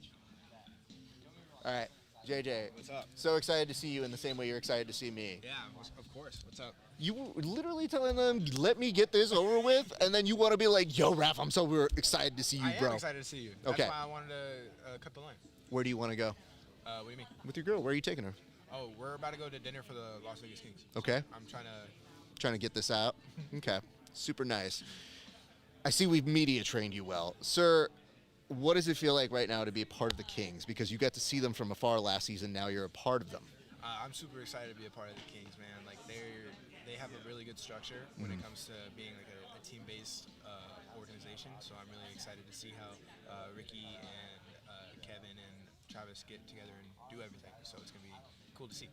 It feels like the little sweet talk you were doing to Travis paid off because you were super nice to him, and I couldn't blow your cover. I mean, we talked about it in our interview, but I was kind of like, hey, bud, you're a little too nice there to Travis. Just wondering what that's all about. I'm just a nice person, man. I don't think you're giving me the credit I need. Yeah, you're cordial. I don't know if you're nice.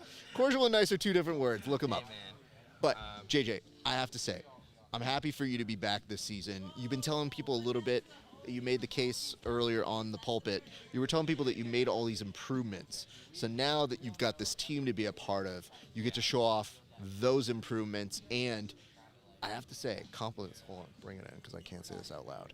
You and CJ, very smart pickups. Yeah. Like, legit, I didn't know how that was going to happen. But, like, 2 vet experiences. Yeah, it's going to be such a good time. Like, having CJ as a teammate 2 seasons in a row, it's going to be even more chemistry on the team that I already have a lot of chemistry with the coaches and other teammates. So I'm just excited to see how that all plays out. And now you get to do a full season of it because I know there was some chaos last year you guys all had. Yeah. And it was a lot to navigate. But now you have this incredible structure that Super good. you're going to get all this really, really cool stuff coming in. So let me ask this. You get your shot, win. What can we expect from you this season of the PGF, sir? You can expect a lot more smart decision making when it comes to the grappling aspect. I feel like last time I was just going out there and just trying to survive and not get broken because I was already losing on the points aspect. But now I'm just gonna go out there. I have nothing to lose. I have a bad reputation from last season, so now I can just go out there and throw caution to the wind and just go break people, go kill them, and I'm excited for that. That's awesome. And it's cool because now in this season, you have people that you already have storylines with. Yeah. Like you got people that I'm kind of interested to see you go up against. Yeah. So like who? I mean, that one right there. That seems like a fun match to run it back. Who are we looking at right now? Bulletproof over here. Oh, Brett? Yeah, I can't Yeah, I wait think to it's run fun. that one back. I mean, he's looking over here. He's on his phone because he's just like, nah, whatever, who cares? But in his head, he's like, oh, I want to get that back too. Like, yeah, it'll be a good one. We're 1-1. So plus I'm that excited. Noah being in here too. I mean, there are a lot of little stories amongst even the larger scape of who's in here, and everybody gets to see those improvements. So when they come in, they might expect a certain game from you, and now you're going to be a different guy. So Heck yeah. super cool to see, man. Thank you so much. You don't have to thank me. I'm happy to do the job. But I want to say this to you. We have to figure out another hobby. Like what? I don't know, man, because I get nervous every time I see you buy a Pokemon. What was the most recent thing you got? Because I saw this card, and I don't know what it means. So you have to tell me in your nerd thing, what does that mean?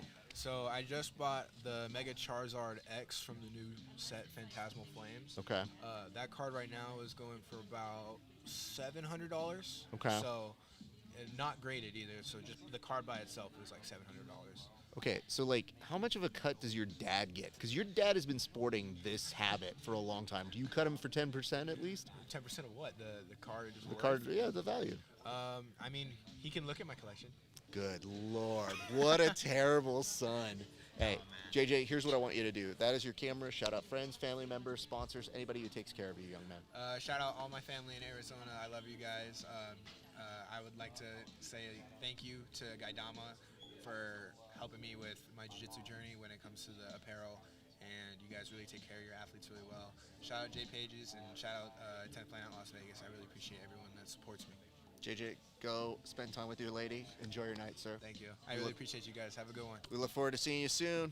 All right, ladies and gents, we roll on. Woo! I mean, you've been waiting for a while, sir. How are you doing? Where are the cinnamon rolls? I thought you were going to bring these. Brother, I can't get you fat until you make weight. You do understand that I went to tell people about the cinnamon roll thing, right? I told We had a whole discussion over over here. Okay, my wife was just like, he's a child, right? And I go, yes. She goes, how does he do it? I go, it just burns off all the food so quickly. If I didn't train, Obese, 100%. Game over, man. It would be bad. So here's what I want to say to you. Let's say week 1, you know, you make weight or something. I might have one, but I'm like, what'd you do for it?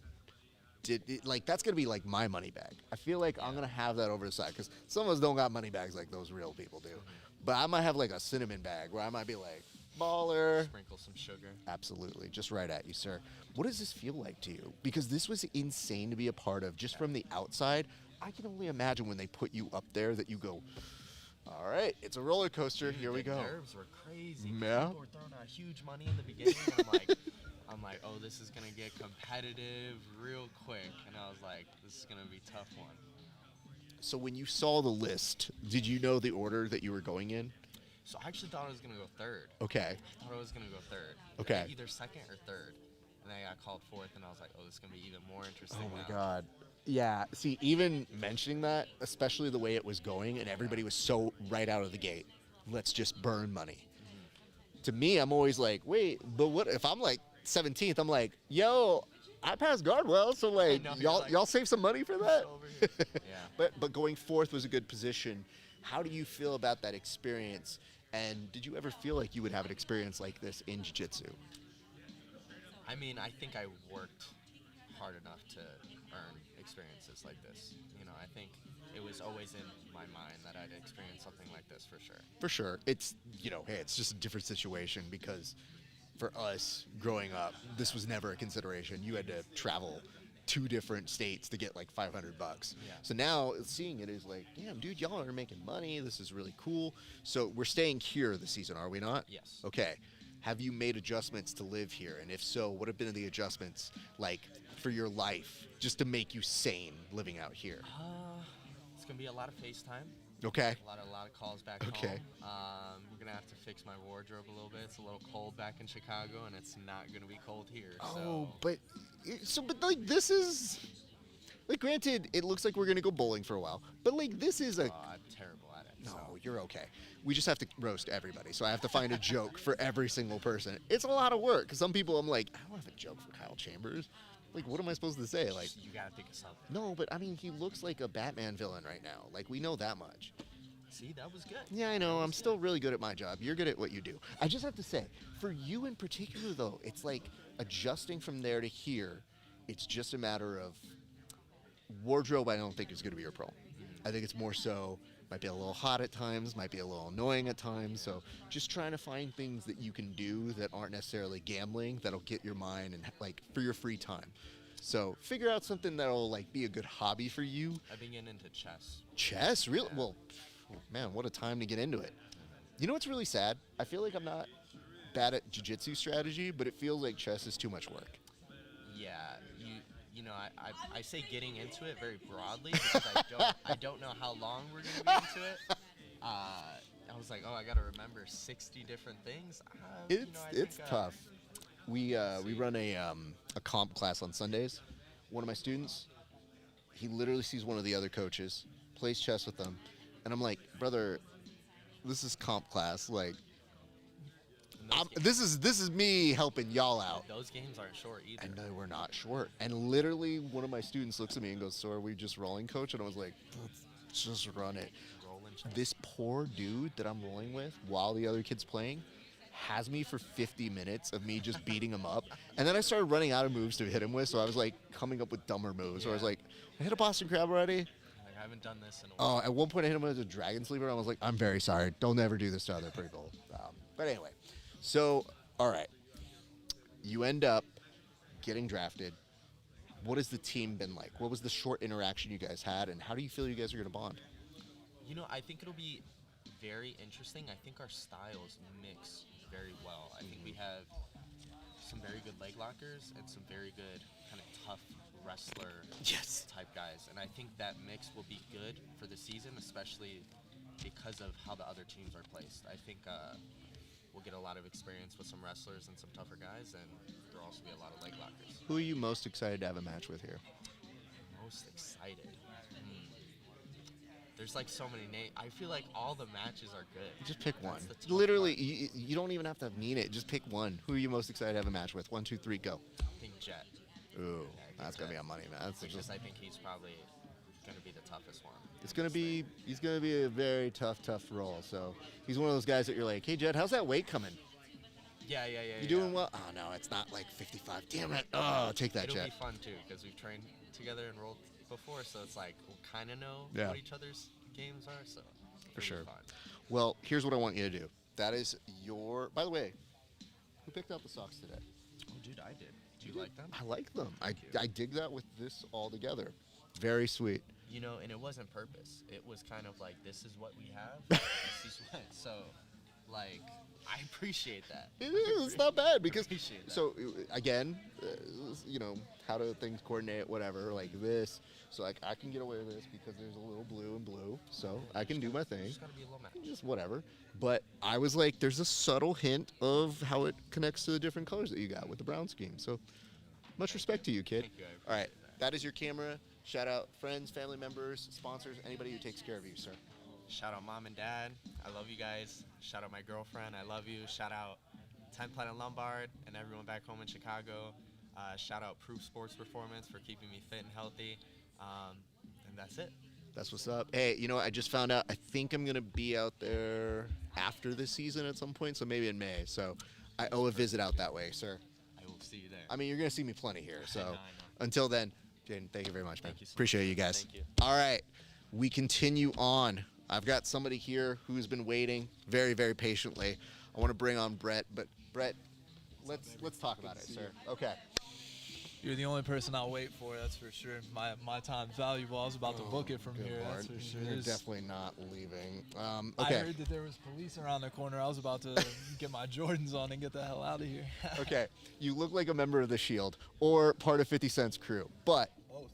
you like both? Okay. Both. I'm a part of both, so I like it. but So I'm part of here's the part that people might miss, okay? Because the subtlety here, I like that. I like the chain. chains. 2, 3. The glasses. So these are like tactical-ish glasses. Are they, what is it?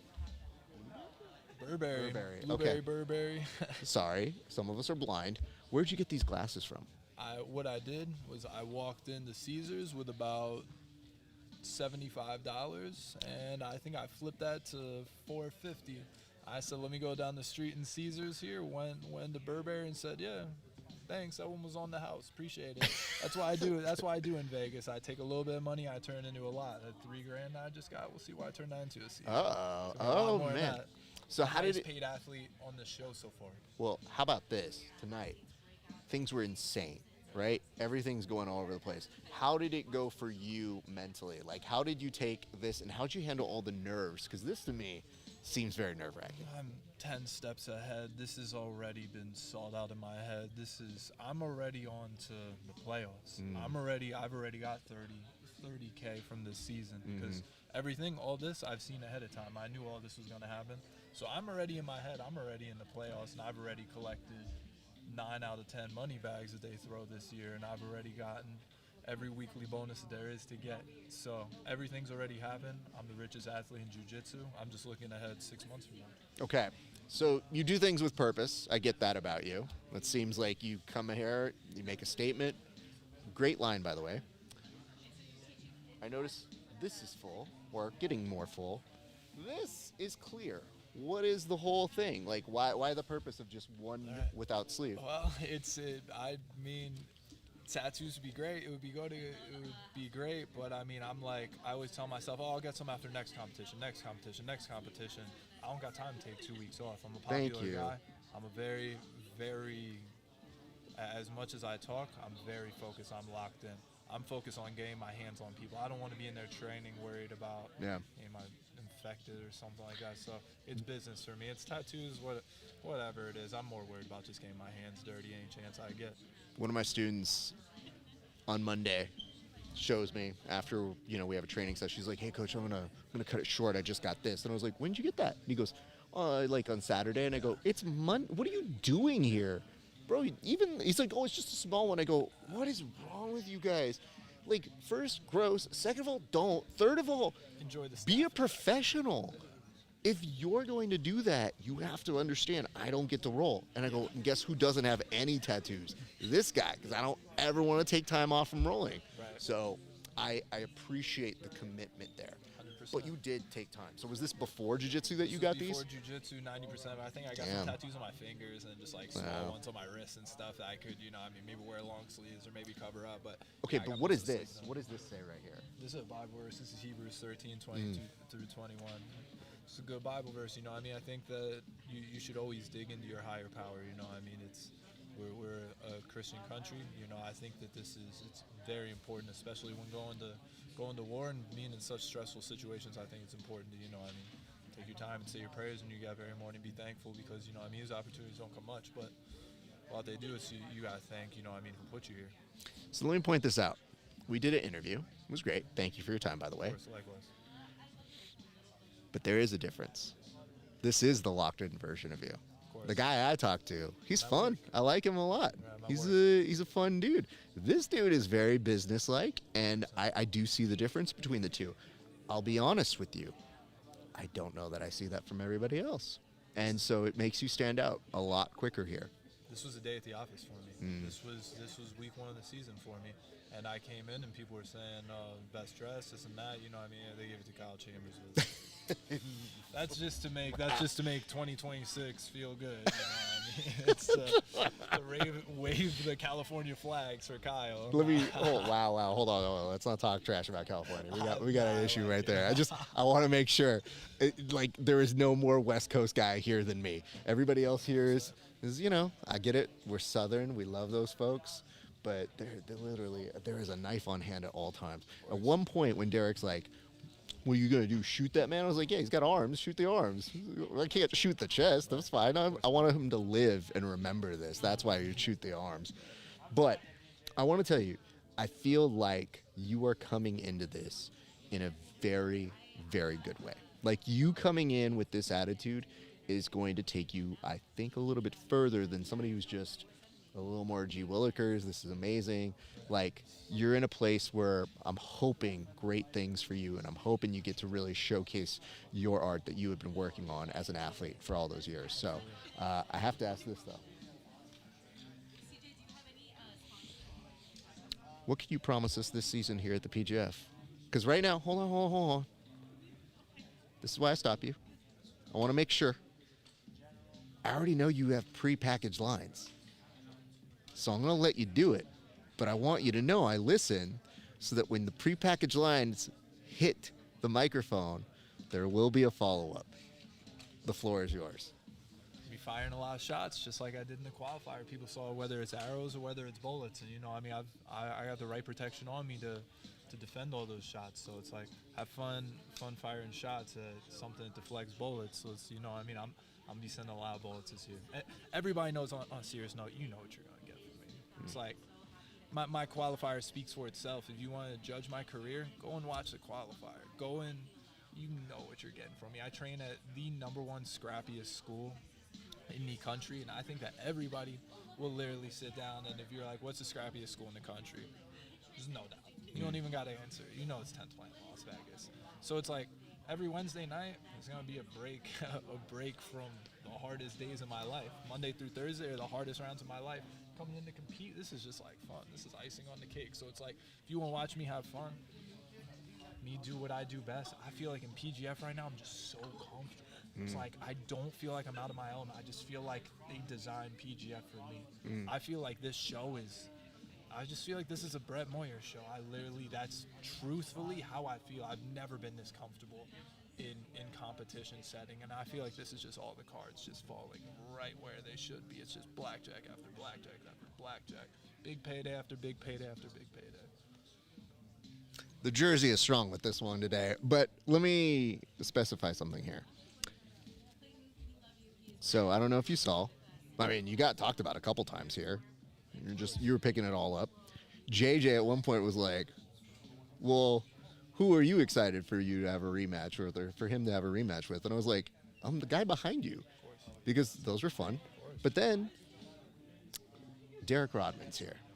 So you got Rayfield telling me you hurt him today. How did that feel for you to not be on the same team with him? Heartbroken. Yeah. Heartbroken. It's like we're like a family at 10th Planet Las Vegas, you know what I mean? So it's just like I'm going to have to go and process that, you know what I mean, on my own. Derek, I told him personally, Derek tried sacrificing some of his own money I saw that. to get me. It's just like, dude, that's a RN right there. That's a real one for you. And it's just like that's the type of loyalty that those dudes have, and that's just what that speaks for. That he'd be like, nah, take my money to get him. And he was trying to negotiate with BMAC, and he was trying to negotiate after it. So it's just like that means the world to me, honestly, to have a group of people that have my back so strong like that. It's like anytime I go to war, regardless if we're on separate teams or not, I know Derek got my back. I know Andy got my back. I know all my training partners, Casey. I know everybody's got my back. So it's just like that means to see that Derek time and time again will go in there and just consistently show it. It's why he's a leader. That's why he's been around. That's why he has, you know, I mean, all everything aside, all gimmicks and everything aside, that's why he's a real OG of this sport. As a young man, he's a real OG in this sport. And I think that he deserves his credit and his respect no matter what. You know, I mean, if the cards align that we have to stand across from each other, so be it. It's like I hope one of us gets paid a lot for it. But, you know, I mean, until I'll process that when the bridge comes. It's the only match I don't want. Yeah. This is like family. But, you know, I mean, other than that, ABG. Every single person can get it. Anybody. Well, not me. I don't want it. I don't need it. I'm Whoever good. wants it, ABG. But anybody can get it in the PGF. Not outside. We don't do that here.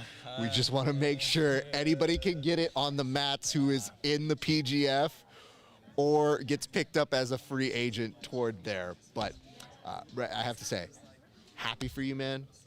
It was cool to be able to you were my last interview before we were doing this, and to see how quickly things change. Like literally a few days ago, it's like, well, I hope things work out, and then they do. So happy for you, sir. I wish you success. I know you're going to kill it, sir. And, you know, definitely he's going to be one to watch this season, guys. Of course. Tune in, baby. You know it's going to be action-packed all season. I love you guys. Thank you for everything. All right, my man. Please enjoy your night, sir. Thank you, bro. Appreciate you. Appreciate you, bud. All right, guys. This has been illuminating, I think. I think that we have gotten to learn. Well, yes, please, obviously. Just a couple. Hold on. No, of course you can, sir. You know, the body language said something. We just haven't fully had the chance to talk, so I will bring it. Hold on. He already crashed an interview tonight. I'm just telling you. He showed up when I said someone else looked dressed nice, not even the best dressed. Speaking of best dressed, hey, it's a pleasure to finally meet. My name's Raph. It's wonderful to meet you in person and put a face with a name. Absolutely. And by the way, congratulations on your franchise. Congratulations on everything you're setting up here. It is wonderful to see you do that. I'm going to ask, do you mind scooting up just a little bit on over to the mic? Okay. How much relief do you have now that at least the draft is done? It's an incredible amount of relief because we had our two reserve players, Derek Rayfield and Andrew Cockle, and now our team is finally fully formed with those 3 remaining roster spots, plus our 2 free agents, which is kind of nice as a backup. You know, if someone gets injured or something, one of those guys like Armin can go right in and hit the mats rolling. Okay. I can't say this on air later yet, but there was a thought that was circulating in my head when I started looking at how you guys were drafting. So let's look at some names. You had Andrew, you had Derek, you had Sean, you had Kyle, you had Noah. I can't say that you won the draft because that's what a season's for, but this is a very strong roster, I have to admit, and I was very impressed with the way that you guys ended up. A few notes, just from an observer. Obviously, Andrew, it means the world to him to be a Philly representative, so that's A+, awesome. Derek Rodman Rayfield, a standout last year, 2nd highest point scorer of last season. Sean Mellinson, a big question mark, but one that you guys are willing to make not only a statement and say, we believe in him, and even if, this is a foolish thing to say, but even if his jiu-jitsu wasn't as good as some people's, he's a big boy to put away. Big, strong guy, So, right? like, then if he's good at jiu-jitsu and he's big, can be a bully on the mats, which is a great place to be. Kyle Chambers, the esteemed, and of course, Noah McCauley, who was widely sought after all the way at the end of the draft. So before I even ask you another question, just congratulations. I like how you played that one. Thank you so much. That's Appreciate that. it's tough. It's very tough because I saw some good moves happening today, but I was very impressed. So for you, why pick a team? Like, why did you feel the need to actually become a a team owner here, a franchise owner in the PGF? Certainly. So a little bit of a backstory. I started training jiu-jitsu with my husband a little over 3 years ago. And we quickly fell in love with the sport. It was great because I was going through weight loss, so it kept me active. We were learning self-defense, and we found a hobby that we enjoyed together. So at some point, we started watching the PGF together, live streaming, and I got super into it as well as my husband. And we just really liked the unique rule set, the fact that there was a shot clock and there was incentives for that high-energy, submission-seeking sportsman-like, and you would get the money bags if you did a good enough job, which, you know, throws in an element of entertainment. So we liked that a lot, and we just thought to ourselves, we want to be part of that in some capacity. So the next thing you know, we're talking to BMAC, and we ended up buying a franchise, and I became the first female franchise owner, which is cool. And we have not looked back since, and it's truly wonderful to have something which began as our hobby turn into a full-time career for me. It's really unique, and I was thrilled last year when I saw you making the rounds, because we hear rumors, you know, we don't know everything. I'm usually the last person to know most things. But I saw you right around here last season, and I was like, is she gonna buy the team? And, you know, that word travels fast. And yes, you're going to be the first female franchise owner. That's an accomplishment already. But then to see the moves that you've been making. So picking the dream, who's, I mean, I say this as a member of the staff, perhaps the most beloved staff member here. And he's always going to have a presence, and having his black belt knowledge, because most people know him as a voice, but he's an incredibly talented black belt. So having him as a guiding force as a general manager, Chris Olivo, an incredible competitor. So you put up this great staff already, and then I see you even making moves where before even Egg can do this, you've got a Patreon because you want to create a community and a podcast. And I thought, all right, these guys are very fastly making their way into becoming the Lakers, the Yankees, and learning how to franchise properly. So from afar, I've already seen you guys make really strong moves. And that was before we even talked about what you did today. Well, thank you so much. We're certainly trying to get the word out about the PGF as well as our brand new franchise. And, you know, kind of like in the early days of the NFL, we're finding our footing as a franchise. We're debuting season 9, which is right around the corner, by the way. I mean, we've got the draft, which is complete tonight. And then the season 9 is like March 4th through April 8th. So we're less than a month out from that. And we're beyond excited. We're bringing high energy, submission seeking, all of that. I mean, it is so cool to see everybody who has a franchise kind of put their own spin on it. And I just felt like for you, you know, the Kings have their style.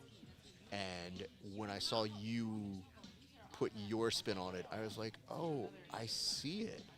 Like, she's pulling a Jenny Bus over here with this. Like, it's cool to see you already come up with how to market that group and what you're going to do. So I'm very excited to see what the season holds in store for you. I got to ask, though, who amongst your guys are you excited to see match up with someone else's guy? Because you have some great athletes here. I'm just wondering if there's any like one or two matches that just kind of like, now that you know that they belong to other teams, seeing one of them go up against somebody else from a different team. Okay, this is a fun one. I think Sean Melanson is going to have some fun, exciting matches for sure. Maybe going up against Cam Hurd and Elijah Carlton. That's the one I always think. So with Cam and him, I was like, oh my That's God. going to be great, right? We gotta, you know what? We gotta reinforce. We might get a pit for just that match. And you know what? We're having so much fun with the theming of our team. I like sci-fi things, old classic sci-fi movies. So we're bringing the alien mystery type stuff, and we're ready to go. That's awesome. And I think, like I said, I feel like Sean, who already is going to bring a different audience to us, which is great. But if you watch his techniques, you're always just curious, like, man, how is that going to work here? He seems like he's got really strong foundations to what he does. He talks about, if I remember correctly, I think he talked about having a pretty strong arm bar and pretty strong, versatile game. And for me, I just think if a guy like that can get a couple chokes, he can very quickly emerge himself as a leader in the points board. Absolutely. He's a big, strong guy, and I'm seeing a lot of promise with his technique, and he's got a big fan following on social media, and the instructionals he's putting out, those are spreading like wildfire. We're super happy to have him on the team, happy to have all the guys actually, and I think it's going to be amazing to see how it all unfolds on these mats pretty soon. Absolutely. Well, it's going to be a lot of fun. I'm so glad you walked up because it's been on my to-do list. It's just, this is a beast. And I'm always looking, and I never want to interrupt, especially the first day when everybody's trying to make the foundation.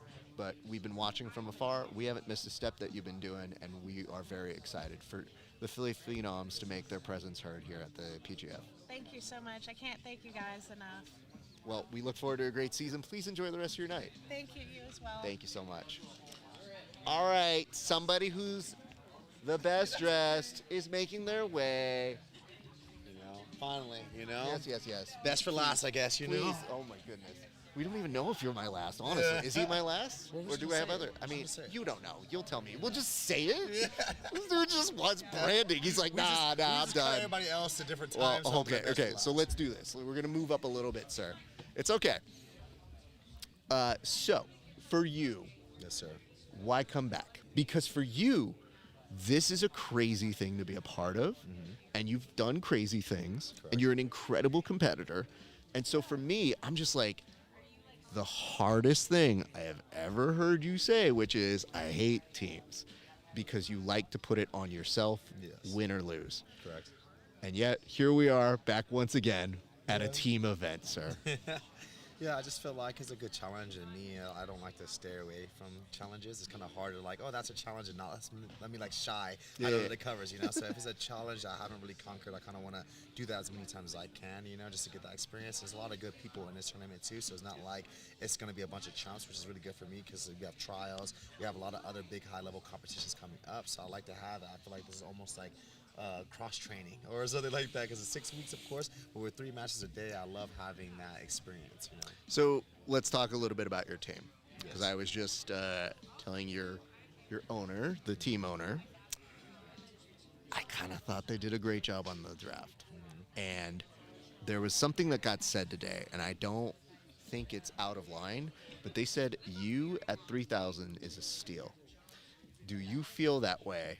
And right now, what were the nerves like? Because you've done this before, but it's a little different this time. So what were the nerves like today as all of this craziness is going on? And you see where you are in the draft, and you're like, yo, save some money, please. No, so I was 5th on a draft. I have a lot of expectations for myself. But when the first 2 picks go for like 55, 54, 5,200, I'm like, there's not that much money for the rest of us. And I know, I'm like, what am I going to do? Because like, even after I got picked, they're like, man, we wanted you, but there was not enough money for you. Because I knew I wasn't going to be super cheap. So it was like when all those big, those big 5,000, I'm like, okay, I'm probably not going to be on that team. I'm not going to be on that team. So I was like, I'm only going to probably be stuck with 2 different teams just because I know I'm not going to go for $1,000, So it's just like, it's a blessing and a curse to be who you are sometimes. Well, it's that, but it's also just like, I love when these drafts happen, because there's the draft, and then there's the courtship that didn't happen, and everybody being like, I'm so sorry, I would have bet more on you if I wasn't incompetent with my money. Then we're like, shut up. Like at that point, if I'm you guys, I'm like, that's cool. Next time, Do a little bit better. You know? Do a little bit better is 100% what something I would say. I love you, but do it better. Just do it. I love you, but do better. And you know what? I'll see you this season is what Yeah, I would for probably sure. say. I just felt like I heard steal of the season so far, and you went for the average. But I don't think I would have went for the average if they were. I don't, and the thing, I can't make numbers, accusations, speculation. It is just what it is. But for me, that's a huge upside. Now, since we have seen you last, they have included money bags. And I'm wondering, when you were watching last season, were you watching at home and going like, oh, cool, now you're doing money bags? I was just like, oh, that's interesting. I wish we had that last season. It's like the season once you're not in it. It's like, oh, now we have incentive. Bro, the amount of people in the chat that are just like, cool story. Thanks for doing that when I was here. It's like, I'm not in charge. It's like every meme possible you could have thought of. Yeah, I know. Like, That's what made anytime me somebody's think. like, I have feelings about that, I go, direct them somewhere else. I'm happy to echo, but I just knew you are a player that gravitates toward the bigger moments. And, like, I'm not going to be surprised if you get some money bags this season. So I feel like that status, you putting it on your back, is going to be something very interesting. But I will say, with the team here as well, everybody here did go about the exact same price. So they spent their money at least to the point where you got on the average. My big concern when I saw, like, hey, they're going for those, I was like, bro, you better save some for my boy Kyle Chambers, though. These things do not come cheap. So at the very least, we need to recoup costs. Like, I think you should have sat up there and be like, how much do you think I got this for? Yeah. So at the very least, I should not be losing money coming Just showing up here, yeah. to show up. Yeah. Please and thank you. And I feel like you can get away with that. Let me ask you this. Yes, sir. Give me your 3 best dressed who weren't you. Because everybody knows you're not going to allow me to say you weren't the best dressed. But I want to hear who impressed you. Dylon. You know what I mean? It was about to be one of those moments. I still can't believe you snooped in. I know you have that, but you couldn't just let the conversation exist. I couldn't. But the thing is, I just wanted to compliment Sam. Because, okay, Sam, you're not here anymore. You're not watching this. But, like, Sam stepped it up. Yeah. And I was. I like the different of the green because a lot of people don't have the confidence to pull off the green. They don't. I gave him his fire. No, you didn't. You came and took them right back. You said, oh, I can't. No, I need to take that back. No, he gets nothing. I never said he looked good. So, 3 best dressed who were not you today. And you can even pick from outside the PGF. Because, or the players, you can pick. I like CJ's, the shoes, the attire, you know. Okay. I don't know where he's at right now, but I did like his overcoat and his shoes. Like me, I'm a very fashionable guy, so I love accessories and I love from head to toe. Some people have a good top, but the bottom is not that great, or vice versa, you know. So I love his look up. He had fresh hair, you know. I feel like that's really good. You know, had a nice jacket. By the way, shoes. CJ's. I didn't even get to talk about this with him. The snakes on it, is always like, that's your personality. Like, I see that, and there's elements of anime that he really loves, and that's his character. So I see you on that. Okay. I'll say CJ, I guess we can give it to Sam. You know, he can be up there at number 2 or something. You know, I mean, he could be up there just because he's 10th Planet. You know, I the gotta give it stress I had thinking I'm sending 10th Planet on 10th Planet Crime before the season's even started, just because someone showed up and wore a suit, and I was like, "Hey man, you look pretty good." What was that? Like, my man showed up like Joe Jackson. I was like, I heard my name. What? What are we talking about? Oh no, we can't be the same category. Let's be very clear. You have this. You're not losing. No one has this and is going to lose. Yeah. Okay, so that's 2. That's 2. You got to pick one more. I forgot my man's name. I don't know, actually. Let me see. I'm trying to think who impressed me. It's 2 different people. Okay. I love the traditional tux look, the white and black tux. Clayton. Yep, I kind of like that. You know, it's like, it's safe though. You know what I mean? It's just one of those like safe but formal. It's cool. Let's be real though.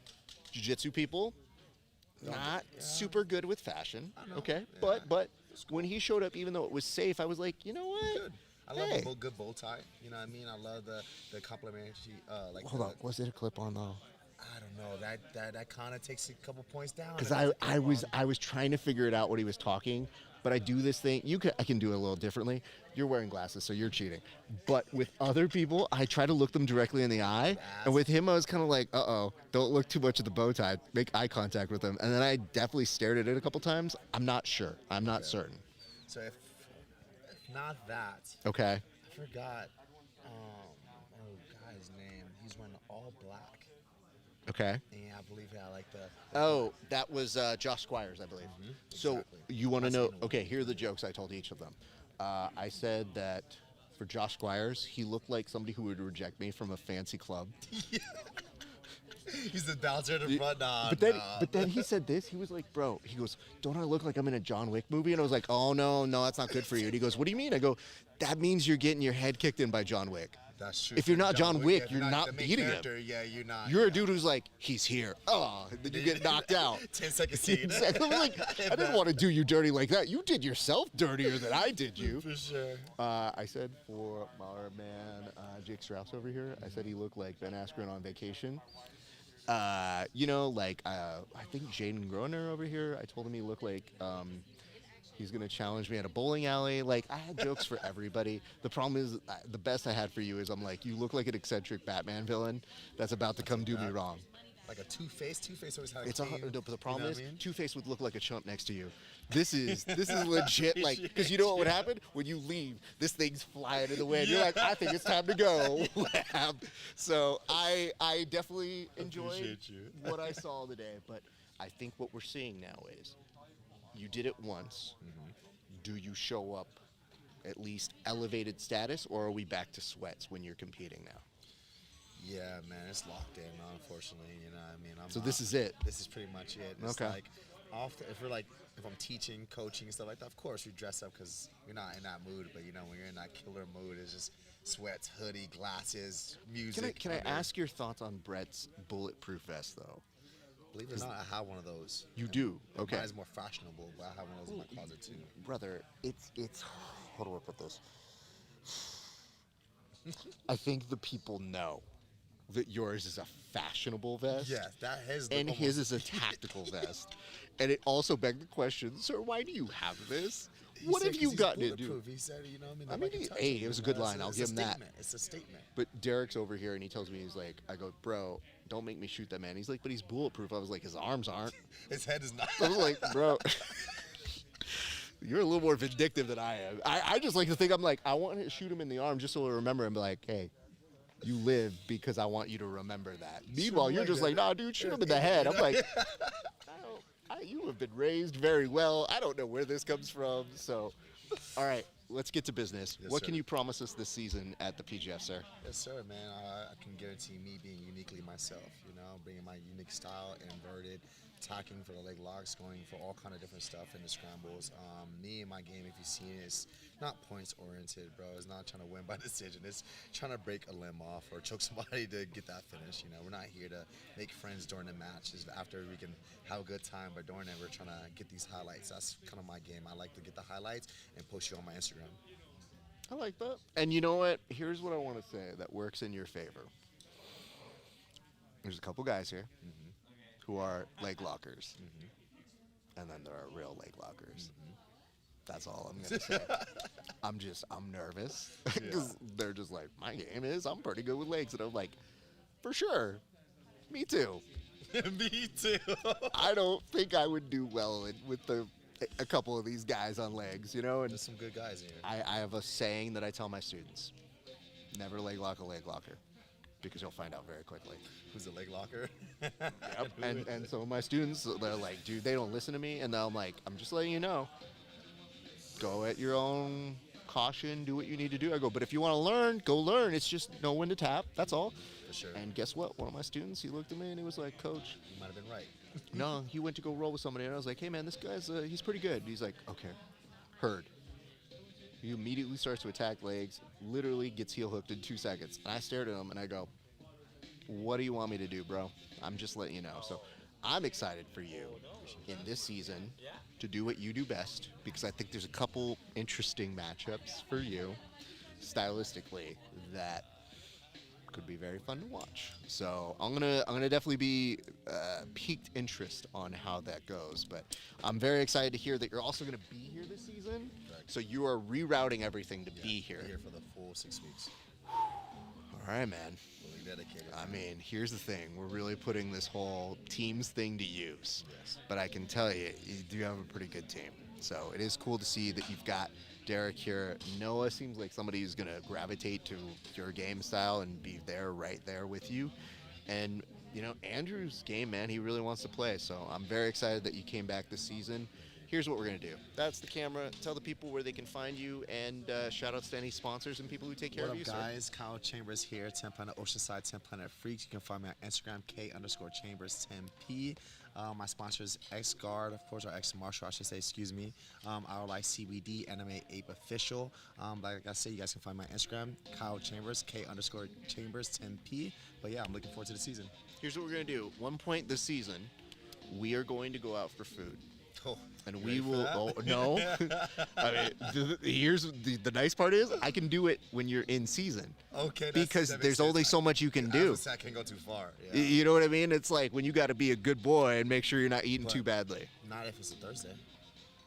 No, I'm not staying on a Thursday, bro. I got place Oh, to go. You guys are staying. Okay, Wednesday night after. Maybe, I'm gonna eat. okay. You know what I mean? So we can do that, and I have no limits if it's that night. I'm just letting you know. I'm gonna figure out something. What's your poison? I'm a taco guy, so Taco I guy? love. We're in Vegas. Brother, I know.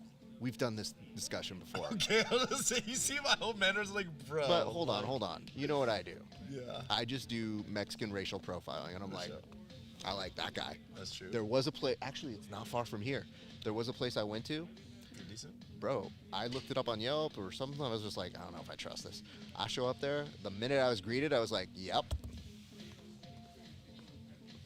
I literally had $30 worth of stuff, and I just go, nope, more, that, one of that. And then I did one of those things where you look at them and you go, what would you get? And they go, I would get this, senor. And I was like, yep, that's going in there too. So we'll find a place. It doesn't have to be tacos. I also get down on Asian food. I get down on everything. The issue is we're going to film it because I just want to show a perspective of when I'm like, this is enough food for a normal person, and this is what you're eating. Yeah. And you cannot fast on that day. So that is the one rule, is because when you are like, oh man, I just eat because I haven't eaten in 5 days, I go, yeah, of course you're going to eat all that. Okay, fair. All right, man. Fair. Kyle Chambers, I appreciate you. Congratulations on your being booked here, and we look forward to seeing you this season, sir. Thank you for having me. All right. Oh, boy. Our thanks to one of the best dressed people in the PGF this season for being here. Wow. Wow. The disrespect from only one of the best dressed here was noted. I want to make sure we took care of that. Did he tell you what I said? What did he say? I don't know if I spoke Kyle. I was like, if it was between me and Raph for Best Dressed Media Day, like, you know, Raph thinks he has it in the bag, but I'm here to be the show. I'm going to be honest, I don't think I have it in the bag. Especially He's taking everything that I work for. But, I mean, I look good, so I want to make sure I do look very presentable here, people. This has been fun. We have had our first taste of getting to chat with people. And guys, here's how this is working. We will be back on the bullpen later this week. Tim and I will have a full wrap-up show where we'll talk about everything that I'm sure you guys were talking about in the comment section. We'll probably feed through those and see what you guys were saying. But you got to see a little bit of personalities here, and there's much, much more to expect. Of course, We Are Fridays will also be the pre-show for the PGF this season. But in addition to all of those things, we hope that you guys are enjoying all of the different characters that are going to be a part of the season. The playoffs are, of course, in April, but the opening day begins on March 4th. So you got 6 weeks of back-to-back straight action here at the PGF, and we hope that you make it appointment television. So we also want to say shout out to everybody here who stayed it all the way through. It's been a long-ass day. But before we start breaking, we just want to say to those of you who are having issues going on right now, I hope that you make the best out of your situation. You find help, resources, anybody who you need to talk to. And I think for the jiu-jitsu community, by and large, this is a time where we need to meet the moment a little bit better. So I hope that we are able to foster a better community, and we're going to have conversations that are going to be messy. And I hope that people are receptive to those conversations being a little messy, but so that we can improve and create a safer space for everybody who trains. Thank you very much for allowing us to come into your houses today. We will be back here very, very soon. March 4th, write it down. I know you're with a pen. Do it right now. March 4th, opening day. Thank you so much for watching. My name is Rafa Esparza. It's been a great day for grappling. We'll see you back on the mats.